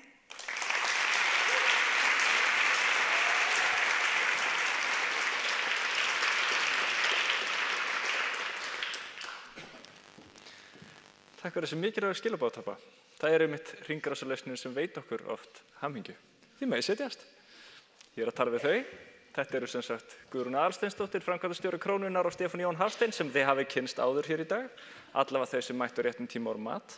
Stefán Jón er forsvarsmaður samtakanna Aldins. Þau ætla að taka smá loftslagsspjall hérna og kryfja það sem hefur gerst hérna í síðasta þema. Þið takið við, gjör svo vel. Takk fyrir. Ég ætla að byrja. Ég held að þú hefur átt að byrja samkvæmt handritinu. En þessi 3 erindi voru eiginlega árás á neysluhagkerfið sem þú ert stjórnandi í. Einmitt. Auðveld spurning. Takk fyrir að fylgja handritinu. Já, sko ég var að tengja rosalega mikið við þessu 3 erindi og ég verð að segja að það sem hún Nicole var að tala varðandi taugakerfi ró og hvað eru lífsgæði og svo kom Þorbjörg inn á þetta varðandi sko hraðan og neysluna. Við búum í þannig samfélagi í dag að það mikil neyslumenning og það þessi þægindamenning líka. En ég held að allir viti að það ekki sjálfbært til lengri tíma. Og mér finnst mjög mikilvægt, einmitt sem stjórnandi í stórri matvöruverslun og keðju, að við lítum til samfélagslegar ábyrgðar þegar kemur að þessum þáttum og við séum að þróast í takt við loftslagsmálin, í takt við samfélagi heild og að við séum einmitt að beita okkar kröftum á eins jákvæðan máta og hægt til þess að hvetja fólk til góðra verka. Og það gerum við með ýmsu móti og við höfum byggt þetta inn í okkar svona, myndi ég segja, bara business model í rauninni. Og við notum óbærslega mikið markaðssetning og annað til þess að lyfta upp þessum jákvæðu kostum og það hefur hingað til reynst okkur mjög vel og verið kraftur frekar en eitthvað annað. Ég segi bara sem stundum viðskiptavinur þinn að ég tekið eftir að þeirra breyta eins áherslum í búðunum og farin að gefa bara börnum að vísu ónýtt ávexti en Þessu sérstaklega upp á þau sko. En mér langar stundum í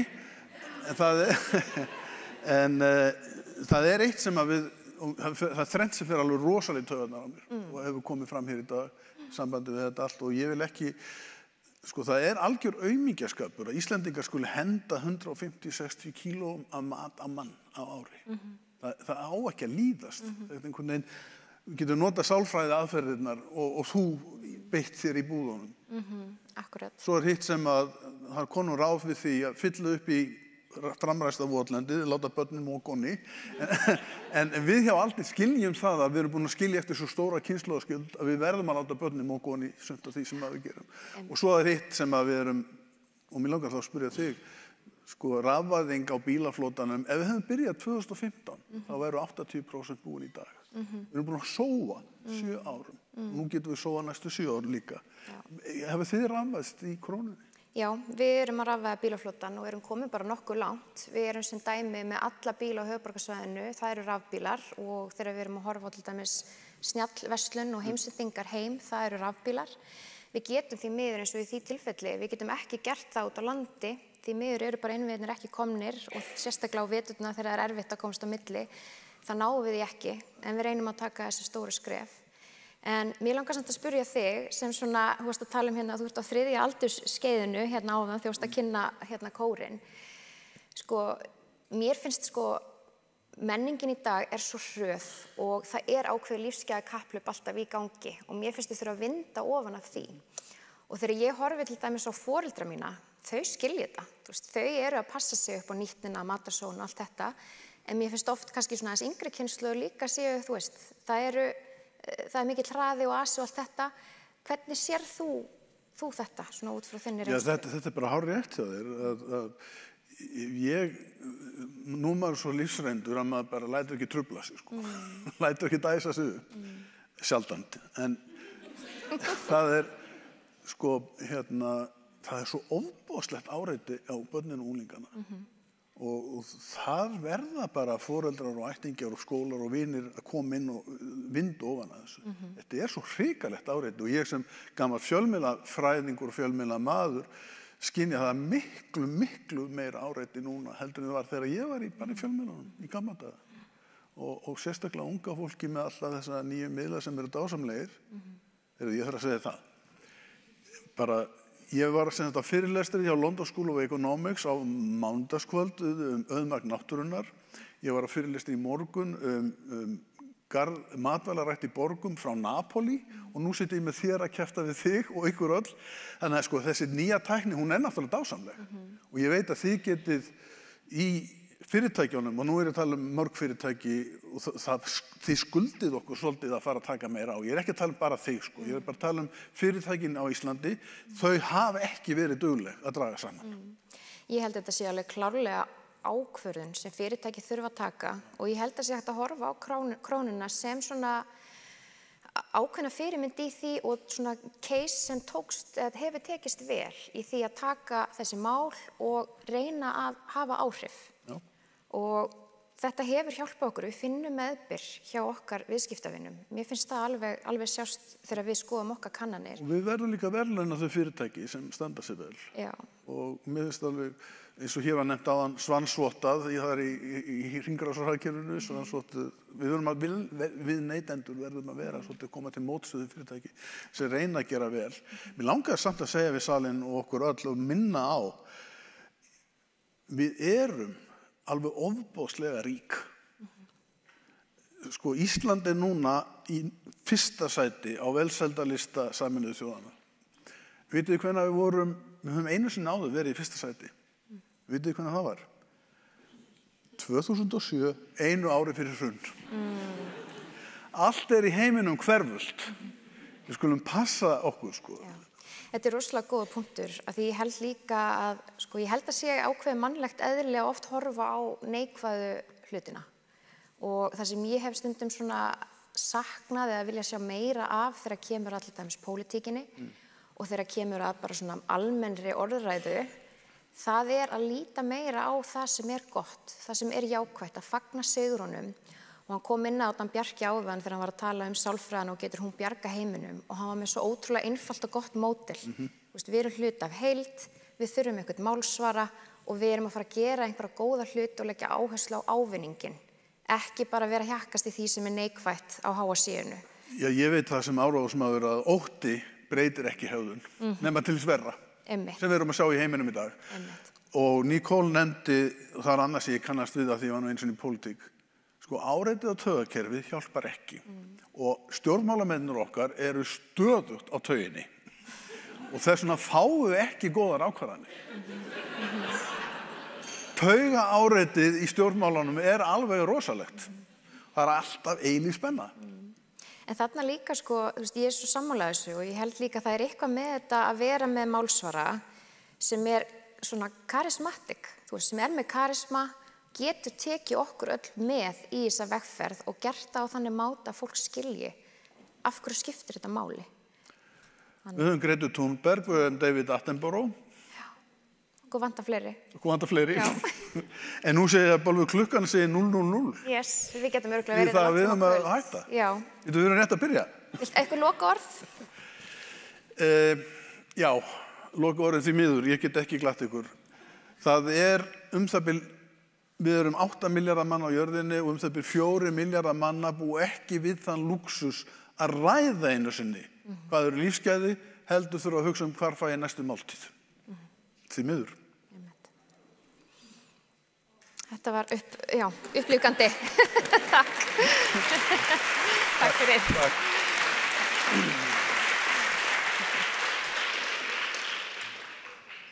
Kæra þakki fyrir þetta. Það er stutt eftir af þessu hjá okkur. Næst er eitthvað sem ég veit ekki einu sinni hvað er sjálfur. Því hún Esteralda er búin að vera á röltinu hérna að taka viðtölu fólk. Ég sá hann áðan með hljóðnum á gafli sem ég held að gefa svolítið tónin fyrir það sem er í þessu myndbandi. Fyrir utan ég veit ekki hver í myndbandinu, þá veit ég ekki einu sinni hvernig maður kynnir myndband. Myndband er ekki manneskja, en ég held ég fari bara gettu betur leiðina og segi við sjáum myndband. Það er komað svona lofslagsdaginn sem gestur. Frábært, ég er mjög velkominn. Þið með mikinn grænþvott? iPhone 17, hann er bara svona pínu lítill, er það ekki bara mjög lítil neysla? Það er bara rosalega gott af því þá getur við bara týnt honum og það er bara miklu betra fyrir því. Er mikil spenna í orkuskiptunum? Allavega 3 ár. Hvað heldur að vera mikið heitara í sumar heldur en síðustu sumur? Þessi sem að 6-7 gráður, svoleiðis. Hvaða skilaboð eru þið með til stjórnvalda? Jæja. Þú veist, eins leðilegt og ef fyrir mannin sem grófa alltaf þessa skurði að nú þarf að fylla aftur upp í þá. Finnst þér góð orka hérna? Já, mjög góð orka. Þú veitir Bjarki Grönfield, er það ástæðan fyrir þess hér í dag? Já, það er hárrétt. Þú sjálfur oft ber í byggð? Ég er algjörlega ber í byggð, skil. Þú hamingjusöm? Já, ég er ótrúlega hamingjusöm og aðalega því að svo geggjað flotta mömmu. Ég held bara, það þarf ekkert fleiri klósett. Sko, nú sungum við veiruna burt. Hvernig gengur að syngja loftslagsbreytingar burt? Herðu, söngur er alltaf málið. Getur þú sungið fyrir mig eitt loftslag? Do, re, mi, fa, sol, la, ti, do. Getur þú frekar vilja vera klósett upp á hálendi eða ferðamaður á klósetti? Ferðamaður á klósetti. Hvað finnst ykkur loftslagssérfræðinga í raun og veru? Ég myndi segja bara ég er rosa þakklátt fyrir að þið séu að gera þetta að því ég myndi ekki nenna því. Hvað það margar krónur til að laga loftslagið? 26. Getur þú spáð í orkuspilin fyrir mig? Heldur betur. Allt er fertugum fært. Hérna er Fjarki, Fjagrablaða, Smári. Ég ætla að segja að það séu bjartir tíma framöndan. Hjartans þakkir. Loftslags pick-up-línur. Hei, viltu fylla upp í skurðin minn? Má ég ræsa fram votlendið þitt?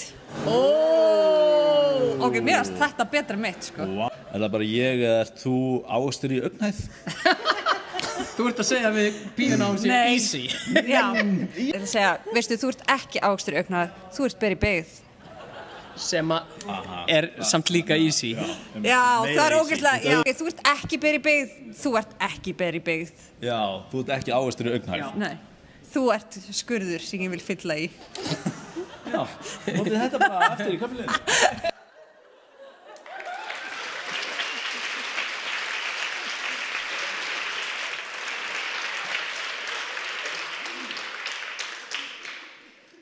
Já, takk fyrir þetta. Ég veist ekki að allavega klippur úr þessu rati á TikTok við endilega follow okkur. Við erum á öllum samfélagsmiðlum held ég. Við ætlum að fá næst Halldór Þorgeirsson. Hann er svona búinn að súmmera daginn svolítið fyrir okkur, ætlar að velja okkur ykkur, velvalin orð til að senda okkur út í daginn með. Eftir það kem ég upp og slít deginum. Þannig að Halldór, þú tekur við núna, gjör svo vel.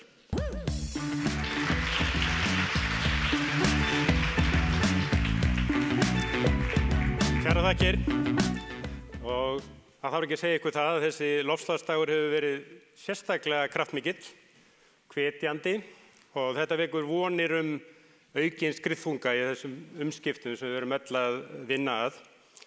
Og samtalið sem við höfum átt hér í dag finnst mér sýna dýpri meðvitund samhengi hlutana og sérstaklega gott hvað hefur verið mikið horft á mannlega þáttinn í þessu öllu saman. Og það gerur okkur miklu betur stakkbúin til þess að ná til þjóðarinnar, ná til fjárfesta og atvinnulífsins. Og ég líka fagnar ég alveg sérstaklega þessar umræðum það að forðast einfaldanir og varast að stilla valkostum strax upp sem andstæðum sem okkur hætti mjög til þess að gera. Við erum alltaf í þessu annarkvort eða heimi og síðan skiptust við í fylkingar bak við eina lausn á móti annari og þetta þurfum við að forðast. Við þurfum ekki að draga fólki dilka og metast það hvaða lausn er best. Og mér fannst fyrrverandi forseti kjarna þetta sérstaklega vel þegar hann sagði bæði er best. Nú styttist eins og við öll vitum, við höfum ekki verið að tala hér mikið alþjóðlega samhengi, en það styttist í COP30 sem verður í Amazon svæðinu í Belem. Og það er algjörlega fyrir séð að fréttaflutningu þaðan verður mjög neikvæður. Fyrst og fremst vegna þess að það liggur fyrir að sameiginleg landsframlög sem þurfa að liggja þar frammi muni ekki skila nauðsynlegum samdrætti í heimslosun. Það er mikilvægt að við gerum okkur grein fyrir því að þetta á sér margar skýringar og ekki síst í veikri stöðu alþjóðlegra samvinnu á öllum sviðum í dag.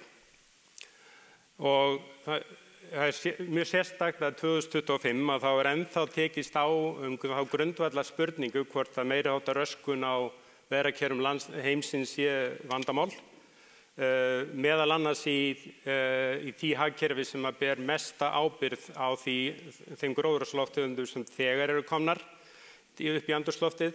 En þó að við höfum áhyggjur af loftslagsmálunum að þá eru mörg önnur miklu alvarlegri mál til þess að hafa áhyggjur af á alþjóðavettvangi.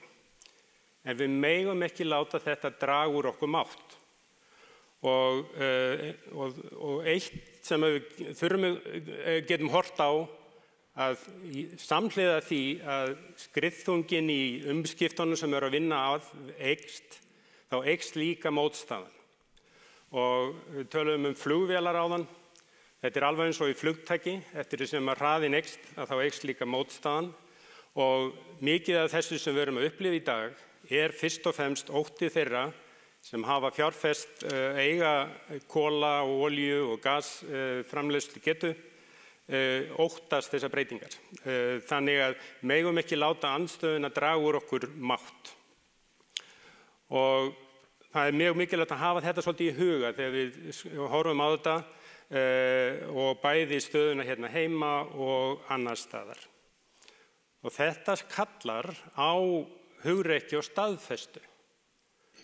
Við svona aðstæður nauðsynlegra heldur nokkrum sinnum að byggja ákvarðanir á sannreyndum staðreyndum og bestu fáanlegu þekkingu bæði á vandanum eða ógninni en ekki síður á lausnunum. Og það finnst mér hafa gegnsýrt svolítið umræðuna hér að við erum farin að horfa miklu meira á það hvað það sem þarf að breytast og í flestum tilfellum aðalhindrunin hérna.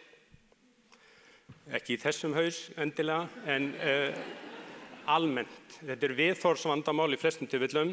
Við sjáum ekki framtíðina fyrir okkur og þess vegna grípum við ekki til þeirra aðgerða sem þarf eða takum ekki þær ákvarðanir sem þarf.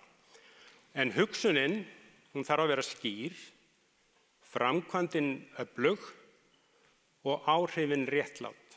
Því réttlæti algjör forsenda fyrir einingu. En djúpstæðar breytingar sem við erum að vinna að verði ekki að veruleika nema við höfum úthald og beitum kerfisnálgun. En það krefjandi og gerir mikla kröfur til yfirsýnar, samstarfs, fyrirsjáanleika og samfellu. Og það þarf að ganga formlega frá verkaskiptingu, þetta stór viðfangsefni, og samfjármögnun, opinberra aðila og einkaaðila. Og við þurfum fleiri sáttmála með langtíma markmið á borð við samgöngusáttmála. Gott dæmi þetta sjávarútvegurinn. Við höfum séð það hér þegar í dag. Þar mikill vilji til framfara en sá samdráttur sem bætt stjórn fiskveiða leiddi af sér á sínum tíma, hann þegar komið fram. Og nú þarf til þess að ná enn meiri árangri til að stíga næstu skref þarf nýja nálgun og það þarf samfjármögnun á því.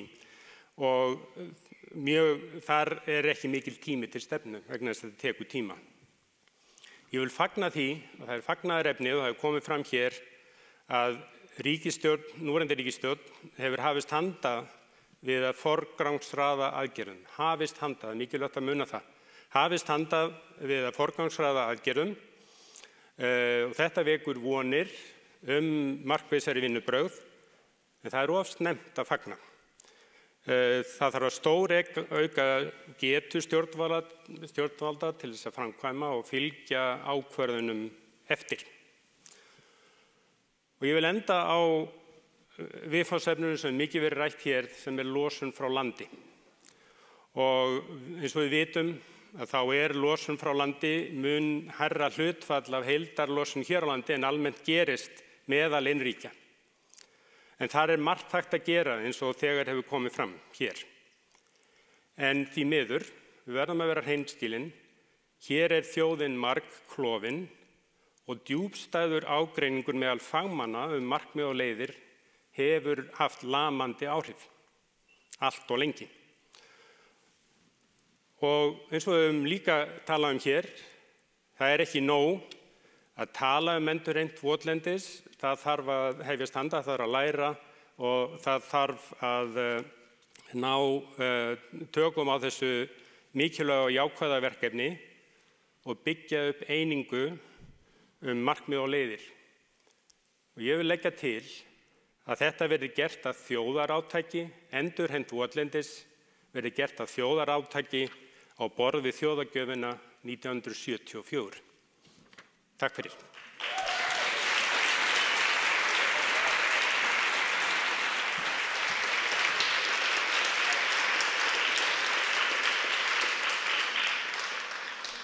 Takk Halldór. Dagskráni að ljúka hjá okkur hérna í dag. Nú, við erum alltaf að læra eitthvað nýtt. Ég er alltaf búin að læra nýtt í dag og samt ég að halda þetta, einn af þeim. Það eru auðvitað mjög mörg sem að standa að þessum degi. Ég vil þakka öllum sem að hafa staðið fyrir þessu, sem hafa skipulagt þennan dag, tóku þátt sem fyrirlesarar eða þeir sem eru gestir, líka þeir sem hangið ennþá með okkur á skjánum. Mjög ánægilegu dagur allt saman og gaman og mikill heiður að fá að vera frontur fyrir þennan dag. Nú, eftir daginn í dag, þá sendum við út könnun, því að við viljum alltaf bæta þennan dag. Hvað myndum við vilja sjá gert betur? Hvað var það sem við nutum að sjá? Hvað var það sem kannski hefur mátt missa sín ef eitthvað? Eitt af því sem við munum spyrja ykkur hvað þið takið með út af þessum degi. Ekki bara endilega eitthvað eitt sem lærðu nýtt, heldur hverju það að fara að breyta í ykkar lífi, í ykkar starfi? Hvað það sem þið takið með og hvernig getið notað áfram? Ég ætla að hvetja ykkur til þess að hugsa þetta, hvort sem í strætó eða bílnum á hjólinu á leiðinni heim. Ég held að það sé nú ekkert mikið fleira frá okkur í dag. Við ætlum að segja loftslagsdeginum 2025 lokið. Takk fyrir að vera með okkur og sjáumst aftur á næsta ári.